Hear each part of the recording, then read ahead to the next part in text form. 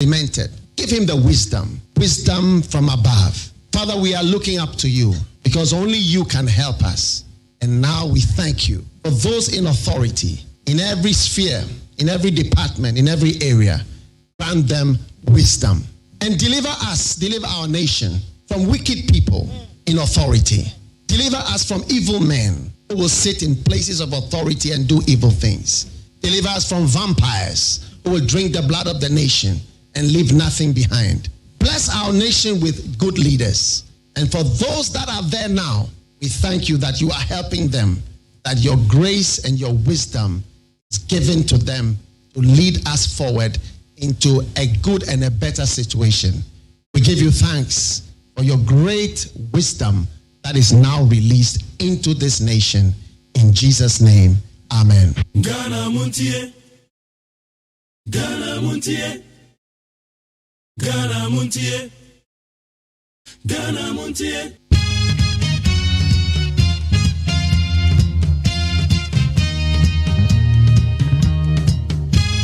Yamagana phone you call by the Bagana Montie, so we need 100.9. Exactly 46 minutes past the hour 5. And as usual, my name is Mark Jerry OSEI AGYEMAN.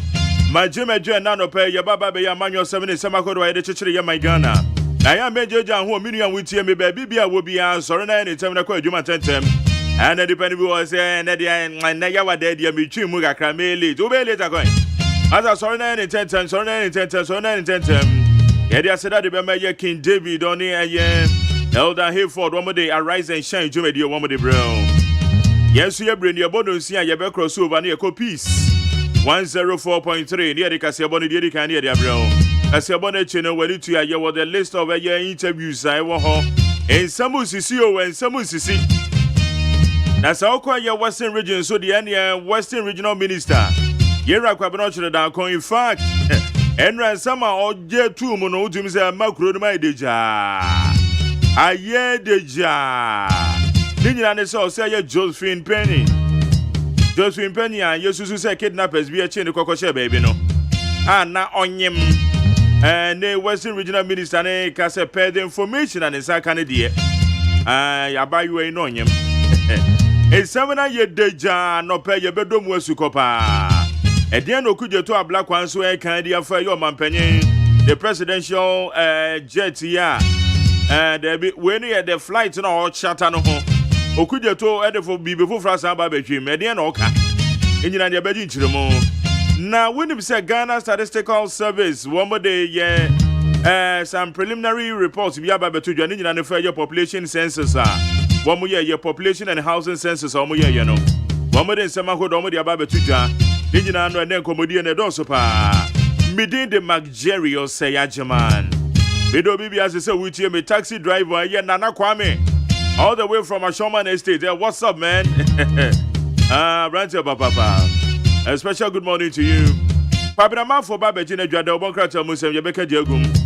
Saran Sona Yewo Aye Abe Fontaine Homana so and so me baby Kenja Diagum says here. My dream baby and the befe 050372 1744 050372 1744. Oko Facebook Live at Jumedi any dem ye neat 100.9 FM. Neat 100.9 FM via your Facebook Live. Obehu my home family to or menema pamfo. By Jodami Adona or your producer.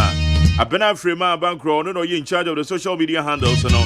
Then watch na chuagbo na jare na nabwaje. One more and Original organizer to say we are engineers on duty.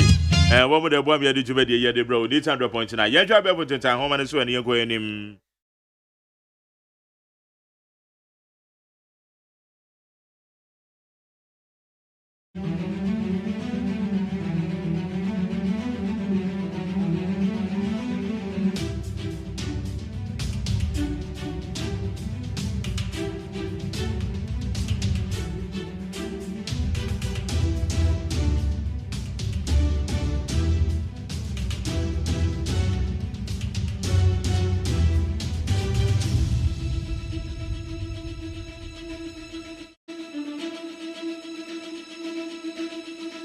Right, yankwa ayabe fontentan homa so ne yantwen sama hodo a ekoso ewo ho na wanitua somebody there him. Gensha Greater Accra, now most populous region in Ghana. The Greater Accra region is now Ghana's most populous region, according to the provisional figures of the 2021 Population and Housing Census. And it's a Ghana Statistical Service. Somebody about to just say, Enkramanta and the nipa doso papa Ghana ha. Etwa Kumasi kura, Enkramanta ha, and the nipa doso pa. Dientina kobane sa ye bedi ho komo. Ghana's population now 30.8 million. Statistical Service. The release of the report. Ghana's population is now 30.8 million. This is according to the provisional results from the 2021 Population and Housing Census. Ghana Statistical Service. What must say? Ghana yadodo ya 30.8 million. It's in Kwadani Samuko school. Now wamu bisamu say Ghana your population yadodo ya senya. And that is a better 30.8 million. That's all. Just with them. They acquire them.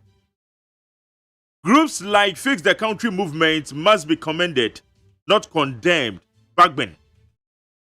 The Speaker of Parliament, Alban Bagben, says youth groups such as the Fix the Country movement should rather be commended and not condemned for challenging the status quo.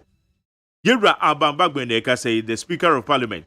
Ghana Mrachobejafie Wamujum Tineni. Also saying, say a bit to fix the country. And to say Yakasatia Omo. And to say your bomb basso. One more bar, say fix the country for her. Who say fix the country. Almost say your mom basso no my idea. So one more challenging. No maybe Susu say and go ye. Ewa ye memo. And Yamana Mikon. A ye Yera Alban Kingsford Bagman. Or no, this is with their tuja. Ghana Mrachobejafie Jum Tineni. Nisama or their tuja. Yet was her takrade. She wasn't pregnant. It was all fake. Regional minister. In some way. At the assembly. Pabanochi da ko the assembly or the assembly. Yanko anyway. It is turning out that the claims by a 28-year-old woman in Takrade that she was pregnant and kidnapped are false. Western Regional Minister Kwabena Ochredako Mensah has said. And he's saying, Yera Kwabena Ochredako, Onono ye mantem swafo, ewo ye atoye mantem. Enra yanka bishe minister from Babetu Joseph. I'm telling you. Me can see sudia. I'm putting it on record. Say no kanu. I'm putting it on record. Say Josephine no. And now I see a kidnapper no na onyem. Number 2. Or then when you go to tree, sawdust, never carpentry shop na you could hun wo hono. And you tin anasa and why you say muja na ne ho ayefi. Number 3, a kidnap no kra no ye fake. Ye pushi na also on de national way for BNI say we dey na NI before. Any bambofo no mo di nhwema ba betu nanimu. Na kwabena chire da kon honorable.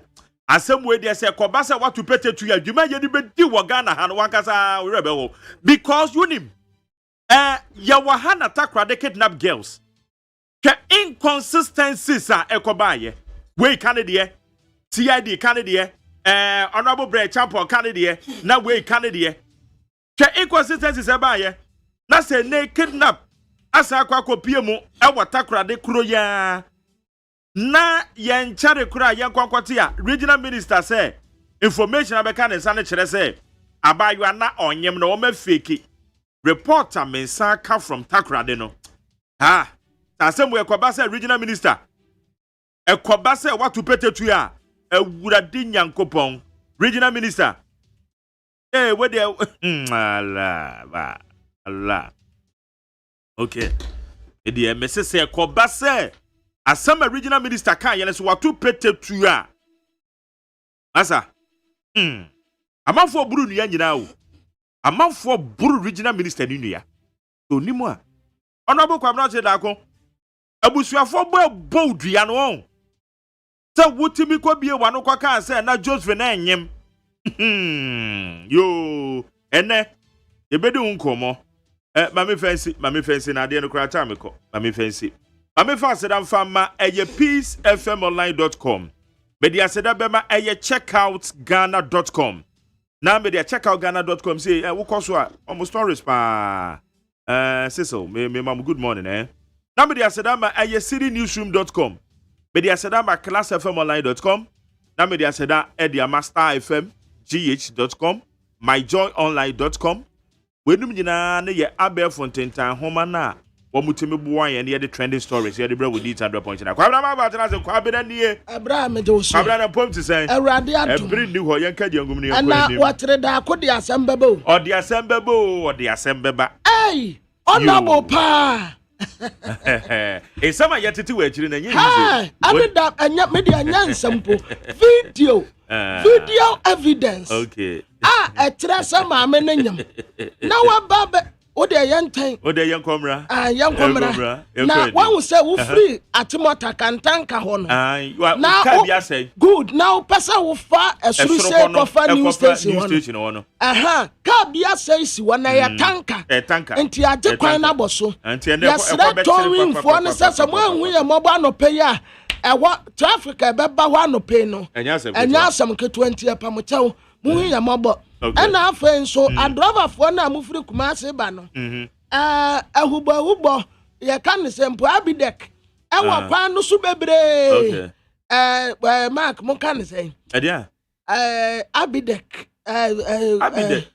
vapor no ye friend vapor Africa fok dia wonamu a unhu anim yie fok ebo enye ebo na meke me kan no fanti ehubo and now friend abidek no and wo mu asem ni nsa bro say fok abna to aso ni yonko yonko bra abusuafo da baka ta daily graphic ani mampani na na dan kwa kufu adoda ha na wo kasa ewo UN General Assembly meeting no ase wasi yamfa Africa enka G20 no ho Trade Minister ebo private sector for abaso woma ya de pa ya kan Ghana for awie ya dodo ya 30.8 million populations yani nipa ya wa Ghana ha afei the Bokata mensa do atraswe the Bokata ya friend say the Chronicle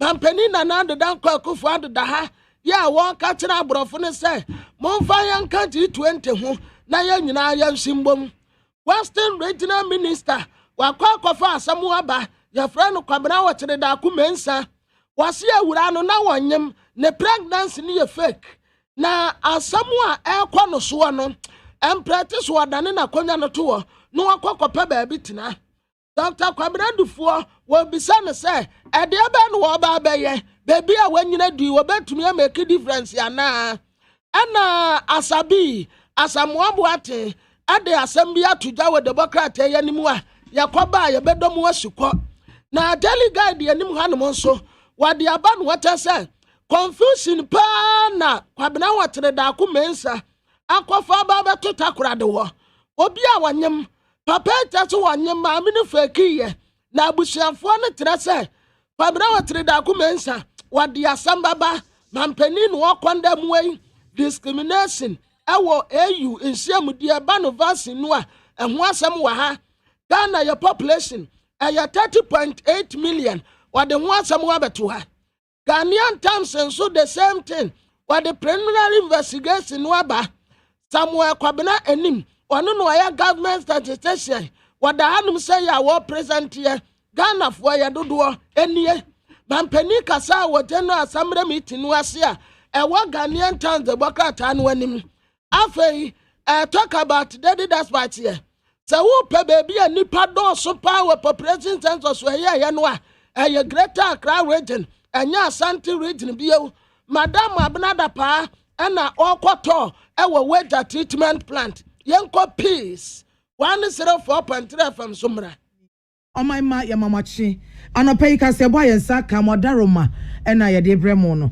na kasebo ifi Peace FM so on cry esign nam okay 101.7 Afenit FM 100.9 yen nyina ye wo ship house abeka junction enkran and hello 101.5 FM eno so Kumasi adum KJTS CNN no edemu live obi etie bi afa peacefmonline.com enso aginsem nyina de agu ho ne nsem ahodo bebra benya bi akenkan na watie kasiabo ade bremo anopai emu nsem odi akotire bi ni say Ghana mampani na nado danko akufo ado akwagina simpie so aka che wiase aman atwotwo wurori nyina se abibi man so womonye nka gin 20 no ho yenso enipa Omampani na akufo ado san de atodwa bio se Ghana bekoso akita mu die mu ewo kabi mame kabi amemo mu na ensem bi so ababe pia University Teachers Association of Ghana adwen to anan hihya omgusu amoye efa wo munwoma ba kumienu miensa bi hono yedi mu nkyere mu bramo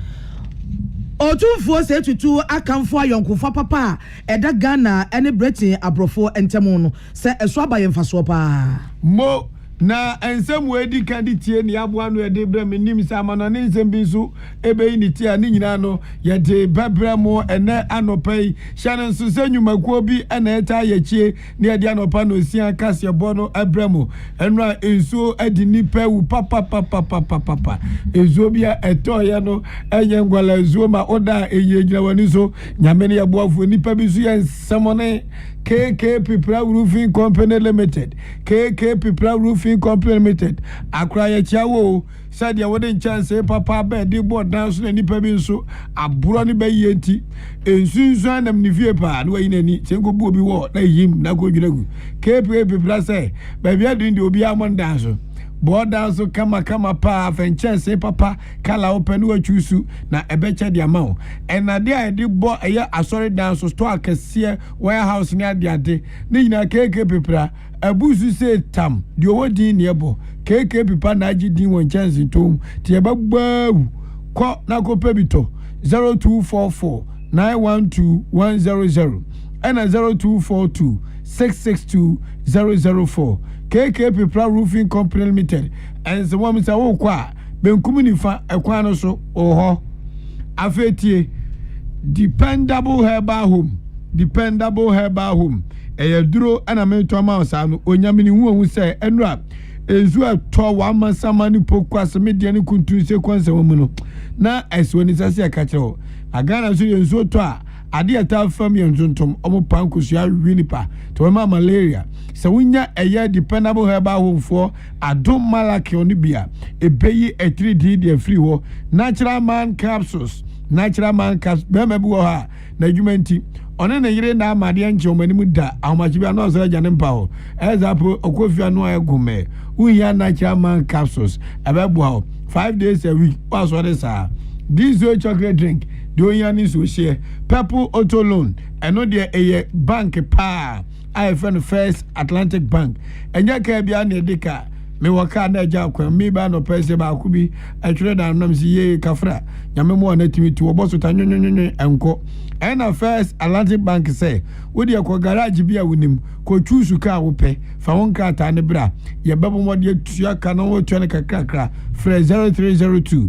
68220 0302 68220 enyumakoi adaroma kasebo ni nchemu ayekrado yana moti anka yeme achenkwana na menum bremu wodi ahenkan kwa me yeboa na afi adwoa yeboa agi afi kasebo mu nsemo enie Ghana mampani na nado dan kwakufu ado ade atodwa se Ghana mind ye wababo so gyina ne nanso so bekoso akita ne mudie mu ewo democracy ana kabi maminka bi amamu mu afi se emra so die be yadwuma omamra ye de be yadwuma frenchem na yebo enipa ye die ni nipa abrabo mu chefa enipa fa ho die ho ban no Ghana de opportunity da Ghana ehihim da Ghana bekoso gyina ne nanso ewo maimu ewo West Africa mantemu na any wiasa fana bebia wenum yansema mampani di tudwa bi ewo United Nations eye ewiase kukase no omo General Assembly nhyiamu ase wo kasa na wo kan asasem we eno se Ghana bekoso atoto niema aye adwumaden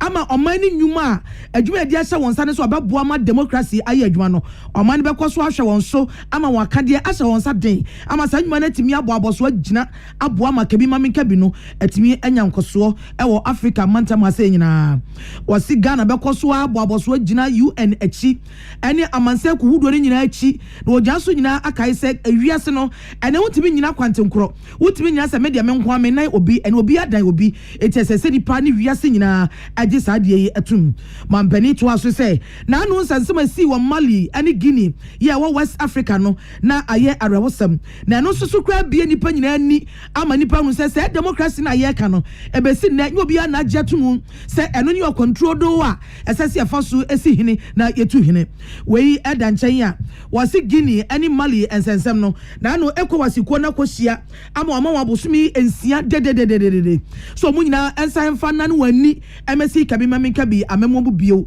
afi se West Africa mantam de democracy ene obi a agye tomu eno eda nchen a wase na no nso womakwa akohia mpanifo asojafo ya mampani afa konde Guinea mampani womachi na sie no ene wotena se aka ma onya wo ho ntiase se womo beja papa no amananya ne fa hodie mampani na nado edi tudwa wase na no fia do moko Guinea Conakry ene sa asojafo mpanifo no kokasae na asojafo no mampanifo no hu se womakwa ma ye krado se enche kra mototo niama tentem aside democracy no asan ababio eno da nchen ya ma asa bo an ho basa mampani konde so enche ba bi omudi na kosie no makwa koyi no e de no aba na mampani so mo e bom pai se ensem ankofo no kai asojafo no kai no ombedi so e de ayadwuma wase ECOWAS ko ni de wa wai animu yirekete akachi asojafo no a se omo no di Guinea man so ne se wa ma wa busumi sia kosi busumi February no se enu achi no man hwe ama elections amaso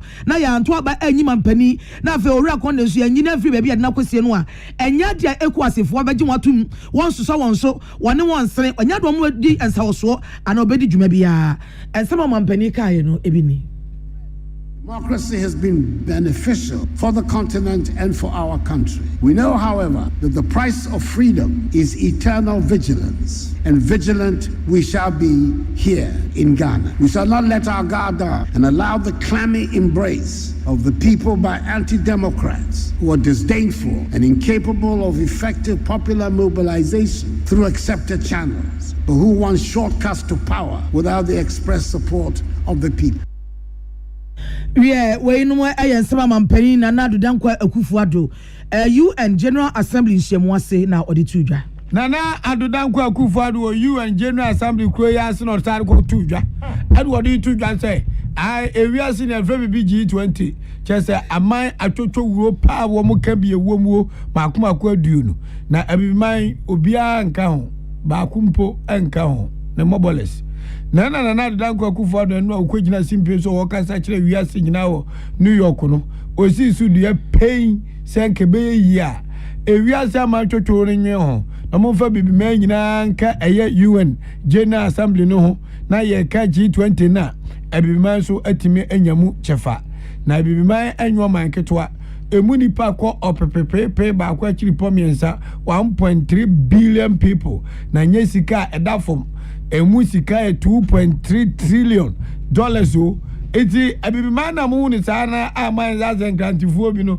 enya sa na ti o ya wa zoye ya wo wayire ya wo asase tam kese bibia menipa da sani di yenu ya obi tinana dankwa Akufo-Addo eno na ni brepa eno waka che G24 ne se G24 monfa bibiman so maka ho na nya G21. Admitting the African Union to an expanded G21 would have the same galvanizing effect within Africa that the EU's participation in the G20 has within Europe, strengthening policy coordination and coherence across the 54 African economies. With the African Union at the table, Bruce suddenly would have representation of 54 more countries, 1.3 billion more people, and 2.3 trillion more out. This extraordinary increase in representation would add just one seat to the table and about 10 minutes to the discussion. However, redefine global policy coordination to enable a more prosperous, inclusive, and sustainable world to emerge. We in Africa are as committed as any to the fight against climate change. We believe, however, that the fight is better advanced if we're able to maintain the crucial balance between economic, political, and environmental imperatives. Any amutie, a man penny, or may be a sin and another Kufa and which macha a year G24 say. Can't work and yes, work Kanaka Kabia, a be na only 1 seat. Near G20, and G21, Anya. Amobonko my bete, so mbe ku so ye bete. Na amampani wi no de tu dwa say, ya de offense COVID-19 coronavirus yi, wo be ha adwen papa nanso akasi kasam owi asam nyina ebiman so sabia mfia wan chen. Empanifo say etienti ya nya chesoa, na ebiman da so gyan na so kreme say ekwan bia so no, esika sem na brabo papa ebeda di na ahyenso. Yetie ehon so de amampani na adodan kwakufa adokai. We must develop more resilient finances to build back better and for future preparedness. Across the African continent, revenues have decreased by as much as 150 billion United States dollars as economies are still reeling from the economic impact of the pandemic. African governments have already spent scarce reserves fighting the pandemic and providing social protection to millions of affected households. Ghana has been advocating innovative finance must also address structural challenges beyond responding to immediate fiscal needs by providing mechanisms to facilitate investments in health infrastructure, technology, the environment, and people that will bolster resilience and equitable recovery. The IMF's unprecedented $650 billion United States SDR allocation offers a unique opportunity to provide additional financial resources to address the vast and surging inequities the pandemic has revealed and a crisis to come. Ghana Mamparina na Adodan Kwakufuado.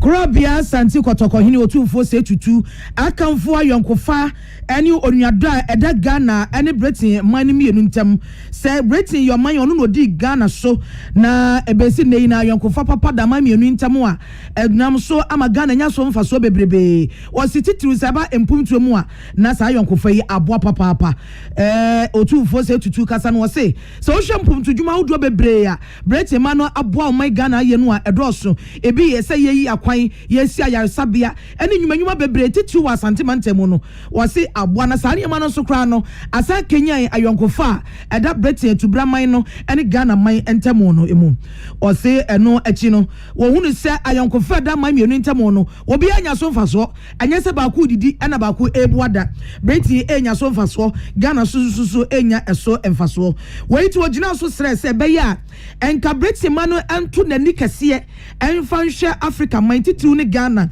na on to nani hwa man sikasem on hwe empumtu djuma ni mfiri djuma kese esasiese ye ka Ghana your man ya wasum Britain man pepa ebra ye tu no omudi oman ne so tu aban gu ye na odi oman ne so ani na nyina Ghana eda so anu wonti ye enti se basa no a wonti eni srungu bi fanhwe oman Ghana otumfo se tutu de sansem onyina atudwa ebra Britain man na musini a wo Ghana eye Era Harriet Thompson wakwa manhia hifie okumase na odi ne mpanifo ko otumfo na so kwachia no na odi ne ho ekokyere no to feel that Britain can do more for us.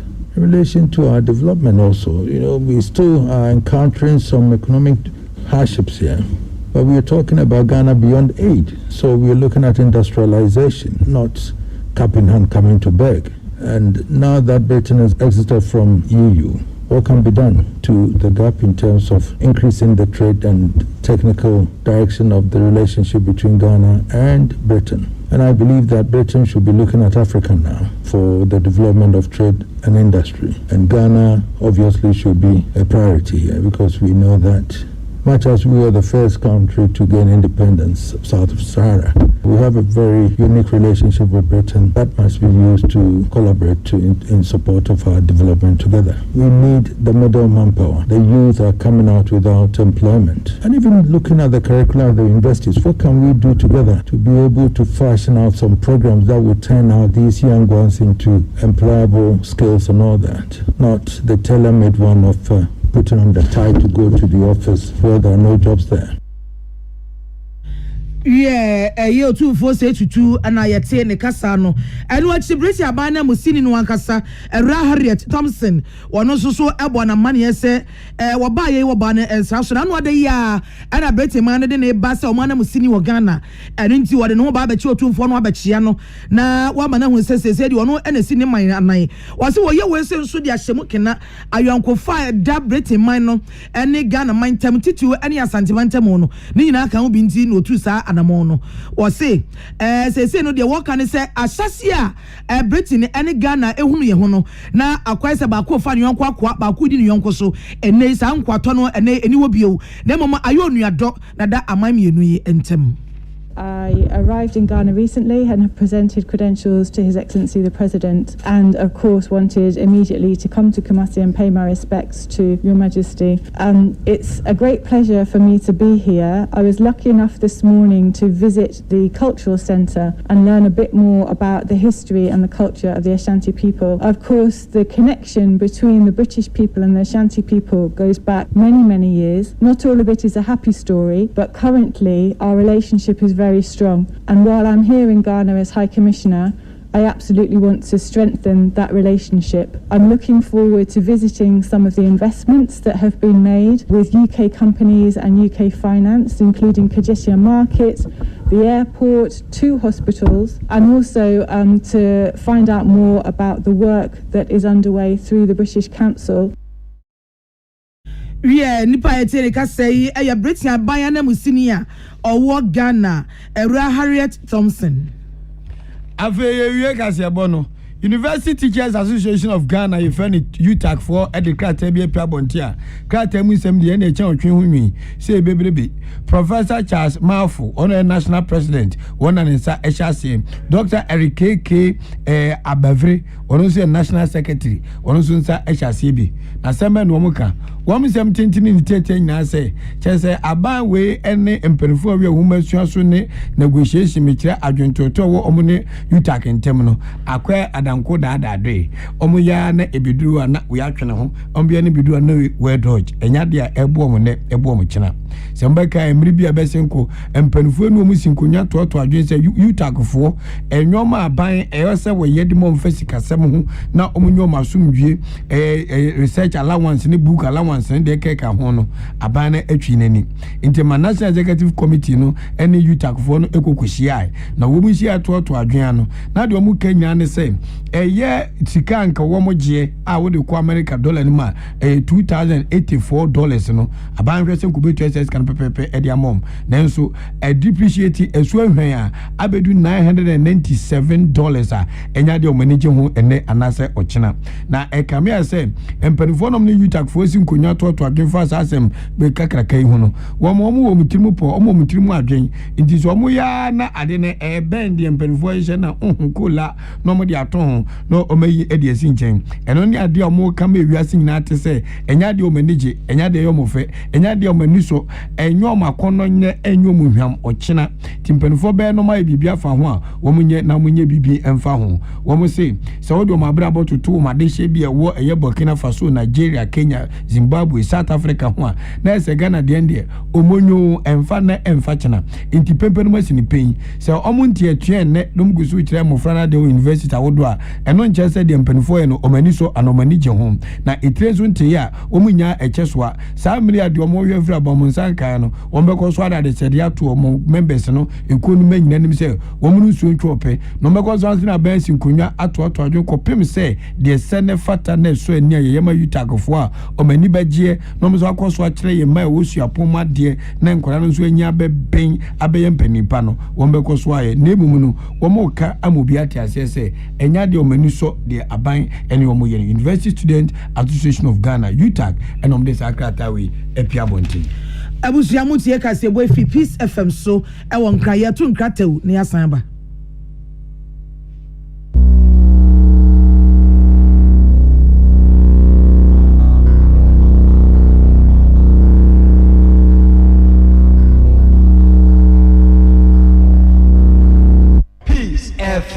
So wakoma ho hyehyɛ wo ana ebo periperi de broni kan hardware no a ɛdeɛ na sɛ woyɛ na sɛ woyam so atim so wo be pack na farmer Martin's liver salt tira kwan entem ehie nsu agu glass mu ate Martin's liver salt no ba ko no na wo de agum wo be hu sɛ ehuru wa glass no mu na wanom Martin's liver salt ye won orange flavor ana ba ko so ye plain wonu mu a ohu beto nemum edi na anu na ho ntowo a ko hu doctor Amanfo, the Amoka Freddy's Corner Home Appliances or the Abba Freddy's Corner Home Appliances Center. Home appliances are a ye papabia, a biwo. Brand Ben Aupato, Samsung, Nokia, Media, Apple, Nasco, Infinix, Huawei, TCL, Skyway, West Point, Sinis, Nina Iwobi. TV, air conditioner, freezers, fridges, water dispensers, and Nidia Kekeka home. Nia ubenya good warranty dear. Ko Freddy's Corner Home Appliances ukokumemle. CCTV Boama monitor of properties any business at anywhere in the world. CCTV need daho. Ewo detector, clear pictures, Wi-Fi connector. Utimi connector ma phone. Ewo monitor baby awo wiasibia. Freddy's Corner Home Appliances abeka Freddy's Corner ejosu ahodoa oton phones ene ehun accessories no. Fresh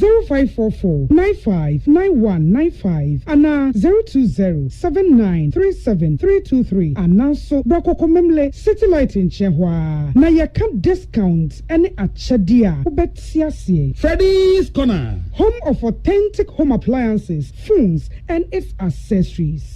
Amen. Yenim samu busase nije asene saying. Asene say, what the army Nigerian senior, our herbal ayaresemu bio, nankunumdie, adansidie, na asie, any abasubodi nkwa. So once we share upon dimo hunta wadi abra manfo, a free and triso, equasi and nasie. A hina yadia sa, army and saw yadia. What didn't run a barefoot and video, a chi yadia kunu what time. Amin at the herbal, accommoding, was signed in naturopathy and homeopathy pine, a queen yarewa. Say, suku for flaman. Besua ekwanya yede heba say ade ewo army when you enti na yede anigye frɛ from say we pa wo yare bi hyehyɛ wo ho ana yare bi abagye akonya wo nipadua mu a Allahu shafi onyame ne yaresafo inshallah enyame adom a ayaresa beba army wodomi wo be old slave flag ultra modern branch wa Klagon Tama Road free 020-722-9505 and 0245-275254 Amen Scientific Herbal Hospital.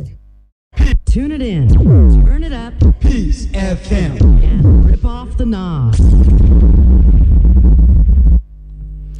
Abusia mamu akwa ba yeto akase bono so na say ye nyina yete ye Sudan memu so ka de nkaku no mu ye bi nipa bi eye o madwe se nko mutu aban nagu ena so antentama nkwan kosi hwe ena so mampani abedi e kire wo Sudan ababonte de abetu dwa se se Sudan man no mampani abashi de yapamo na dada eti yate bedwakuo bi baso bedwa bi a won no man hye wo munsa na mu pani ba ko ne kasa se politicians de ewiase ahoto amma enipa ho anto ne asomdwe ama wiase nyina aya amanyofo politicians ene di sagman nyina wase pesa minkuminya tumi die bebrebe tumi anipa epenti no woba pen mesesa wemu ene mesa di tumi webio eno na ekofa sansense mo nyina eba wase omampani dada Omar al-Bashir ya no mo yi na Afri akonya so no na nkrofo asojafo bi amoda so atai na chi ene etu ana mo pesenka omutu Sudan emani tugu eto de waka nyina ne se ahoto ama omani mu nyina eye politicians omonfunso ntia ball bomunsem Samuel Etofisi obi a wabobo agidi mpa no fi Cameroon ebibimemu ha wasi akama Barcelona sesi akama Inter Milan Chelsea mu nyina wakwa na mo wagidi mpa na sika so de yanom obi say tam ne ho feyi obre no wase na watwa ebo Ponkudjo enu watwa na Ponkudjo yi enu ode ensem bia kotudwa se obaga na ha said the Ketokreku FA president no sana Samuel Etofisi so kwando say Cameroon for football association no ono so be president eba koda no ti about mo ba beto no unity say yankopon ya adoma ono so eba kwa ginabi na ya to no soba ne 3 years wi na nyoma nyina ko nkan de mana ono ba be FA president e ama Cameroon na owura Etofisi kasa on social media and so no eno say ball boni ade be na ni je ho wa bon so dia ko nanim wa ball World Cup adi Champions League agi La Liga ni ade Chelsea mo ni Inter Milan ti adne woni mojem agwa se na poso man radio woni mojem yifri mu a enyeye Tizamo to face say said wabobo na ko nanimu a na ne man Cameroon so awon twetwede no nyansa ne nimde atwedi amponkwa me dodom no ball bomu no o de sa nyansa ne nimde na kwa akobo me said be a omo fa brofo manya city something years ema me coach Cameroon said Ghana kofa asuma zabe ntwolomu a wotimi unity we agudie mu ensem Ria abusuafo kasebo na si yani amote yani anope yajoa yeboa agye ena ode hye kronkron wodi ahenkan kwame yeboa achenkwa na menumbre mu ye twa ho aba ye ba mo bete yawada de bonga ta mo boso na enyumaku eta ye chikasi boni mu de eduro ya agye yenuen adom malakio adom wowim adom papanie natural man capsules no vitality and stamina adwan do ba no yin yi preko na nanza jewa ko de me kata ti se de kwame unu aba matwintwa mu na me bone be no dimintimi na enye wa unhia edu papa wonum na ada appetite na every wonum na anemia chewo no bomodin bia se obenya edu papa our dependable herbal home de se wunya do ho tom so se wi edu papa na benyanum 0242 223 555 eduro de wo ton a mama mfo hu se nipa bia no bia nyem mfaso no manyam gidie mo aye ajewa akodi yi pa KK Pepra Roofing Company Limited enkra setena kumasa setena suhu asetena ofuansi ayebi asetena adwafo ewa setenya bayre ne twofe wie ene jeza we guy so bebo sese kakra na wonso wenye bi mabusua do mutiato ene ne hia enti bomodin bia se usi dan a obema KK Pepra din no ato otechire maso na asa aka utrim anye bia kai KK Pepra ono no to chance papa o Ghana na numu ha nzo to da sani ede galon sisi 2020 enyu se yudududududududu na ebetimi pa fire burning for the 0244 912 100 0244 912 100 0242 662 this way chocolate drink they will hear any to share this way chocolate drink they will hear any to share fantastic Purple Auto Loan and a First Atlantic Bank diaba ipa bonfo kruma pa na emom no to pese o ka ajeso tanwe na wo kodia uhia Purple Auto Loan ene 0302 68220 medase aha ena yede we no AC nyumaku eta yechi ni AC eba Ghana Montie Ghana Montie Utie oha extra punk no Needs FM.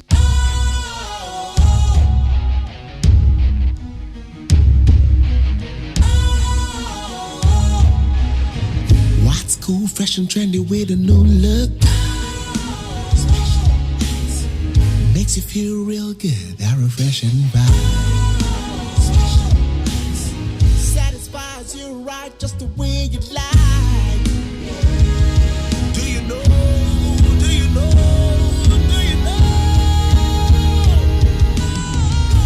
Ain't gotta do it alone. Specialized makes you flow. Anytime, anywhere. Specialized feel different. Always think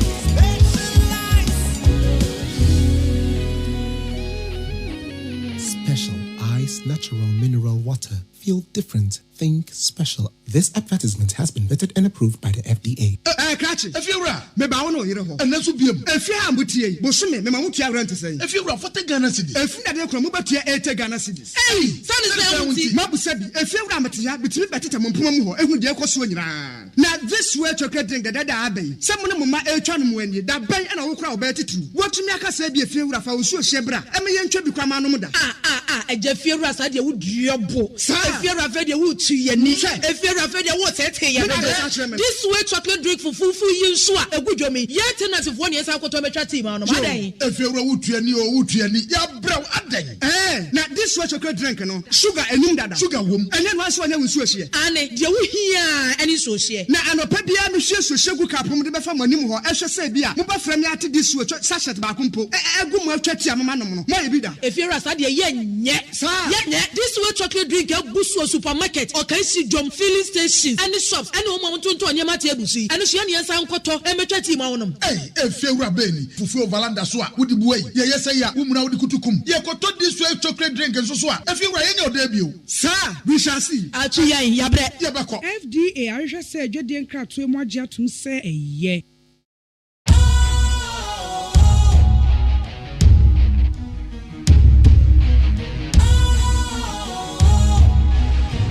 What's cool, fresh and trendy with a new look? Makes you feel real good, that refreshing vibe. Satisfies you right just the way you like. Do you know? Do you know? Do you know? Ain't gotta do it alone. Specialized makes you flow. Anytime, anywhere. Specialized feel different. Always think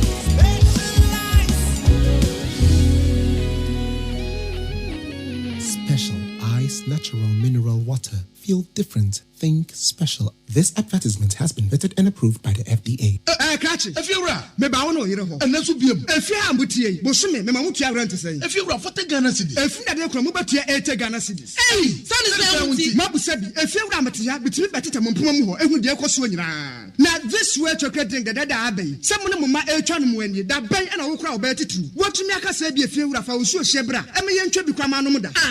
A Jeffira said you would your book. If you're afraid you would to your knee, if you're afraid you what's at here, this way chocolate drink for full you swa a good job. Yet an of 1 year I got to make a team on my day. If you're a wood to any or wood to any, you're brown at day. Now this way chocolate drink, no sugar and numda, sugar womb, and then once one was here. And you hear any social. Now I know Pabia Michelle Sugar Cap from the Bafam, I shall say, Bia, Muba Framiati this way, Sasha Bakumpo, a good more chatty, Mamma, maybe that. If you're a study, yet, this way chocolate drink, a Busso supermarket, or can see John filling stations, and the shops, and no mountain to Anyamatebusi, and the Shania San Koto, and Metati Maunum. Hey, if you're a Benny, Fufu Valanda Swa, would the boy, yes, I am, Umra Kutukum, Yakoto this way chocolate drink and so on. If you were in your debut, sir, we shall see. Achia, Yabre, Yabako. FDA, I just said, you didn't crack to more to say a ye. Utie oha extra ponkno. Needs FM.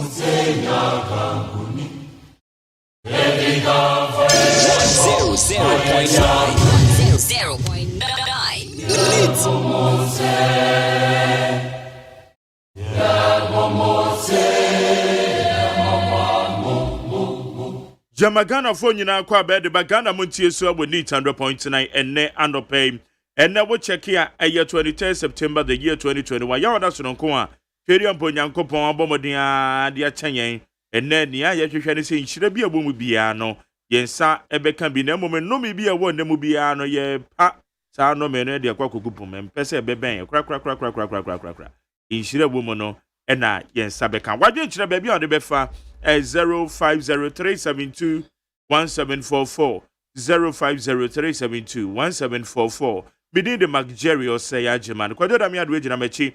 Abena frame abankro and the in charge of the social media handles and abena man for Captain 1.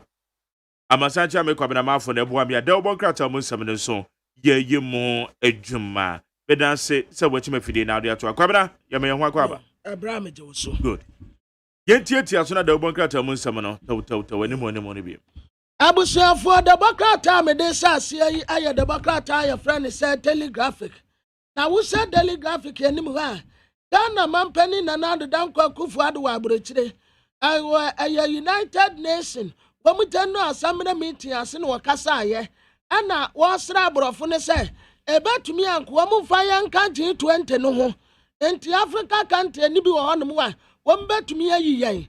Se bia mo South Africa country mumaka G20 no ho. Ani ase ebe 21, 22 or 23 o. Ni anyina kwaka ubi. Sen you omba include the any akoya 30 as part of into a fire and kaubi na yanso yankwayanim na the bakrata telegraphic yanim what Alan Kototremante John the anointed one what in funny about one say ya one man penina na the danko kufuado kasum samwa na naya wasafuma afonso edi wonmuntai na Lantremantin what I say Waba private sector for no abaso papa abra COVID ba ye and wo say hey sa private sector for ya kokrobati a wo sa wo pa enya yie wo yi wo mumu a and ya Ghana be kwa wo yiem sa awotira pa ye kom aya private sector si and tumi gina wo man no achi ebo meyi ti domwa eduru ba bi kura ye yi nkofo adi wa atumam private sector si Ada sijina womu naso enti Alan Kototremante the anointed one and wadi abasobode edema private sector se womu bua mampeni ane nabai pa afi yakai nipa na bra yakai nipa wie ya no Ghana baby ya dodo awura kwa kwagina nie ye nipa 30.8 million populace. And toward the Professor Samuel Kwabena Enim, the Infani Abatuan Moa, Chief Census Officer, Adama Ghana Statistician, and what I say, preliminary investigation, when we and the census when we no, I better that's our mind Ghana, yet to 30.8 million. The Bia Dodo, Aqua Codruno. Now the Bakra friend said the Chronicle, and the Abe Nimran what I say. Andra and a better da say, Mammy, your friend Josephine Penny Mensa, Womo kidnapono, enti ayi kidnapping weti, carpenter nibisu who's than the shop one yes, a dear some want to mean cassa, one frabusiafwe, abusiafwe de Mirkabaye, young fanum kwa ya sabia, pansini yan tuan kasuran so. And now the Bakata chronic anymore, what did I say? Pabra what the Daku Mensa. One no aya Western Regional Minister was I am Rasabedeni. And now what did two just say? Mammy no boa, sa one yimbia, one doctor for one wakasa, I'm a doctor for one wakatan say, Mammy no boa, where any pabon for one yam. Na ebra papedia semba two jape, and a chronicle said there be one idiot sisafa wamua. Enti what to America call. The government hospital administrator why a software. The friend of Reverend or Sabuati, and one Kobis answer Reverend. Yanyan tia say, Mammy no aba aya sabiawaha. And what I said, you obey to me at Yadwanda, Abba Samanen Cassa. But you obey to me at Cassisian say, now about Antinenta. Now Antinenta no, and one will be son say, Antinenta hono, waba obey a day.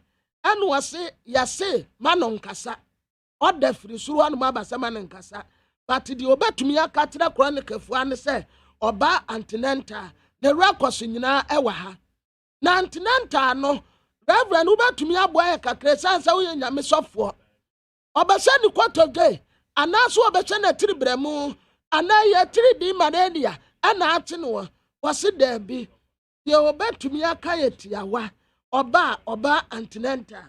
Enti asamuno aye pinso kwabena watere da komensa wode asem beba ewe de bokrata the chronicle nim hwanim say afei mampani na na de danko akufo ado ene wo ka tira brofo ne say wo tete enkosi afia wieye na Ghana fo ayabo wo mpane ne bi eye 20 million people ene wo manya mpane ne bi awo afei Dr. Kwabena Dufo yasi oba be pray drag leadership dibe ewo NDC amanyoko na wana de bokrata atra say Dr. Kwabena Dufo no na mesi anka no kura mompa agyin Kwabena Dufo baby a nimfie duro ani baby a wanyina duro na wane tontaman mahama akwa no in fact to be frank abayere pa yeah what the bokrata the chronicle nim na what the proverb waba Proverbs chapter 10 verse 14 asem ni wise people store up knowledge, but the mouth of the foolish is near destruction. Enyansafo kura nimdia, but enkwasiafo ano de ede wasa yeba. Enti wode kwabena watere da akwa betu nimfa.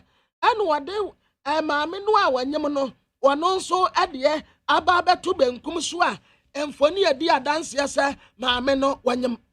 Na daily guide edim hanom nso wasan de asam kro no aba anu wata se wo bi nim ne ka Western Regional Minister entampa wadim rika beka se maame no wanyem wa bra wo mu investigation ewom na the bokrata daily guide kire se takura de wanu mu asam no aya very sensitive by sense emaye bi no mu yira some time ago no ade besin de takura de fo ni nyin mpo se sa nompe no a wo mu kwafa aye no aya maya ni nompe ama titiri wo mu bo na obi a ya kidnap no oba pemfo ebusuafo nyina di adanse di video evidence ade basa maame ne nyam na Western Regional Minister mua ya Security Council da no betumi aba bontia beka se maame no na wonyem a aya asem a emu antupanti enra ukwata kurade a asem no aya asem kase the bokrata tete se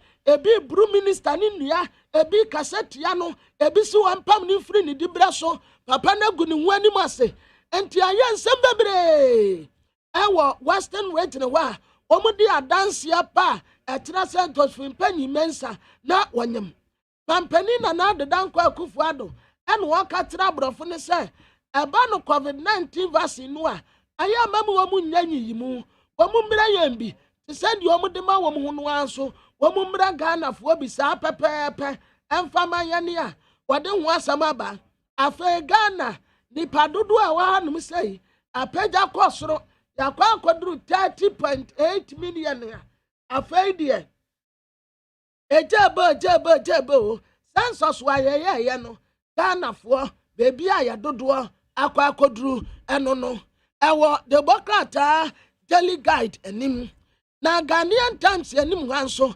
mampani na nado ewa abrochire ya che anim se bia na wati ya mu wabeba aya 76 UN no assembly meeting na mampani no wa criticize European countries ni say India for version AstraZeneca no a woman reject ya no aya dia nani ante hokura enti womun se na so wombeji atomu a womun se ne womun nyintum Ghana Cocoa Board akwa sign syndicated loan part na sa syndicated loan part no aya 1.5 billion US and womu akwa tie womu de ba beto cocoa tons no 950,000 tons of cocoa at the amabrofo no a wode ho asem aba aposifo nan ana yanta de tuomu awatamale isanse ade a womu kwaye ye no na ensani enu nti de bokrata etre se aposias ye ana dekrata pia bonti a wata se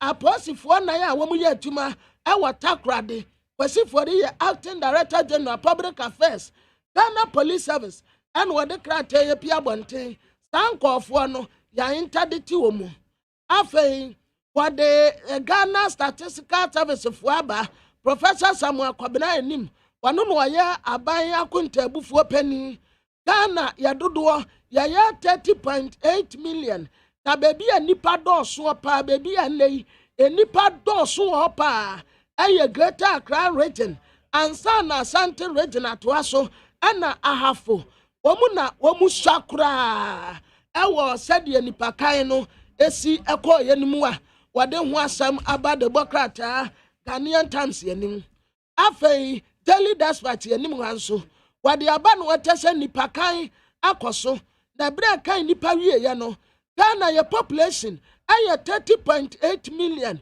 Greater Accra ɛna nipa dɔɔso pa Greater Accra ɛna yɛ the more populous density the more populous density ɛyɛ Greater Accra region anum ne yɛ dɔɔso pa a Greater Accra nkoa statistically no ɛyɛ 19.3% ɛyɛ Ghana this year wɔmte anom ɛne adan ne Japade enti obu ho akonta de aba Greater Accra ɛna medi nkaka yɛ no afei Asante region ɛna toa so Eastern region ɛna toa so Central region atoa so Northern region Western region Volta region Upper East Bono East Upper West Western North Oti Ahafo Savannah North East Nina awa hanom a webu akonta edi aba Madam Cecilia Benadapa ekoto ewo wager treatment plant no ho anu ntuwa the sanitation minister ene Ghana Water Company Limited officials no abegina hanom say ya womo ta photo fefefe ya womo se no smash ya ewo de bokrata Daily Dispatch yanim na the bokrata your friend say the new crusading guide at the Abba and Walker say, what the registered general and funny abatua, your friend Mrs. Jemima Wawari, Walker committee customers here, when we are defunct, our FMCs, Afe Ganoff, and what I say, this year what Ganoff, Akabum, ya, a bank rat penny, you know, your friend is Simon Setim. When we tell say we there, 100% endorsement into what the brand and funny abatua and say here. We done about the set to some ranty any the enemy. And where unity come, the name the hopper, nice guy. Yeah, what that say ya, Simon Setim. When we tell say Ganoff, Omo welcome news no at the pa. Company and walk at the brofone say, I am a woman yanyimu, a ban of COVID-19. Womuma yansubi MPP betumi awini 2024 elections ayo ora kojompi anim and wade saasemi atuja 2021 kojoba redu memorial lectures ebekoso ewo September da etoso ediasa. All right, Kwabena yebeko eye Western region ye nam sini apia dankwa eba bedin komo na ensem no sadia ekokoba ye Ene regional minister ne dia also paid the reporter ne saka ye no nam so emanede nsɛm tu dwa no ye bisa se ode nsɛm tu dwa wie ye ne sen na kwakwakosi but ye ntie manfo no motakrade a womunim eye Josephine Penyin Mensa womunim ne yie nsɛm ne bia na womune nsɛntrofo kasa womude tu dwa na fe yenko apia dankwa ho me da me ta won so onwe no so ma me yafunu yo o pa na me yafunu sam so ya me baye da me na me ka da me mo cry they omo do na so onye pa because it's a same sia who read that message so be say oh after na sia no di pa onye ma na onye obi enim oni pa ba bra o timi na simple asi di there she go because obi onye pa obi enzo onye nta me de minim dey sister no why then onyem me woni video kwa o mi phone do me woni picture say oh yeah e twa na picture one ka say when you dey hu ni efu na da ni efu do e sister no nyinsen me woni picture o mi phone do manyanhwe bi it's a picture no oni o chede o then o anyem and efu no wo ho we've also been speaking with this particular watch seller who okay inti when ni ensem ni bia manfo a wo mo tade ni chichiri wa ye me akodo a aya oba Josephine Penyin Mensa ayo otan na ma wo ho no e no bodi tu dwan yakwa ama no so abia dankwa ewa abia ye mo ache ye ni amenia Na mpo mu te sɛ. Nyame adomo. Gidi se won so mo me. Enyankopɔn do bɔkɔ. Enra no pa sabria mu na ye do di nkɔmɔ a wo mai update sefa eye Josephine say ye ko hu no wɔ carpentry shop no ne ade a. Afei ye bebeto mu kra ne sɛ according to eye Yera Kwabenotre Dakon Western Regional Minister, which is a paid information ono no ne nsa akade afiri wo mu a eye ntwehwemu de fa nsɛm no ho no. Ene monimu ya na kyerɛ sɛ oputun on record sɛ Josephine were fake the pregnancy no. Na wa direct police say on hwehwɛ Josephine ene ni kunu no ensem mo na yehu sadia e konsɛm beto odwane san na taadi akwakoye Minia enura ebra honorable Kwabena Ochida commensa ede ensimi ebetu dwa nya de asakadi takra de adwokra omanfo ene aben papa titio ene Josephine abusuafo enamfofo wonuma edan baby a abaya na ya wotwa de ene ade kyese enya asem ketwa kra e wo secondary takra de ha abufu ewo mu ye pa ni nyina ne se wo kyese honorable Kwabena Ochida commensa ne nsema okekan ne de wone na nya adwen enne ochena ebrebia esanso eka ho esanse wo mu de wo mu nimpote se abaya no efu eboso posia eboso menkro no kra pa ho a na nge ya akọ boso medu a wo ba bewo enti so bi begina baby eka so akoye test na abaya na nyam de a ne nipa kro emfa test na mra oyokuntumpo nti omunye ntum na enyi ntum kyena enam so ema yekopie mu ewo Josephine abusuafie ene abusuafo no ekokodidi enkomo na nkomodidi mu ene omo so ekyese test no anya de omo hunu bi enti ona bo Kwabena Ochida commensa wa pre no ho pa ene ode ensem bisa aba abatudwa enti no wo mu de omo so no nyaje enele tno mo adanse bia ekyese abaya no enyuma obetumi ede aka esisu dia feta private hospital kra ena ya na okọ antinata ewo honuma eno so ebun sem ebeye bebre na eba sa no ene to aso ego takra hospital yese ebekwa akọfe records a bebusiafo no eka no no kra izan bebusia na jese antinata records ne dia book ni nyina no oba Josephine na nkesaba obefia no beba beyi ede atfe nemu nimfunyi a onyem video a onyem onantene adina no mbebe ya bia mpa oma ye bia Port Harcourt Hospital no ekoto Reverend Osebati no na ye hospital administrator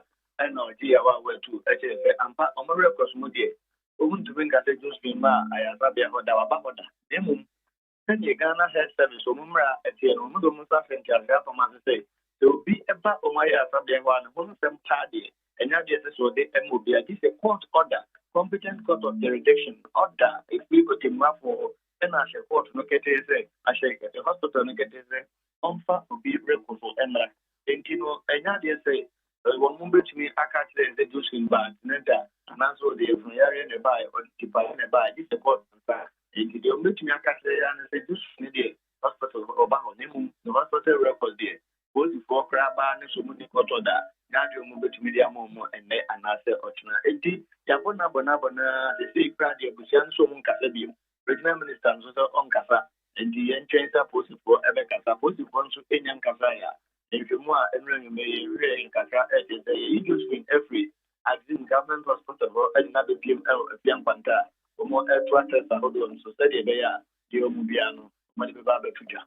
Okay. Na aya na mpanyimfo eka se suban kra de tse nyinsen eye de ya ebepie wone manfo a womunim Josephine Penyin Mensa edi nkomo a ede na womoika omunyina obi a tete bia baya na wono central business area meka se takra de market circle ezan se bia o tena popular place a tete store be a friend sweet mother enti sa area ho de obi ni no ewo uko enim kakra secondary taxi station ni uko enim kakra secondary trotro station ni a adeshi free secondary batakra na ho no faka edeko krom anasa secondary omo muti new site no be fuka ho enti abaya no nyu bia oye na ohihye dan mumu asa no mo kan omo tete de bia opie otonsuo ni ade ewo kwan ho ena wa wo ba ko dada enti no omunim no pa ewo ho a enkokrafo a ewom enra me ko ye pani ba ko ni breme so pa me akokra ma buru fie de ozonti so ba nyima mi hu aji se court records na say hospital records na ni abre ne bu ofu ye pa wo mo twa de ho ene efipamfo ni nyina bu ofu pa Ometumi asend the voices ni bi abra mo wabɔ na no pɛ ya na ni bere e omu ye pa omu je sɛ omunim abaya no hɔ a ampa onyem. Na Axim ayaresabea hɔ a ɛyɛ me namesake Dr. Jerry Atobra ɔno na according to report a yɛnsa aka no ultimately transmitted sa report to the regional minister say symptoms were just when he nkyerɛ oba wanyɛ mo pɛn ama na wo Axim hospital one mabo epini hɔ mabo made atwɛ sɛ mo betimi anya information bi nso de afiri hɔ per the reporter one mo transmitted ma one mo a one mo yɛ nhwehwɛmu ebi kodu regional minister hɔ de babetu dwen. Many Azim government hospital no omonso asama administrators of hospital ho can say woman national security and the regional police command na daily esan asam no baby ekofa intino omo say a fin crime babesi Azim hono a national interest intino baby a woman bia omo tell so moye no na womo ede ama regional minister and regional police command no and regional security council resec. The opinion of that respect and also the regional minister. Okay, can't ask them. The mum set test on the party, or be able to test no any day. That will be any apostle. A bush of phonocrat is a test of Morana or Hono. Womansa and can be an original minister, corporate one, or the Sasa Mokotuja. It is a say, Yenim set Tadi, Abaquasam woho. Kwe emami en sembia yira ya ho sem koye deja report ye two na later fe beto dwa se ema no kra ne akwakonya eye womo nompe kire se ho sem be ye deja de esi ye de ni nyina no it belongs to the history enti akwakoba sei agwensu akwakoba ne sa no ekwakwa ese attention no afri womo a yesusu se womadi boni ho ese ye ni di wo machi na ye nhwehwemu na yetimi etimi kyesafo and attention about bedu say Josephine so onyem anase onyem say sa na kwakwe o hɔ ana say no na ma man for bo fupa no na nra de western regional minister secondary chakra de say edimbo and the many pabra boy bibi de anka meka say nra de ni didi anopa ko se nyumre uko edwem uko car station uko baby a attendee any de coach ko bremani na no mo de eso no say no I say de o kan ye no attention and no ashifte every set abaya no indeed ye kidnap no and I said young kidnap no say the onyem and onyem debate no and I be who I was a candidate takra there ama ebufu abekrumpa eti wo hwa na say bambofo no menim sa wo waso totofo mo a wo mu gusu a wo mu ye adwuma eye nhwehwemu ama ye hu eye sa alleged kidnappers say betime hu o mo kira kwan ana Bomugo so den police command no NI bomu say into yebo enura do baby omo PR department no kra no be ko no ma to pono ni mo bani a oda no friend number phone edum bomu so chese pressure so e bomu so ye pa enti enya abotre no mo nkeka anioma ensie ni enye den a ombeba no mo de wo bia no aba beto ensenchofo ni mti bosifo de wo ma omati wo ho agum ewo Axim ne mpotemo enzima enclave ne mo ehwehwe wo no ma edi se nyambara se mo no so den. Okay, yo. Apia, mo fo mani dia chese say dia kwakwa so obi aka na no atum. Anope yakwa abusuafo no ho, wo so mo nkasa. Say dia wo kan no, yewra ye kwabno da kon. O say enya de obekasa biem. Administrator na yeguso ye hwe. Eye biaya na eye Josephine ko eye antenatal no yeguso ye hwe. Enra okasai ewo kasafidie bi so ye hwe. Eye betumi anya na ebisa ne sembia. Na me anka sem ne kasa quick news no so nyumre say what they say about boys no or can say ina je say obedi to discuss so the bia say the bank and na say the memo omo record say again no eba hospital okay iti ye hwe ye de ne bedi akire na ye hu say de ko na mo so mo fa mani de akire information bia bia na mo de abeto ye nim that's me yo so me that's Higher needs 100.9 apia dankwa ye centroni a owo AGYEMAN teme ye western region no de eye amadebo e de ababetu ye nim no na anopai dia na meka na no kra no na ye de kase eye kwabno chire da ko de asembebo de asembeba no we are not saying obi aniwa watena ha aka on record say asama western regional minister ne ka ye no eye ntoro ana eye no kre we haven't said that. Obian can sa ewo kasa fidie so. Ode mo a mutie asema muntie ne yie. I'm sorry and message bi na mututu gumu no. Muntie ne yie. I'm telling you.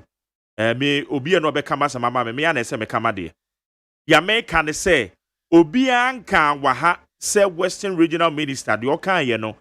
Eye no kure ana enye no kure na emom di ya me kan ye ne say Western Regional Minister dia okan ye say koba say enye no kura ene na so be hio se ekoba se di okan ye no enye no kura ene na so be hie.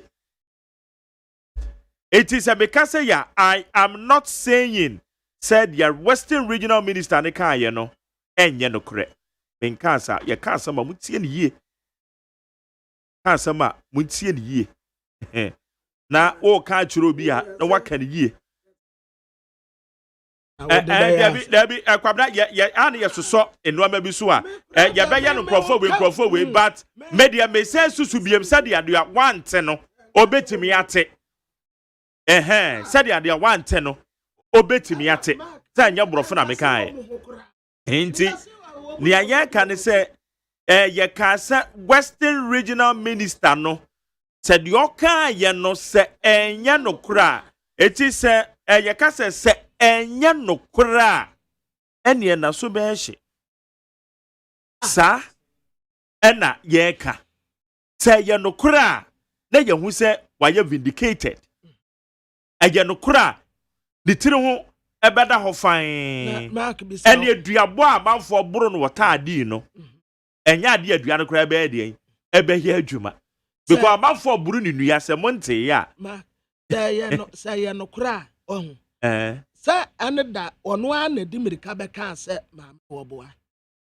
na o se ped information ono ne saka mo doctor's report na fed ye so won kase bi oh say on kase bi nkran de ne perigate when kwa gentimi for so ne say on kasa teno podi on kase bi kwabna na be say Ghana Police Service yawra George Kufu dampare we make a difference ya yenya ne mutidie pa ya panechaw sa samwaya esi wo Western Region no se nipa mienu no obepa wo se investigation fo bi no de ombefi akonkra ayi takrade wa within the week oma yenhunu no kura pa wa asem no mu ya panichaw one say for some time now no wo ba ye obi ase Ghana Police Service ye hu difference wom wo compare then and now difference nso abem.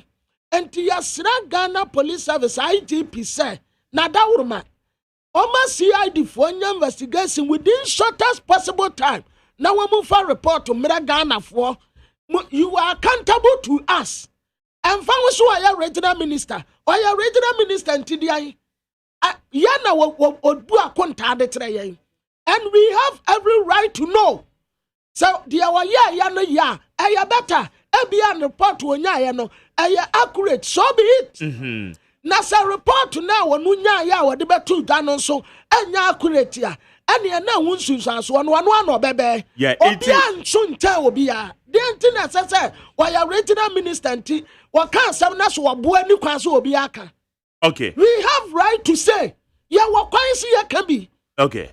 Kwabena the woman is say regional minister nene de metia be pese ye ho adwuma na ye bo me pato se wo monso a entimi entie ye no mutimi ete eye sedia ene no sedia oka nsem no edify ye nti ye try say ye benya ne no na ye bo na ye tiefo nso etimi etie sedia regional minister no you right to say ye be hu eka no enti police for ya sramo ensam ne nyina ne de ne nyina ye de ye ne di akire say ye betwe de ye nhwehwemu na difference na abemu no ye regional minister nsem a ode babetu dwa no okai say oputu on record okai sa word no oputu on record say information and nsa ka no ekire say Josephine Penyin Mensa were faking pregnancy no yes and na osan to asompo biemo say ne ho na ye fi na ye hu no mfoni ni mu no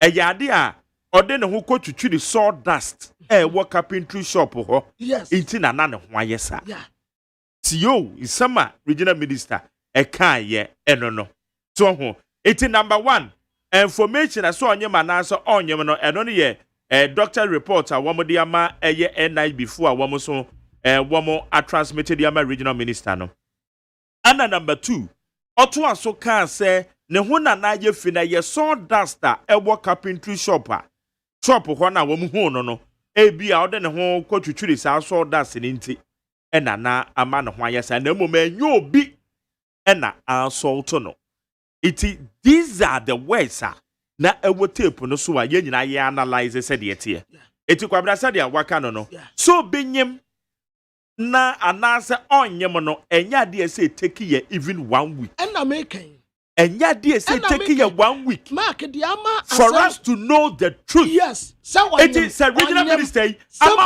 amanfo buru ne nua amanfo di na tem when na western regional minister ebia na de oka ye no kwabena ebia na ye no korɛ yeah ite ye no korɛ yemfa ba beto dwana ne ho nsan anu anu no nwe ne ho na amanfo a wɔbɔ ne di edi na tem wo se me ne apia dango e kasa no ɔsesa de amanfo atwe na no wɔma no asi no so no enya asɛm ketewa ɛwɔ taadi hɔ wo ya me dance ni when na ye western regional minister ye na danfo chairman me why madam for brabo yo why madam for pa enya ntan ye kasa ye bon komoda bi ada but we adwuma sam se ba se ye wo kan ye no se sisi o so won kasa aha o so won kasa enti se beto dwa se enya nokore ana ye nokora ada se ni tie san ana se enho asotie bia no ne nsa beka that's right enya se bia ye asumasi anaso wa yo benten dabia mobro wadwan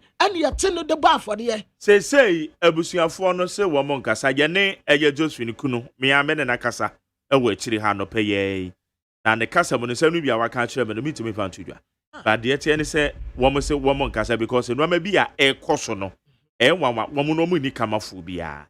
These are the words of Josephine Penya na ho aba asebe ni kunu ne sama waka kire me na no penti sam no emaye ntena chire na ye mfa partisan politics embam bi gurem bobi entie ne yie wenye partisan politics the ayeka is about politics but the partisan politics ye de ba be gurem no mo ma ye mfa me ho kura because asam na ye ka no a serious matter a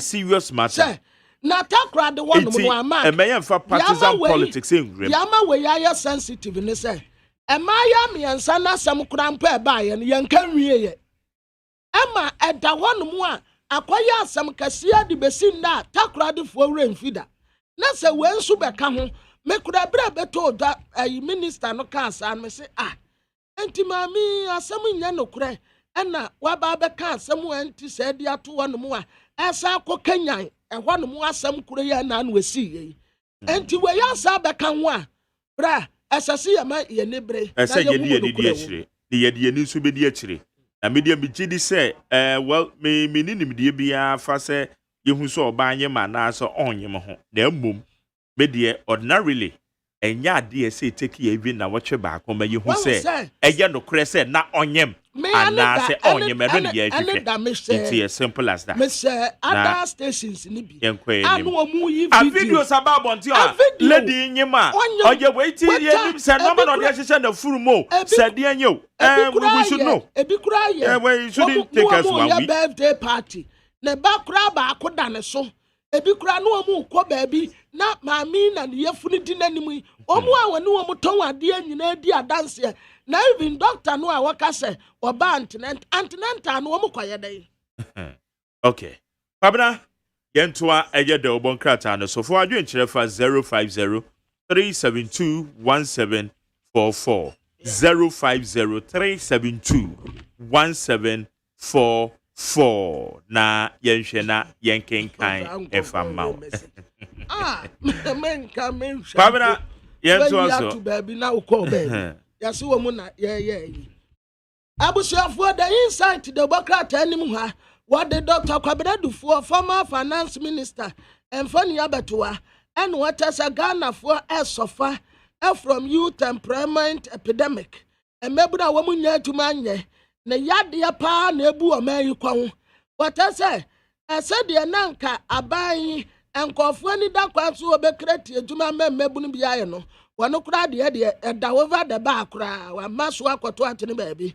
Afei agogo akuafo a wamu dia tomatoes and wamu tase sisi ade wamu nyankofo mpo and wamu aba beto ntosi no ade ama wamu UPP chairman and one blast MPP ni NDC nyina se emebu na enye adwuma anya no yamfa ho ntansa emfa mo sa nipa mienu Kenneth Nana Kwame Asamoah and one lambaste NDC amanyoko MPP amanyoko de wohunu wonu mu anie womu ka ho bi na Ghana adwumasem ayeden na Ghana Dangbetis na womu heri mampani na nado danko akufuado na IGP ene appointment ya womu di ama yawura teto yehu no baabi a womu apeta no di akwa na Ghana Dangbetis ene adesi a womu wo ho ene womu tese womu da mampani ase womu da IGP ase se womu wura teto yehu no ya wayi wonu de hye no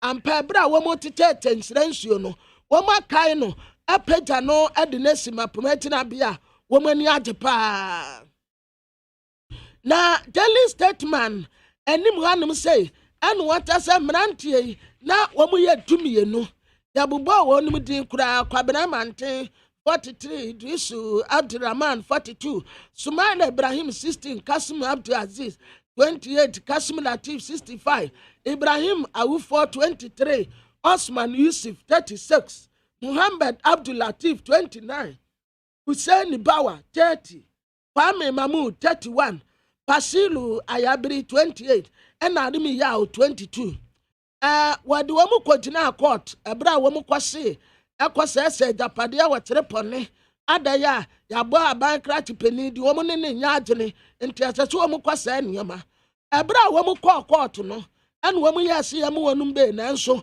court tesa dabi yama wonum be ri enye yamfa wonum kwase akukum kakre tire yabesan ade wamu aba be piemu biyo campaign na nado ana wosre se COVID-19 vaccine no aya womu maye bi nantumi empushi ya nkwanim kakra atense da bia abaya retrogressive no campaign no wode asemi tuta ewo UN General Assembly meeting ase afei what the government statistician infoni abatua and was say Ghana population growth rate no decline still a man no doso pa tem mema no bebrenti yakasi ye man no kura se gu mema no so a still balance besa ka kire ami yasa tabio sa gu ya so a still balance besa ka kire enti ma na balance na esen ya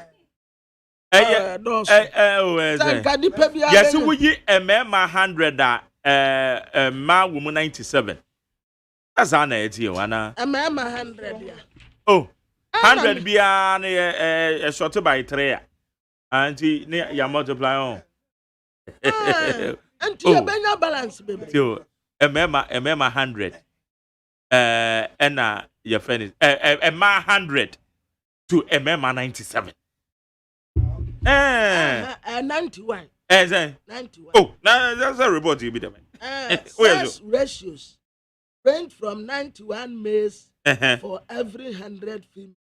Oh, God, way of water.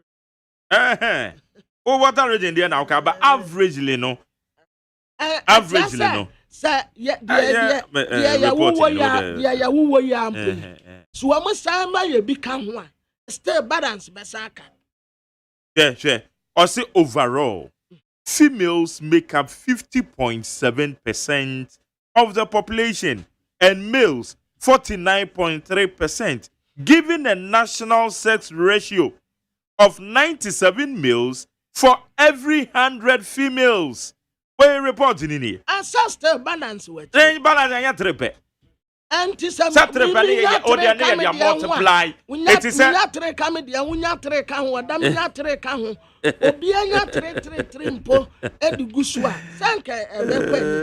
okay, camera. And Kabakwa development. Okay. Say no. Every 100 females be an ratio no ɛyɛ 97 male to female ratio no ɛyɛ 97 200 females. That is it. Emma 100 biara no. Emma 97. Emma no me ansa pen e beke. Emma na ya mo kire mo hu bebre no. Emma na mo kire mo hu bebre. Wo bi ma lift kra. I don't like it. I don't like it. Eso suro Answer then okay. And then you ma lift. Obi a na nipa bone. Ebesi de na ya machine ye de hu obi anim se oye nipa bone o suro why me kra pa de me wo ya sa metwam ono kra nsuma se be ba de lift why o suma o da me sa wo de ani bi na make sa ya me mpo me ampo me nyampo ampo okay eti kwabna yes 97 to a year 100 females. It is an 80. Why? Balance near 3. A balance near 3. But a balance I said 3 and yes, 3 aqua. A be multiplying home. It's every 100 beyond 3 near the Amabako. Near the General, near 3 near the Amabako. Near 3 near the Amabako. Enti Yabe balance back. A balance now when you also. Oh, Taddy, I'm so one says I know when you were so crying, I didn't know. Okay, I was na Mampeni wa brotre United States of America. I want war and tuition is suit to our Danamua. What they casa unta Mampeni a cratch nipa. Anna, what they Ghana crass and wa. I have freedom and justice. Our quadi egre no damuno. What dear Bono Coco. And was send the space round no. And what daha. Na Mampeni no near brofi casa. Walk at the one say. Woman fire can't G20 no. Na yansu yan kwanim. Mampeni no retaliate. Ghana your commitment your person democracy. Your semuki na wa hanum no. Or can want some our democrat. Your friend say daily statement and him. Na democrat am de to aso. Aye the supreme. What as a Mampeni nanado. And walk at the brofne say vaccine no. Aya womu mayebi. Ghana fufuo and womu tesa brantie ya. Mampeni aboni this one maya bankrat penny no. Mampeni ni mjomu pa. Simon setim no. Womu da mampeni asis wedie. Womu sumani temua. Womu basa maneno. Esansu weni mudaso. MMDC is no. Ena nanabi. Wanu waya National Youth Organizer. Emma dan kwabuzia domo traditional. Wasa kwa nanim. Watasu wabasre mebuno no. Obia accept Mampeni nominations no. Wadi abano. Esan se. Enya ni nyina na beye binom da nanso party no donti womuntu asonku womanim. I am not a self-styled chief wo edibu ate populampu ene ya hemfufu asem we. Okay. Eduru wa omubeka. Kwabena yentie yewura kwabena ochredako. Ni interviewer one eye Kesben FM for eye ya ehonsem ayedija. Yentie exact ways are oyusu ye na yenyina yemfengu insane ni say enete ewa ahoma so honorable da ko ben sami mo ache meji wondo na wo to say adumarako ya no ba yes eno da asam we see ye awura eya kidnap wo minim say o share approach for say ni monim hu a omuntu anamon ebra be na ye frɛ wo say o mahu na awura Indra na BNI for sending me report say I'm na our Azim hospital. The police for no are still there. The medical doctor no so na ma odikan there from their preliminary investigation they suspect that this whole story was fake and that the medical doctor was even looked up in that on your beer on your side. Only Senate, so this thing has been bundled around for a very long time like that. So that's the immediate information we have now. But police phone or other police medical officer no or examine a rano or say for trying story near fake. I also on him. Na rano on him. Nti onyi saying. Dabi. Hey.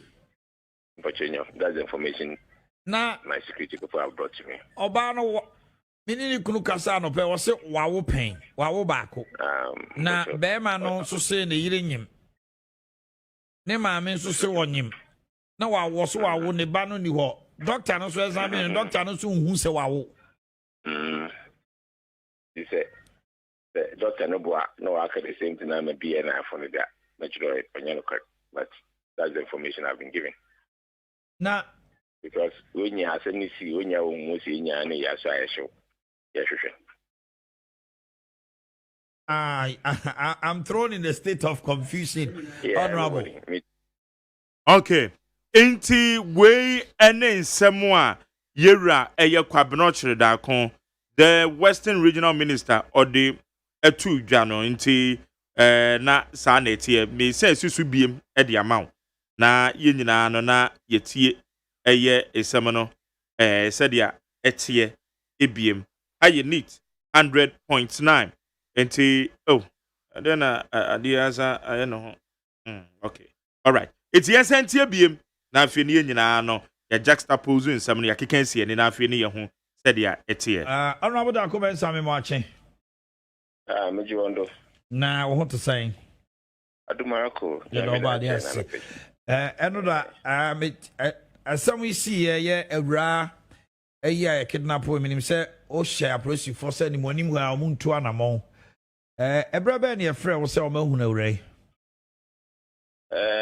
indra na BNI for the send me report say I'm na Awazim hospital the police for no are still there the medical doctor no so action na ma odikan there from their preliminary investigation they suspect that this whole story was fake and that the medical doctor was even looked up in that Onyobia Onyinsa so this thing has been bundled around for a very long time like that. So that is the immediate information we have now. But police phone were at the hotel.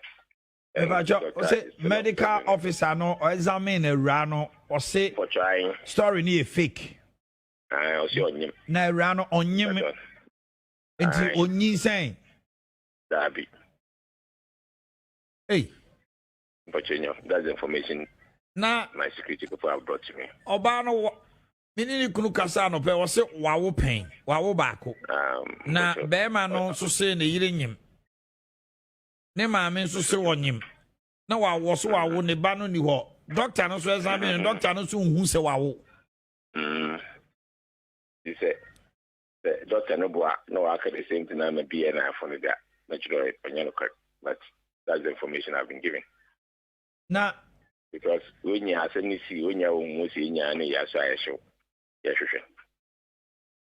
Inti ensemo a eye yewra kwabena ochireda kon ono no the Western Regional Minister or the two dwano ayedeja efa eye Josephine Penyin Mensa eye ne sensemi ho no eno ena mabo amawate no inti na ensemo no eno no haye neat 100.9 inti yem pentem emuaten say ye twen we de enya de bia ebetimi awo akire say de medi kankan ye no Dr. Kura oka say the whole story obetwa minister ne say information and nsa kan free eye bambofo no ho no NIB wo ma mo ye nhwemu no fa ho no wo mo kire say the whole story eye fake oba no na onyem the information ono no regional minister no nensa aka enti ono na de betu dwa enti ono na ye de ahoma no ye de be so no kon na ya twe no watimi akire mu yie e de amayen ana on be pushing for further investigations ama yehu eye eno ama akom because ye pese yehu no nokura ewom abusuafo no so na e ka se bomodehye no na onyem enti nokura no efa he na eda okure ne fahin na eda akwabna wo so kenkan enkrata ne bi na wo say administrator Reverend Boatin another ono no ya administrator we ye ta the European hospital na no o se no oba ho but one kasa no ba tenental ona osi oba ho obetima kan sisu dua se oba ho na mom wan kan sisu dua se na oba eye antenatal no eye se oba pemfo onyem na okwa ayaresabia ekwa akwhwe no okay ayi wa ho say the husband of the told this he has evidence to show his wife was attending antenatal. Okay, iti enu ni nikunu no. Okay. Aha, iti na eche se no eye nikunu na emom administrator na owo eye tadi wo mayare sabia ko na Josephine ekọ ne de. Ono so se oba ho. Aha, osi oba ho. Ba wa ba ho even more than 3 times. Power FM, Sky Power FM. Ayata Kradi based radio station say oba nchen. Aha, but one kase na oba eye antenatal. Eye nikunu no mum. Aha, nikunu no mum ene kase enti ekọ no so say ye correct sa impression no. Say enye administrator asem say de tie no sa na say ye put no out na manfo no itimi enya the clearer picture. Itine che say munsem so eno no. Haye ni 100.9 0503721744 Facebook Live and also a neat 100.9 FM. Nature say ya to so ebo ho Ghana Montie no aso guso with here. Ghana Montie. Ghana Montie. Ghana Montie. Ghana Montie. Kwabra manfo na ebo am ya yede da obonkrata munsam no yede ebrew e would neat 100.9 eso. Kwabra bi ho a mbozo no wabi mbozo no. Daily Post. Okay, yo. Na Daily Post wanimu ha and what day Francis Xavier Sosuo waya mra sabetani ma dese wo Madina na wanu na watra se akwan boni a wonu mu an mpesu asofo de se no no anye wono a wo mu fa sa asobo no mo mampani na na dodanko akufo ado ane na bedi ekire wo mu anya akwan a wonu mpesu aso no na nya wono Francis Xavier Sosuo and one year sa kwan nti wo mu anya na clear afa wo de lawyer sam wo kuje tomfani abeto animu ha ana mampani na adon so ada animu ha na asamu a wo kanie wase lawyer sam wo kuje to ne wo ka tira Ghana nsam twafo se wo mu ya stupid se wo mu criticize mampani e wo wiemu san ya wo haide kwa abrochire no na wo bisa nsam twafo se sabi nka mampani ebra wo kwansiemudie kakraka ti se yie no wonnanti anase wonfa bicycle anase wonfa san ene wonfa nkwa sansiemudie no enti wo ka transam twefo Ghanaian media is stupid that woman de asam no ede betu dwa afei wasan criticize abai the wanumom ana CPP fo amfa sobo emo no na enya NDC enya Joshua Labi ana won kasa asem yi ade atre CPP amanyoku a de bokrata de ho asem ede aba na ente ye ba bedo de bokrata no mu asuko na de wode ba ye nyina nso ya tase ne sabesepa ne ko nyina aban yate amamo magtadi beta ne hutia wabi ya besaba bia ma ha ye 100.9 na mi twa mo hutia wa yeguso a ye hwe ne mo wa ma yeguso pem wo mo ho ma se ye no mbedi nkomo na ma memfa messages ni bi wa ha ye mfa ngom okay all right good ame inti mayenhwe we say good morning Mark Jerry if the regional minister, if what the regional minister said was true, what are you going to do? Specifically, IK phones and not the abbey. Specifically, said the old kind of say, could they just say no cry? That was on no cry, no wine. No wine. They tried, then they tried. What you say?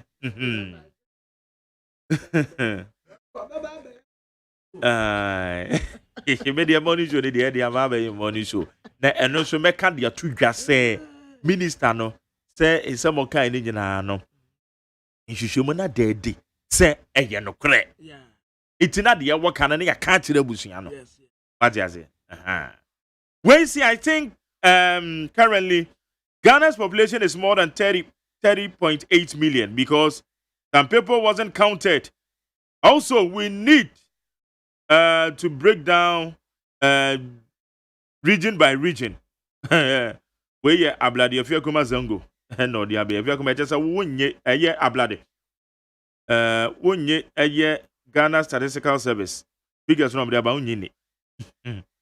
Where is the super incompetent and clueless Mahama is continuing disgracing himself in the regions with his reckless and irresponsible comments. Do and die. As he said it in Ahafo also, but nobody will die because of the desperate of power and the security will deal with him and his NDC. Where your OPK go so, Bay. Positive change at the free Medina crime. Also, Liberian President George Weah went to the UN General Assembly with Ghana's presidential jet.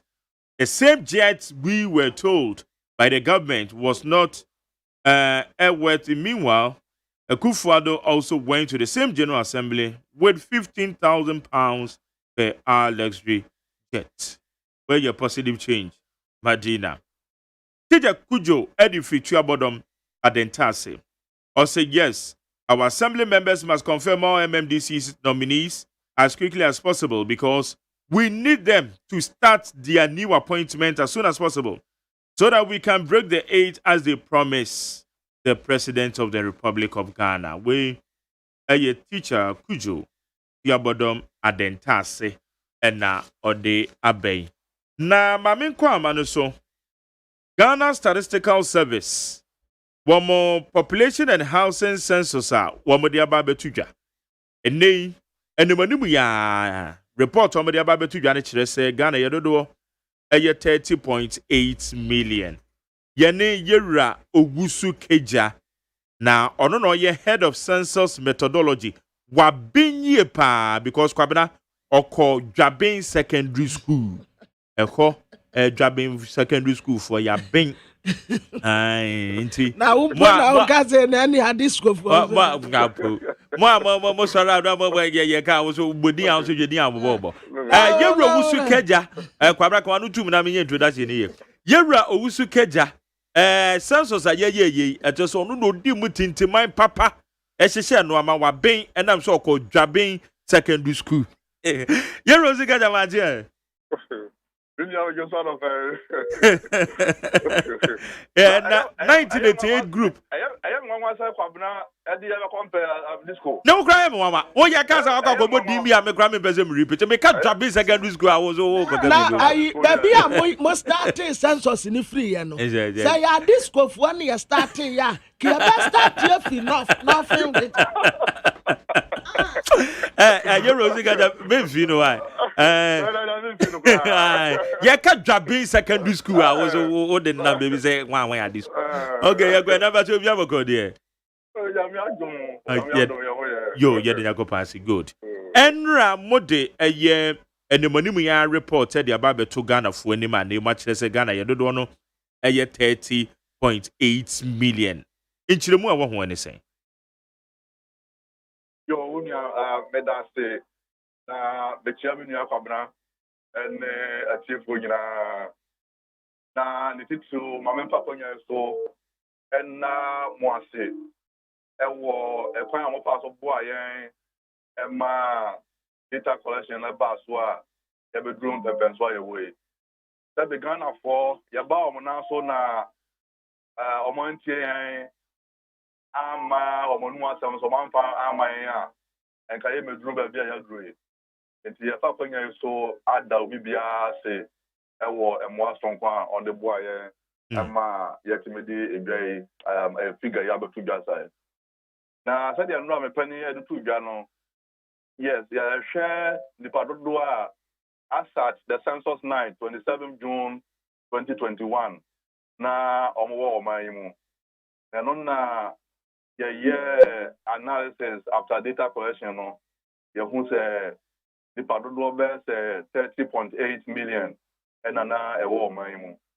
tie kan sa no ne ka se enye Ghana for pe emo ye kan Ghana for any amanone for a omti omaimu it is a population of Ghana na yɛ ka saa afọ mmienu na abom adehyia a ɛwɔ ɔman mu ne ahɔhoɔ a wɔn wɔ ɔman mu nyinaa na yɛka wɔn bɔ mu a ɛma yɛ 30.8 million no na ɛno na yɛka sɛ mmaa na ɛwɔ mu no ɛyɛ 15.6 million which translates to about 50.7% as against 15.2 million for mmarima no yeah almost yeah 49.3%.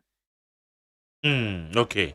Na mobetimi aye analysis ameye hu Ghana for poten a yewo omani mu yedodo eni amanone for maba beka ye ho enso edodo eno no sa data na available ana Yo me that say and again yeah the two just going forward there were a number of reports yeah the two next month for instance yeah the one report be a friend of proximity analysis yeah no number boy how close individuals are to the various facilities and to offer hospital, police station, schools, and the other kind the very data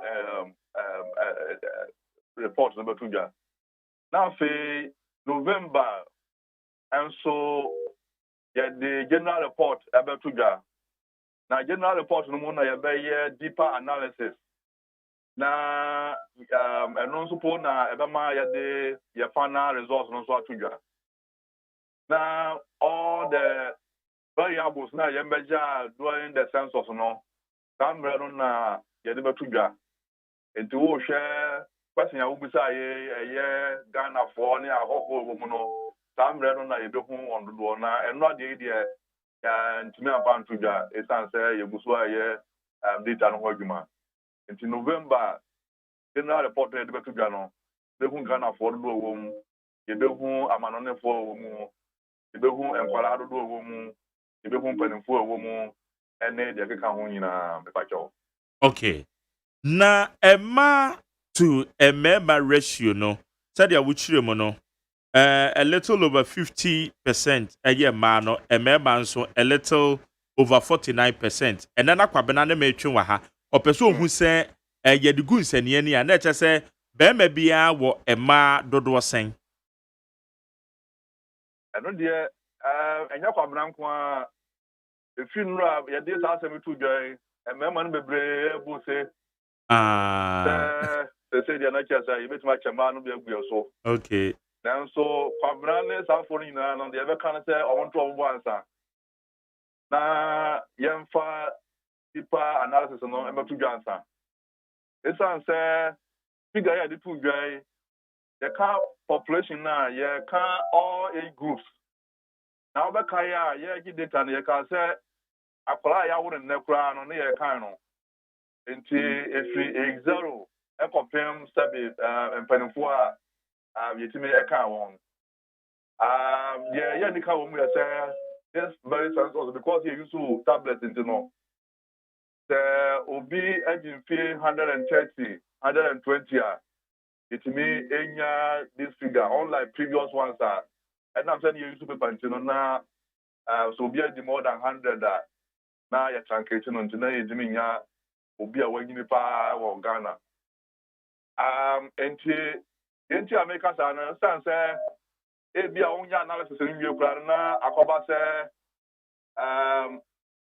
a man that does chaya no do na copy from age 0 to bia age 10 ya ono o wa ro mkura eye because sa na che say e say that ya bono and ya ma papa enti even though we also share no them go deeper into the data and you say almost also change a man also change a man also change member no are they within the marriageable age and sana you will say will be that you okay afi yenhwei eye 1960 a yeshas yese ye population census so ye memu aba besi sabri wohwe eye sabre no na ye population eye 6 million na ene ye grow ababedru eye 30.8 million eka bibia de kire ya so man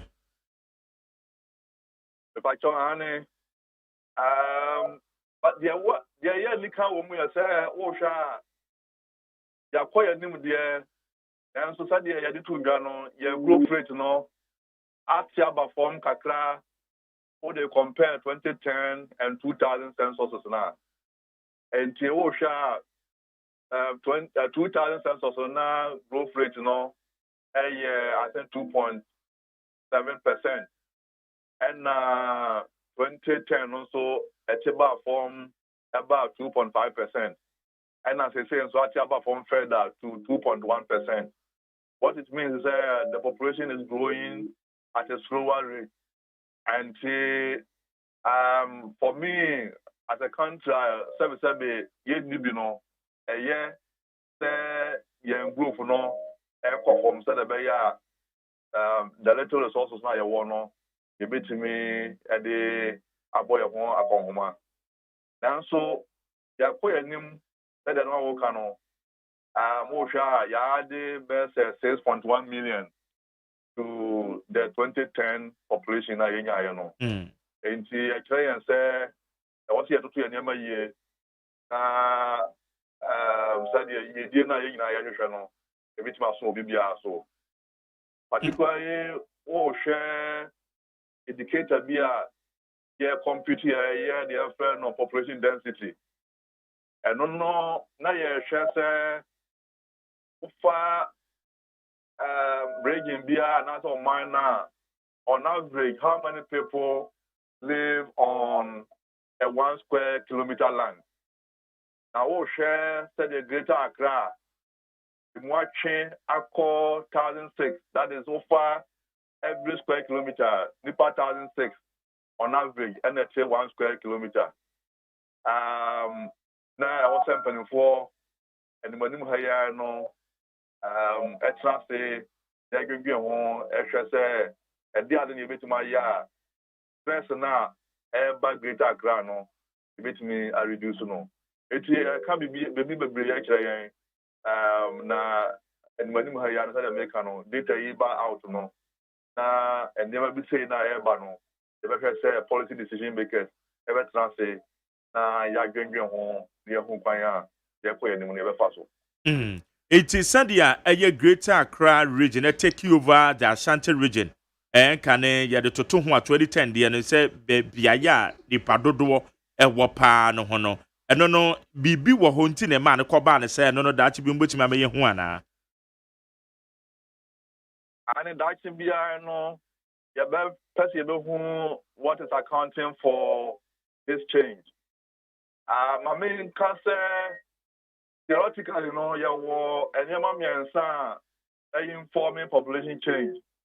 Enyama miensa no ba ko ye the friend no migration. There inipa bi etu afi ba bi akotna ba bi foforo. And ya wo fertility ya wo say ya wo bi ka ho.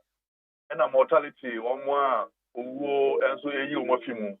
It is enyama miensa and eboa ma ya hu the change between occur in a particular area.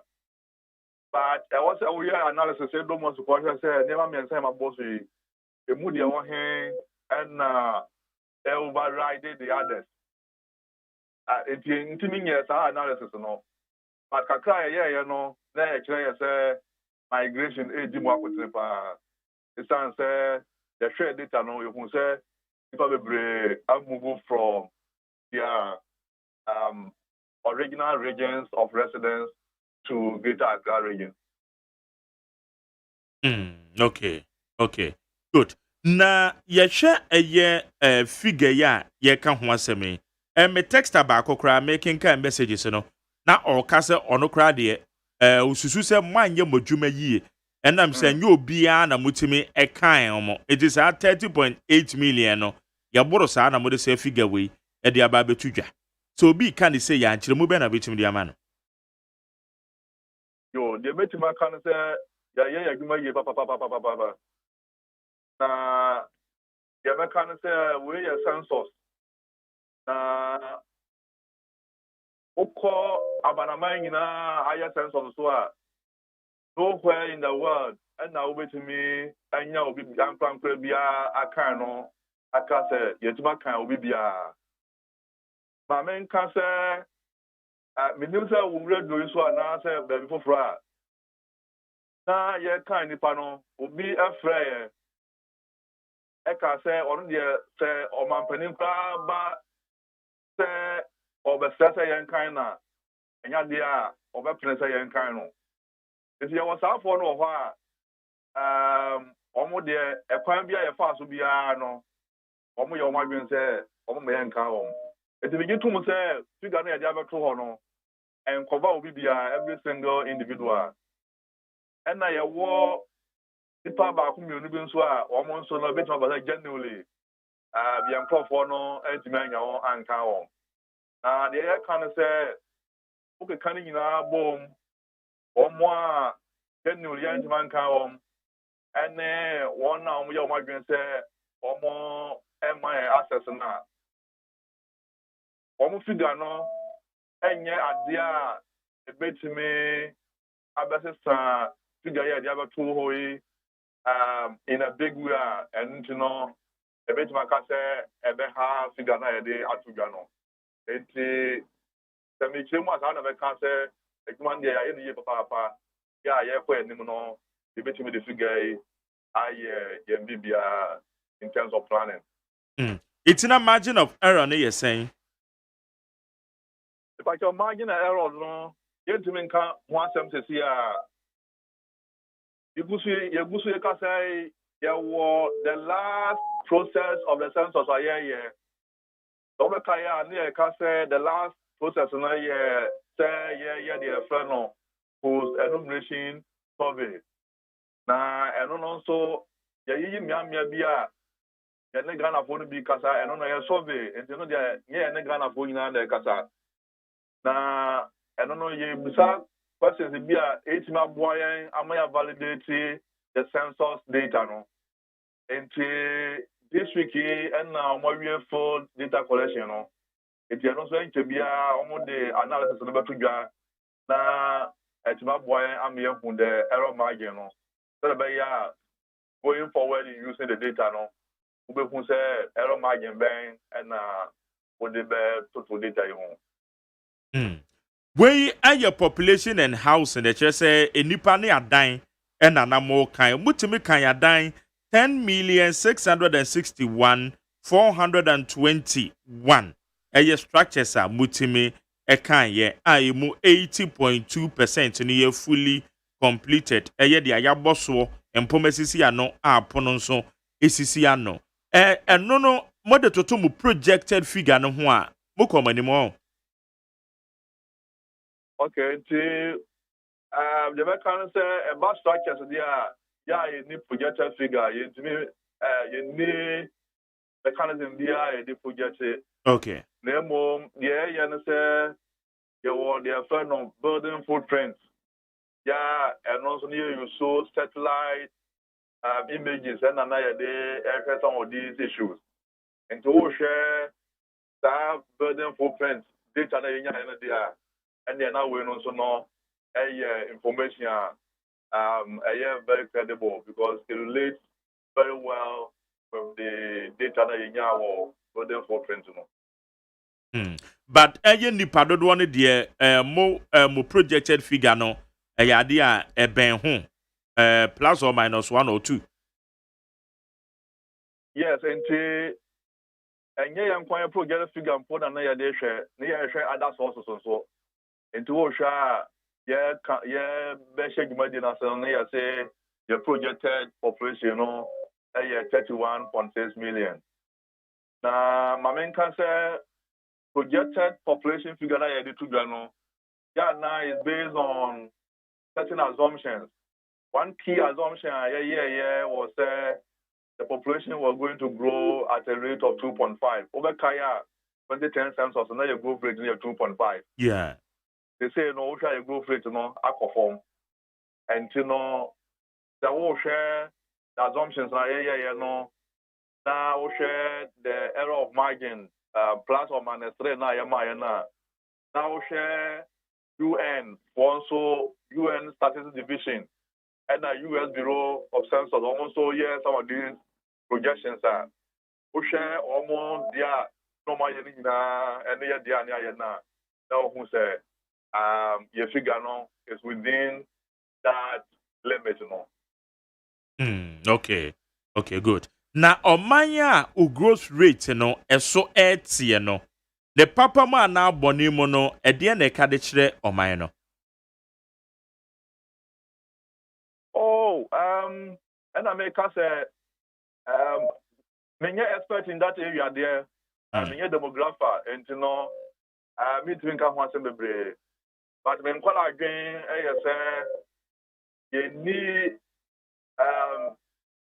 the resources you dey boy hobra and you know who share even the population that is within the youth group now age 15 to 24 and now 35 now almost go school no who share to see free SHS near the area which means yeah born for hoka.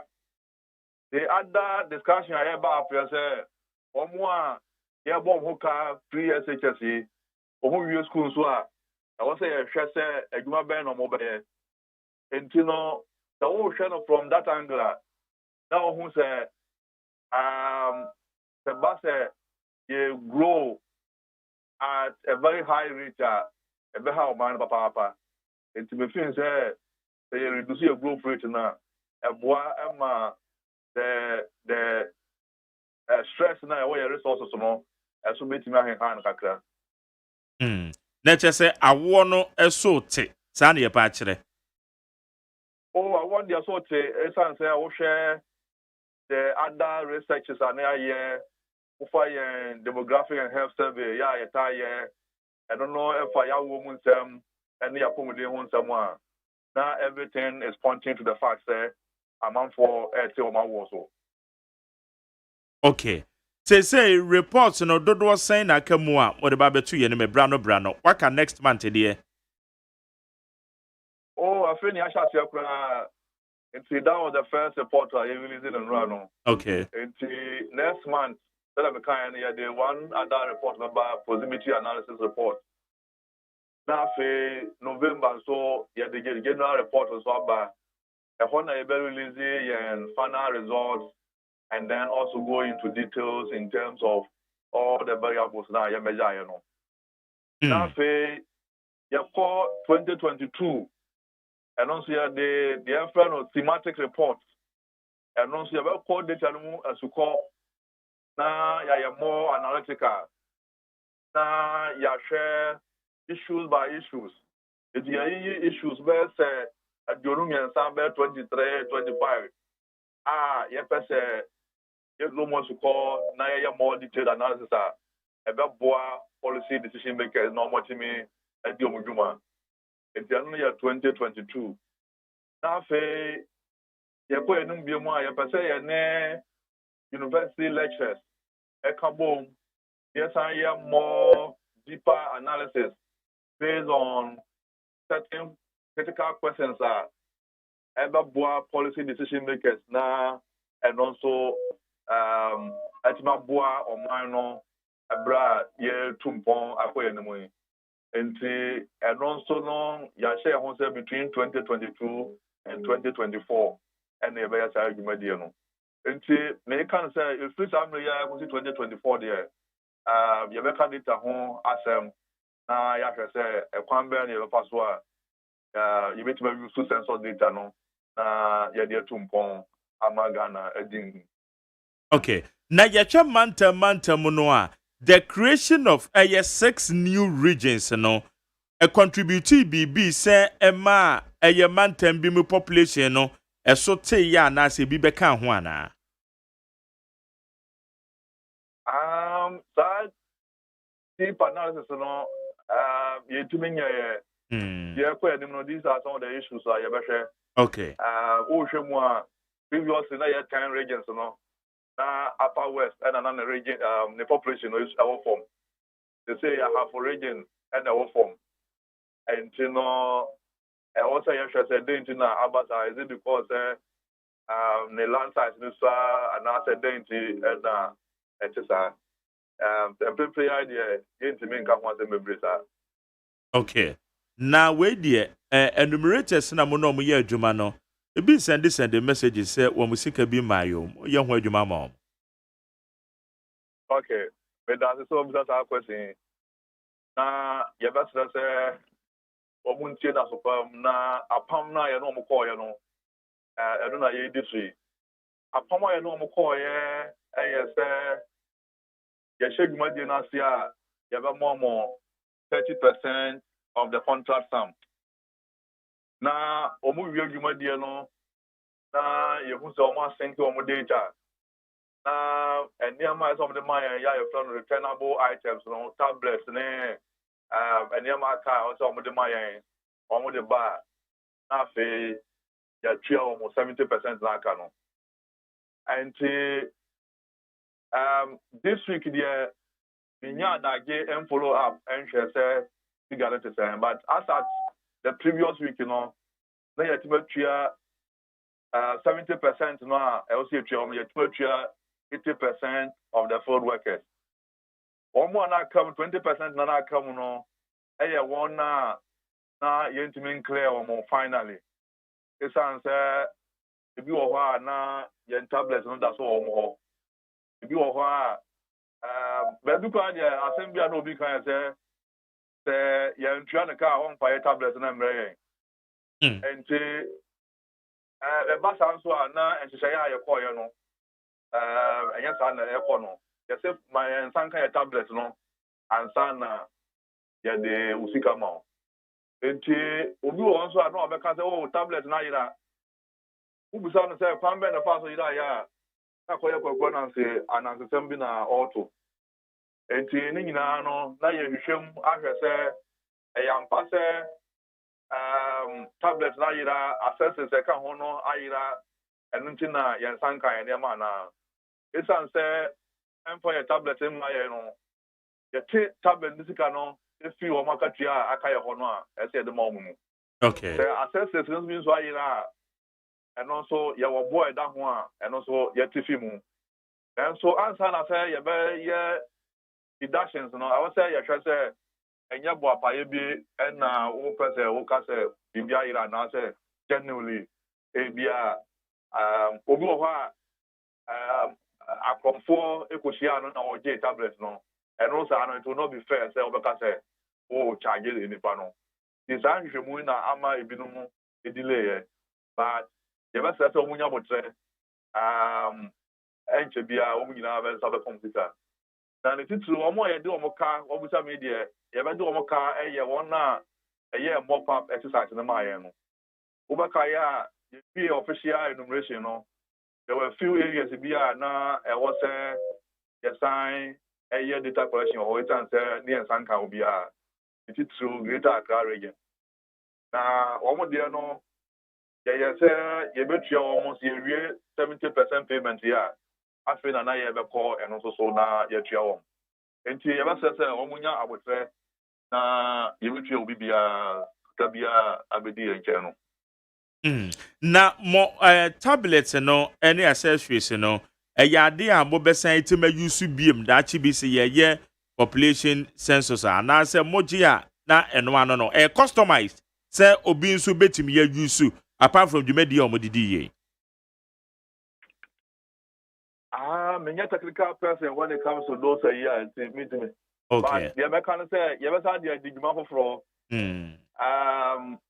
there are other surveys Pascal service, you be going forward. Next year, for instance, there were a number of surveys I ever conducted. Then you know, they use tablets, you know. There were other programs that government, not person, yeah, and also one big tablets be normally a diguma. Other countries and so other requests say I want to hear kakra on part of the census. You know, boy, from kakra. Into no, young people with them, you so abwa or minor na ya sign at the abwa West Africa in particular. Okay. Almost person boy almost census. All right. Major okra ya na ebi bisa say So, why ye faso your population census? Yen to me fa system be enwu akwemu. Say ye kwa nim ebi wu, ebi wo. Nananka yenya de say no nanka ye de kwa nim ye ne ye be wu obi na je say system no calculate nipa no e de ne ka ho no ne ade. Eno no ye ne say nye yi ana. Oh, ye o share other countries, other Scandinavian countries go any ade. Omonko ekwan ye faso ye ni but omo system no a develop akwani mu eche ye die wo kan nyina no hwa question bia obusa me na wo say 30.8 no kura no e ko ba ye nyina na entu wa hwe ye na ko use system bia wo nwie no entime ma credible data na eno nso no wa ko di gba bi die na nso na ankoboa papa and you know, Yaquadim, also share systems bank and Yadia Bukwam as of mine, the would yell him a bit advantage of. Now, yet to improve on the current system now, AGYEMAN. Oh, okay.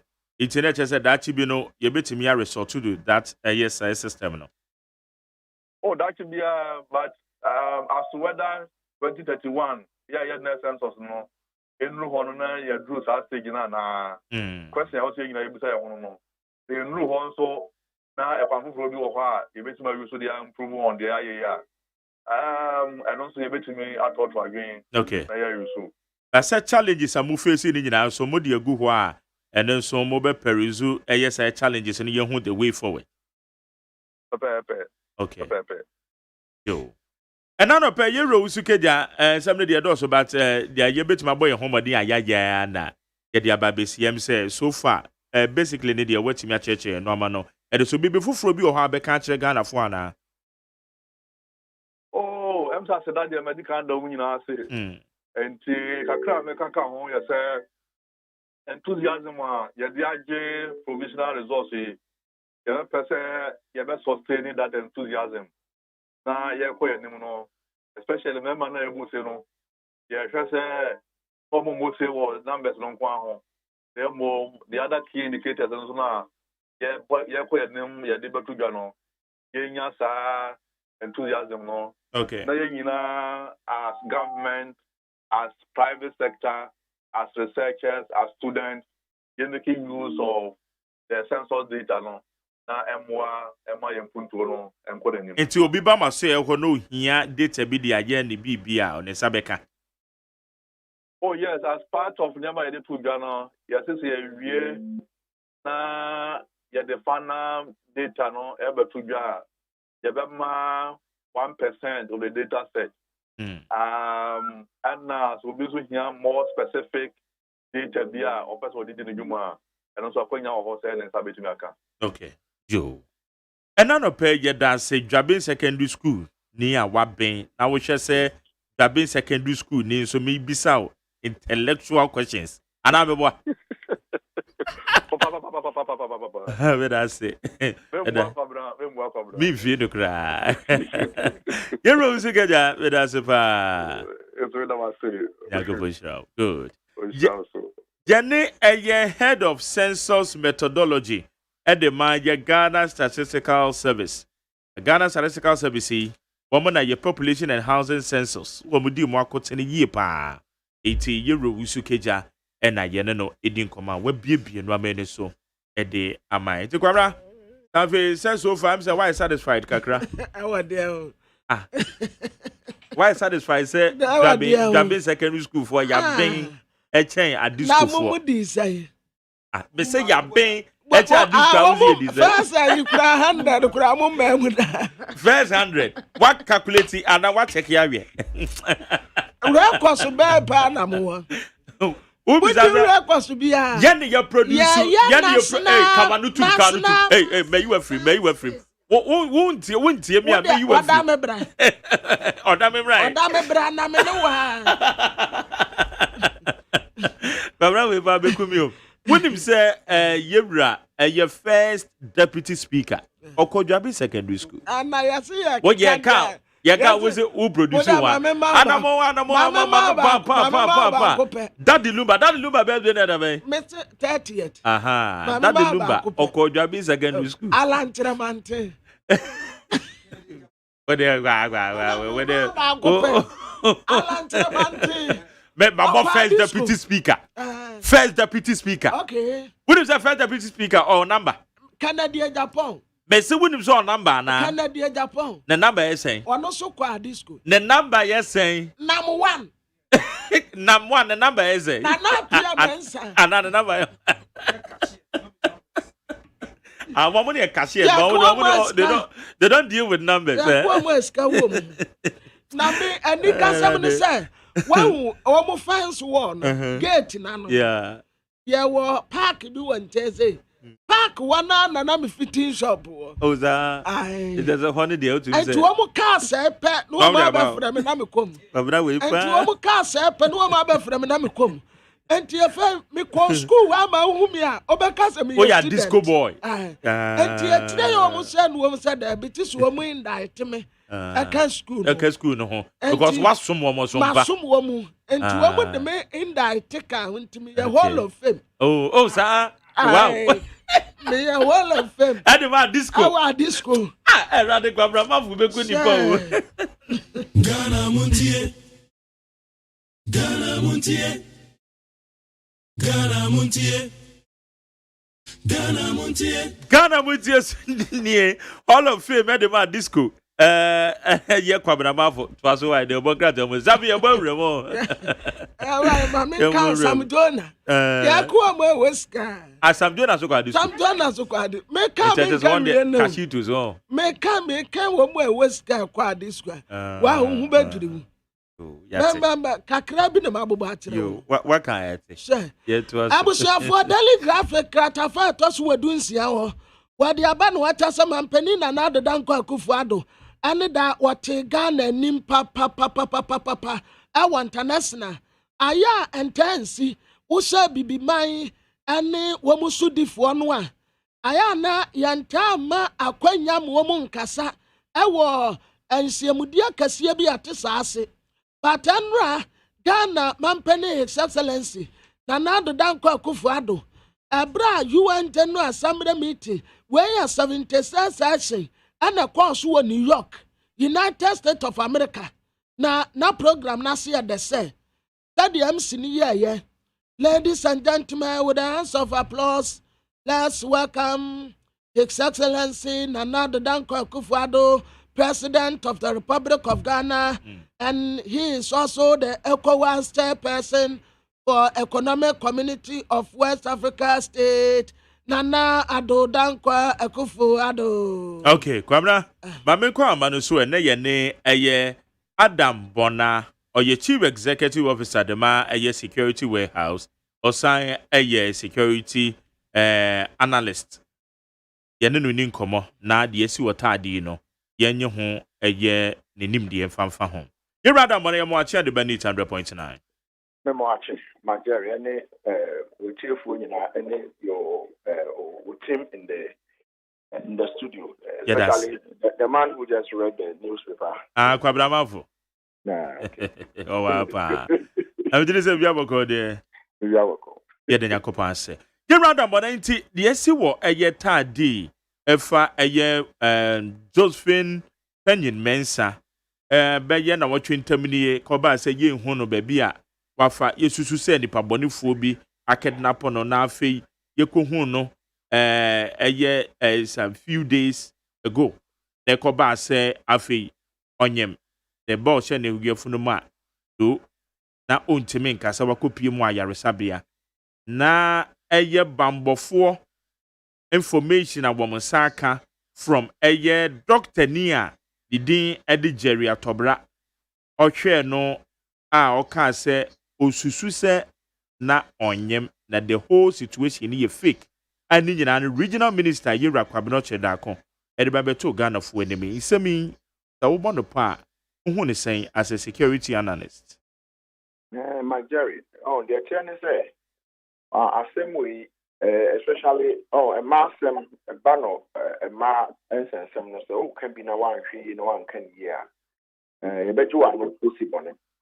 But we share the air course with a family no ye bambo phone omedwuma so omoye na omode entretremu a ewo mu no omode brain ufri ho nso a you can say apomuden health workers no doctors na dey ade omo nso afrabi no keso omo nso ye omo adwuma keso omoye na no prebia ewo mu no omode brain but we share doctor no ensem na obeka ye na yina ye ni doctor patient confidentiality clause say we a doctor ni na se me ba na me be disclose ebia yare ebia ha me ana se say na me ka na se ade be chena BBSC na without any court warrant what about vigilant bedroom na o kire wadwen na wo kire no enye se bia o de document bia ba beto online se bia ya wo kan no correct that wo kire wadwen there because you are the doctor who say you check the woman. So as far as I'm concerned, regional minister no, I can only sympathize with the Ipana Mampenya part of the own share area more security in the Akeka. So he's a RECSEC chairman. Who should you see Takrade any the Peswas Western region to be specific, Takrade missing girls. And then then you can only understand the regional minister from a point of view of he is the one who is in charge of the region. On the per se, all the time now, baby, or more a region no now you boom thing and say, Libya, the Indian one and Kosovo, or usually Casa Yemwa. Or say, crime rate in the region has dropped. So I think that I'm not holding break for him, but I can only sympathize with the young man who is the regional minister and say that he tried fending off and letting the general public know, say, the Western region is not bad as people say. And in doing that, he ended up disclosing information here and as saying certain things and can yes or no, and I can't say, on your police PR. On your Casamafo for Ghana Police, and on your Casamafo for Medical and Dental Council, and I said the Ghana Medical Association in the region. Into only the NSA, or chair meeting now, yet disclose you are sure. Now, what is almost said? More humano, it's a BBC is here. What are you supposed to do? No matter what you say, if you are a bit me, I say, a second, if you should move, you're finding on crime. Ghana Police Hospital, one crime. 37 one crime. Ghana Police award some of the best labs. They could check this woman. And Oba study one far a fraud here. And yeah, between me, say, phone or fire, and then soon a fraud or far. No. And to only yes, Canada, young people say that, and what I want you want, I say, a baby than him now. Or almost say, a Quranic the baby is no longer there. Did she naturally, you can't say, lose the baby? Or it was through C-section. So these are things that they should have done. But tension is building up in the region. So for me, you in a way, I will not jump quickly to go and support the family. I will not jump quickly to go and support the regional minister. I can only say that the Nipa Wama and some agents, a medical doctor now or no. Only code of ethics said your beka, Mrano, and Maho Quine the Biada. The woman who wow, some wow, and Maho Quine Senko, Beba Betlenagin, apart from the court, issuing a warrant that disclosed this information. She couldn't have done that. With that, then you can have the Ghana Police Service actually supporting document from the hospital and say the court has allowed us to come out and put ABCD out there. The woman it's not a first degree, a misdemeanor. She will be punished. The woman also the kidnapping. Kidnapping woman. It is a first degree felony. We put me out with them for many years. So these are the issues that we need to look at. And so as far as I'm concerned, at the moment, me how you now tension are building up already. You know, any the keka who a man for Ashro Munkwan. So they should move the woman. My suggestion is they should move the woman from the kind of the western region, Monfanim Rankine, and in the Bushian for Biani Kunune, a Bushian for 1 or 2. And then let her go through proper thorough check at the police hospital. And no more we na say moya and no moya you say ampa. Obi ana kidnapping no. And I say then they see. And so we wait in us and come Kasa. Okay. I think that almost Kasa and them too much. Okay. You rather bona where the wadaroma jinaso kakra bi ma ye na police for at the statement about betuja. Na yankin statement no tell. Na fe na yenya the broader picture of what the police one more air catcher in wadaroma. Iti mamisha say where your statement no pay your police for at the ababetum. Na ose reappearance of missing pregnant woman at Takrade in the western region. The police in Takrade in the western region can confirm the reappearance of one Josephine Penyin Mensah on 21st September 2021 at about 9:30 hours. When she reappeared, she was immediately sent to the Axim Government Hospital for medical attention. We also informed the family in line with our procedures. Since her disappearance, over 40 police officers were specifically assigned to track the whereabouts of the victim, and the family were given regular updates on police operations regarding this issue. These police operations with the associated investigations were carried out on a 24-hour basis, and we want to commend the officers who have been working on the case for the commitment, including the sleepless nights they endured.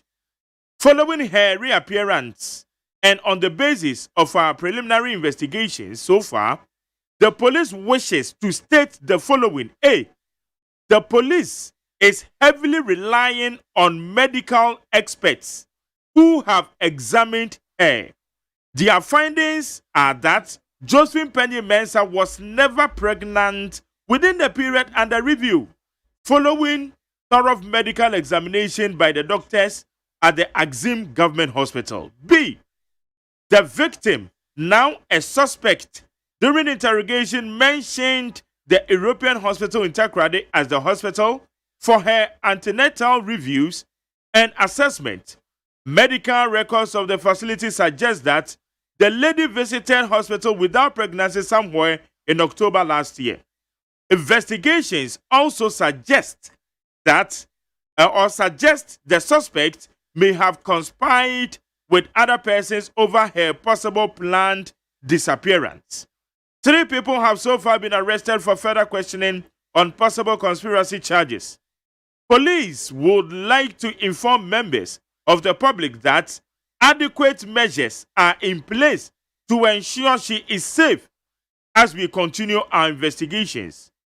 More worrying is the fact that for a number of years, the regional command has recorded several false kidnapping cases where people conspire to create self-kidnapping incidents to make money out of ransoms. A team with support from the national headquarters has been put together to quell the emerging crime in the western region. We wish to give the assurance that we will continue to revise our security strategies to protect the people of the western region and the rest of the country. Signed, Kwasifori, Assistant Commissioner of Police, Acting Director General Public Affairs. Dear police for the Ababetu Jan. Etikwabra, Chiremuk Town, Navi, Yanko, Enimena, Adambona, Emrem. Abusuafo ewe ya asem hia panti emunya asoma na muntie ne yie aya aposifo na dekrate ya pia bonten maame no a wo mususu se wanyem wa wayiraye ya wasaba e watakra the western region no emu asem ne ye de kan policefo a watakra de ya wo western region ebetumi akonfirm se maame no a ne yese wayira no aya Josephine Penyin Mensah no Womunsakano. The Atosumi 21st September, a year dabna de ye temi. Pese anopanon kron, ana wɔbaayɛ enti ntampa no wɔn de no kɔ Azim Government Hospital sɛ wɔn nkɔɛ na yɛnkɔhyɛ adekode a ɛyɛ no enti wɔn de no kɔɔyɛ a wɔn bɔ abusuafoɔ amanneɛ sɛdeɛ nhyehyɛe teɛ pɛpɛɛpɛ na ɛberɛ a wɔyeraeɛ no apolisifoɔ bɛyɛ sɛ 40 egu mmɔnten so sɛ ɛkwan bi a wɔbɛfa so wɔn bɛhyehyɛ maame no a wayera no wɔn nhyehyɛ no nti wɔn ne abusuafoɔ kɔɔ so edi nkitahodie saa ɛfa saa issue yi ho yɛtɔ se nan police operations no ɛka bɔ mu ayɛ nhyehyɛmu nkakrankra bɛyɛ 24 hours a na wɔn nti wɔn ahome koraa ayɛ adwumaden biara ya na wɔn nnampo enti ɛberɛ a wɔbaayɛ no nhyehyɛmu kakra a wɔn ayɛ ɛna didi soɔ yi apolisifoɔ bɛtumi aka susu dua sɛ medical expert a wɔ examine maame nhyehyɛmu a wɔayɛ ɛde afa Joseph Penny Mensa ho ɛtrɛ sɛ na wɔnyem afei ɛna kakra no a wɔn yɛ nhyehyɛmu ɛde fa medical examination medical doctors yɛwɔ Azim Government Hospital yɛ a wɔka ho asɛm no ɛno nso deɛ nie saa victim yɛ a yɛka n'asɛm yi ɛyɛ maame Josephine Penny no ɛberɛ a yɛtoto n'ano no ɔbɔ European Hospital ɛwɔ Takoradi sɛ ɛwɔnom ɛna yɛ a no wɔtaa kɔte ayarehyɛ a ɔkɔ antenatal saa kɔyɛ review ɛwɔ hɔ medical records ɛwɔ facility hɔ ɛsɔgyase sɛ awura no avesiti wɔnom ɛno mpo yɛ October 5 mu no bra ɛberɛ a wɔkɔɔ hɔ no na ɔnyem nhyehyɛmu kakra a wɔn ayɛ nso ɛtrɛ sɛ suspect no ɔne nipa bi na ka bɔɔ mu ɛna plane sɛ wayera afei di na nipa no bi wɔ hɔ nom a yɛate wɔn mu ɛde aka ne ho a wɔsusu sɛ wɔn ne na ka bɔɔ mu a wɔn yɛ saa deɛ yi polisifoɔ pɛ sɛ wɔn ɛbɔ Ghanafoɔ amanneɛ sɛ mɛgyasi wɔn de gu akwan mu na awura nhyehyɛm bi a sɛ fata ɛfa ne ho biara no wɔn gu so a wɔn yɛ na deɛ na ha adwene kakra ne sɛ regional command no bɛyɛ sɛ ɛna kakra nie Takoradi wɔnom kidnapping patu bɛhwehwɛ mu no na yɛ wɔn ankasa na afɛkie ɛpɛ sika agye afiri nipa bi hɔ enti ne wɔn yɛ saa kidnapping no na etimu a wɔn asɛnya support ɛde afiri national headquarters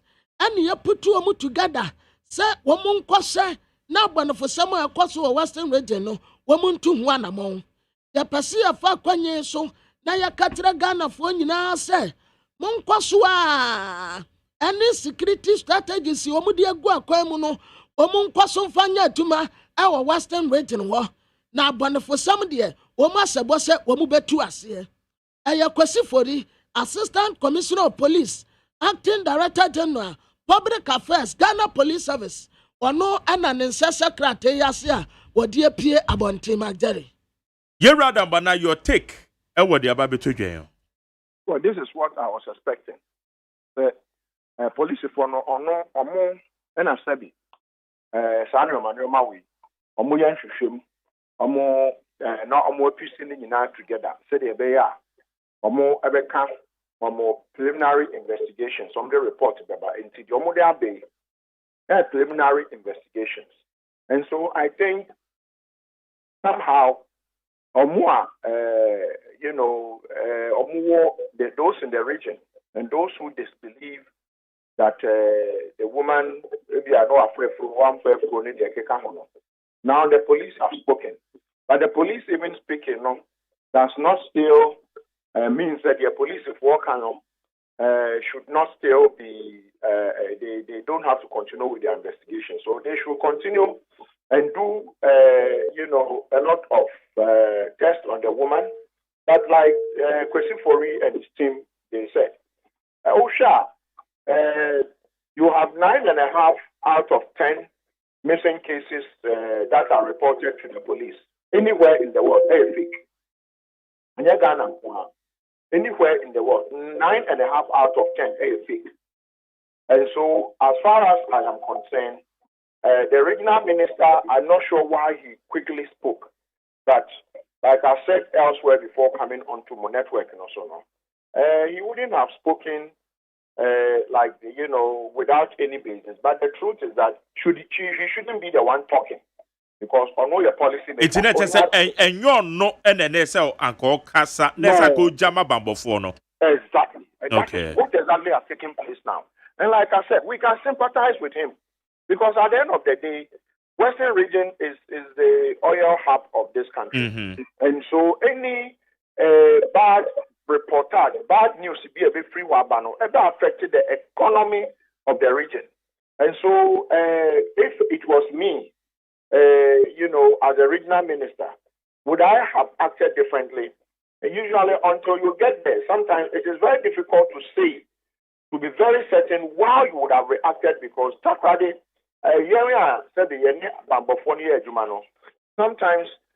news are free or and yet news are so I know he's been very apprehensive, so I can sympathize with him. Okay. But the police have come. Oma Babontia Babe Chiremu say, the woman no cano, and Yamina Mekam, being Yamina Meka, and then Pesu Bibejima no Sibone. The woman no cano, police of one say, and Yanukre, Oboa. And the butcher, Bebacho, police of one say they are relying, or said the police is heavily relying on medical experts. It's not just say Kobase, the police of Foy Kenya Busuafono, and also a different view, and I said different way. Now, Kobase, doctor no, or share no, they say Yama Yaniko Huana. As for the Canada Majori, as for the family cannot have a different view. Obi Ekase Oyarea Yenina Yenim. How you know if you are sick? You go to the hospital. The hospital can do all the checks. Now Omwaka Sebia Nipa no so yare no Onyare anaso ya. Now saying I can't say Reverend also Bempa. You don't know call police cells here so yare within 2 hours, the medical officers there said he's fit to go back to cells. When I'm standing in the court, that is definitely legal. And the Bush have one case or MONTIE, and yet your mom can any begiatum. Your mom can a woman can say you are William. But medically, said Obia, you don't have to be a medical officer to know that. Doctors should be able to prove beyond every reasonable doubt to say no woman will oba Adam yim. Waiting for almost 9 months. It means I cannot done him because some people would give birth by 7 months. So 9 months, they know I only pay the parts develop it. So the doctors would know whether in the womb you can say there was a baby there or there was no baby there. And I would even urge that what is going on, probably there is some connivance. So on a serious note, my request is that police if one of conduct a test on the other children. The other children the woman is claiming to have had with the man, they should conduct a test, paternity test, and whatever. Paternity test, maternity test, to know whether they can say the woman no and Korana also older than no Mano and Korana also only woman because you see, it will be our tip bamboo say, bamboo juma or bamboo juma. But natural say, usually people feed on the emotions of the general public. And so, as far as I'm concerned, I can only sympathize with the regional minister, and I will say that we can forgive him and say that he's a young man. But you see, how would I have reacted? How can I react to saying, if I was there and the region is always being fed with a lot of things that are not right, So, Majari, I think the police have spoken. Okay. They should continue to do investigation. But Dr. Na Oba hurriedly to talk to the media now. I think that doctor, in the scheme of things, I know you're professional. Minister and you're professional. I know you're policy maker. And so I know he's in charge of the policy in the region. But you, the medical doctor who came out to say the woman is lying, no, you should have given that information either through a warrant from the court to the police, or you give the information to the police. Who's the police if one kind? I'm a doctor being. I'm almost relying on medical experts. It means that for them to go further to disclose some sensitive information, on the here courts to grant them the permit to do that. But if you haven't done all that, one starting who doctor who do a name about the media, well, you show your face and you talk. On one hand, his own life could be under threat because once the people disagree with you, about for to me about that, so I think that speaking to you on this, or no, Dr. Nankasa, he should begin to hide, or else those who think they disagree with you will come and attack you. So, Manjari, this issue is unfortunate if the woman is lying, but I have to be very honest with you. The moment the regional minister spoke, I knew, from a distance, that the regional minister will not come out and speak that way without evidence. But the truth is that should he have been the one speaking, no, he would have only been briefing people behind the scene, talking to people behind the scene. But talking to the media, he should have left it for the police and left it for the medical people in the region to talk. And the police have spoken. So I think that the woman, Obwa, I think the law should deal with her drastically together with everybody who is culpable with regards to this big, what do you call it, lie? If it is a lie, it should be dealt with, Jerry. Okay. Now, Dr. B, I will say, Oji Nenim Kasaye. For the purposes of this discussion, Dr. Ben, I will refer to you. You know, a doctor came out to say that she knows the woman, but the woman is lying. So I think you should check that news. Okay. A doctor came out. No, just look for that doctor. Look for it. I'm sure it will be on YouTube. Okay. Okay. A doctor came out to say, woman knows a day, and the woman was never pregnant. Okay. And for me, it is not what whether she was pregnant or she wasn't pregnant. Okay. I'm looking at a more professional ethics because the moment doctor-patient kind of confidentiality clause, you are not supposed to disclose until you are required by law to disclose.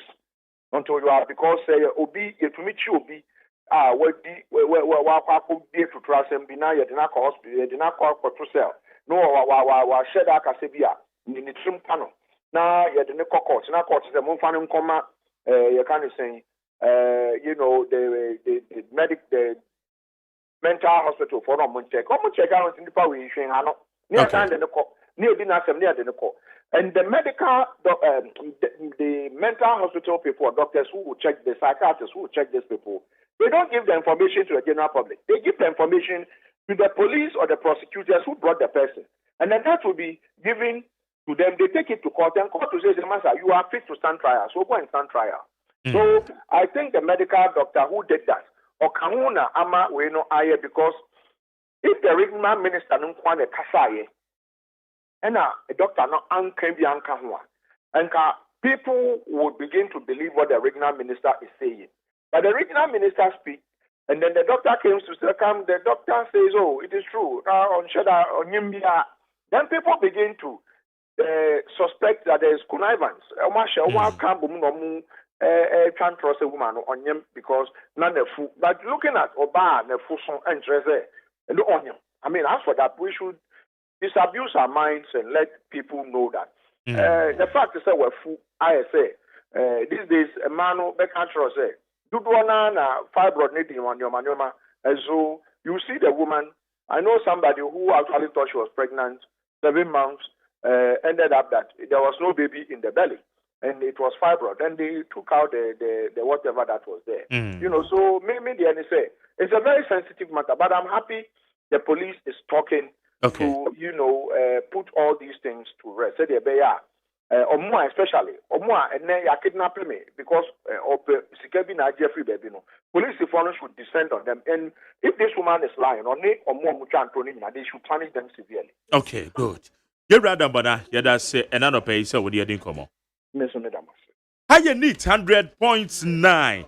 Adam Bona, a chief executive officer the mass security warehouse. Now, or your security analyst on any no, a din community near Babeto, Edja, and no, and a year more munch, say police for Akasa. Say, woman woman the woman rely heavily on medical experts. Woman say Mami Josephine Henny Mensa Onyem. It is a say wadane suspect. Ubia obeka di tuja sena na ke kidnap no say ono waba be suspect ande omachi nipa mi ese bi kura aka no ho. Inti ya police fu akanie ya medical report akanie. Say mofo say woman so wo any other document be from medical experts sa kwabra mo so ye de abusu afane ya de woman fa ba me betuja. Inti yewra your friend is saying Pabena Ochre Dako Mensa ono kwa so ni di Mensa ka ho Yewra Pabena Ochre Dako Mensa the Western Regional Minister it names sama obabeka ye no per police statement we in there he has been vindicated. Yes, according to police report yeah now police statement yeah medical experts wababetodwa na say he has been vindicated. Na dia na Adam Bonaneka say na enyo no na say ko pre ne ho e babebeka but yet ono nso na ye the regional minister security yeah because the chairman of the Regional Security Council ono no chairman Regional Security Council it bambo mu sembia na nanim so na efa it no ka say ye de channel se mpo se wafom na wapre ne ho de aba betudwa because ade no no na be before no don't say that na kwakwe but kwabra say wo mu ye ntwetwe mu yie yes ye dom wasu kogie se abusuafo no fo se de ano mo ka onyem a ne kunu no kra kasa ye se ne gere nyem onim de enti a regional minister de say sabe ba betu ja dansefo a wo mu akasa wo it shouldn't even take them 2 days for them to produce a medical experts your friend is saying report and na ekire say Josephine na onyem anoko ayare sabia abra na memo a busa na no pe me can say idea we shouldn't take 1 week for the police to come out iti yeni age say anope ya wamde ababetum because idea we dey anya be afa na yakwa it shouldn't take even long ensemu a wo maye nanim ya preliminary enumanim ya itie bia na before flaba enuti ne ye ka no say dia ababeto dwane inti because we no say ye ba ne sa ne dia na say dia police fu okay say koye ne sa kwode a Josephine ni kunu ne wa mekeka woni nyina no na Adam Bonaka no ete say wo mu face mbra no the motumi edu oman no akọ we fie mpa ne kenyina wo mu watimi di oman na kobu no na takra de wonom na asem wo hodada enti ahwa asem bia ni wa ye didi agro all right iti ya hwe kwamna yakọ anim Ghana buntie so ni yakọ anim kwamna abusuafo da bokrata da manim aye day break ya wati kana koto da mwanfo ni abeto anom retired ya wasa ayini suit abota kama kan wo fori atada hana maami akosia frema osa opare Minister of Finance na Chief of Staff wo mumfo ni adaha na kratafa tosum yansa no wetere mu se mampani na na adedanko akufu ado enim die mu no wanya sanka kana koto da mwa retired on san to aso se commissioner Emma Ghana Revenue Authority nanso adoa de na nka no ho odo Proti amansa na amadu we yi ama wata friend to me ansa bejamu anefra kokwantiwa enipa mienu ayi osi akwan ya wo mutre se sumtum awia ko anya de a wo mu be ma papa kwan ta ama na to ani tumedie su esanse wano wate wanim yi wongresi wonum nsem na de boka te tre se aye a chief of staff mami akosia from us opare ena kan wo fori atasi kasam so afo enu wo mutese sumtum awia ko pa se wo mu be ma Canada mo appointment ya mampani apaso ademanwe da bi da ensi enti wo mu ana yi wosi akwan abrokunu nanso da baka tetre mu apart fo ne se ene yanka bayire pa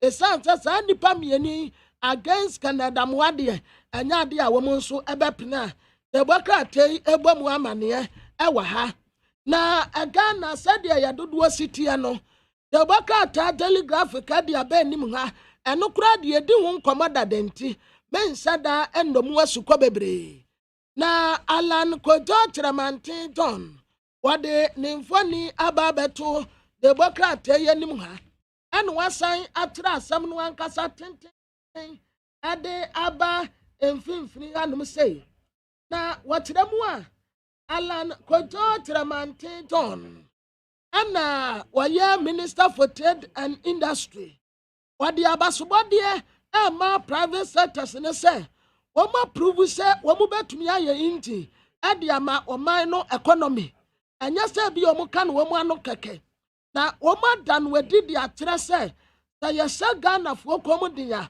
wɔn bɛtumi ayɛ backbone ɛde ama ɔman no ɛbrɛ COVID-19 baayɛ no wɔn kɔ ahonyahia mu paa afei wokɔ aban dwuma mu kura mpo a ɛdu baabi kura na wɔayɛ talk enipa no wofa wɔn de wɔn akɔhyɛ he nanso private sector si ankorankora yi a ɛna ebiebie ndwuma ɛma Ghana adehyia bebree no a ɛnya adwuma ayɛ enti annual part ɛyɛ government public private dialogue bi a wɔn ɛdrɔ framework bi a betumi help na improve business environment ya ɛbɛboa na private sector si etumi agyira wɔn nan so saa dwumadie no nyinaa ɛkɔ so na Chiramantin kyerɛ mu a ɛbaakofoɔ nsa ntumi nso nyame ani kata abanko antumi nya ne nyinaa but woba Ghana ha adeɛ baako a ɔda Awurade ase ne sɛ ankorankora dwumakuo ayiri wɔn ho paa private sectors no wɔn ayɛ adeɛ papapapapa sanya private sectors yi paa ɛnka yɛnom koraa yɛ tete he adwuma no nka yɛkɔnya bi ayɛ wɔ he private sectors yi ɛna wɔn atumi nkakra biabie ndwuma ama Ghana de sie nya bi ayɛ talk about them so wɔka no baako ɛmpre wɔnwie nɛ private sectors no wɔyɛ adeɛ paa ɛno nti Alan Kojo Chiramantin ɛbɔ wɔn mu aba so sɛ ɛmɔdenbɔ a wɔn mu abɔ no etumi ama ɔman no egyina ne nan so na wasan de aba katafa ɛtɔ so aduonu nan ɛwɔ Democrat Daily Graphic mu wɔde Minister of Agriculture Dr. Osofri Yakoto ne mfoni abatoa Chief Executive Officer ma Ghana Cocoa Board ɛna wɔsan ne yɛ egyina Cocoa Board wanam na saa busie yi ɛyɛ Standard Chartered Bank, Ghana International Bank, ɛyɛ Net Bank,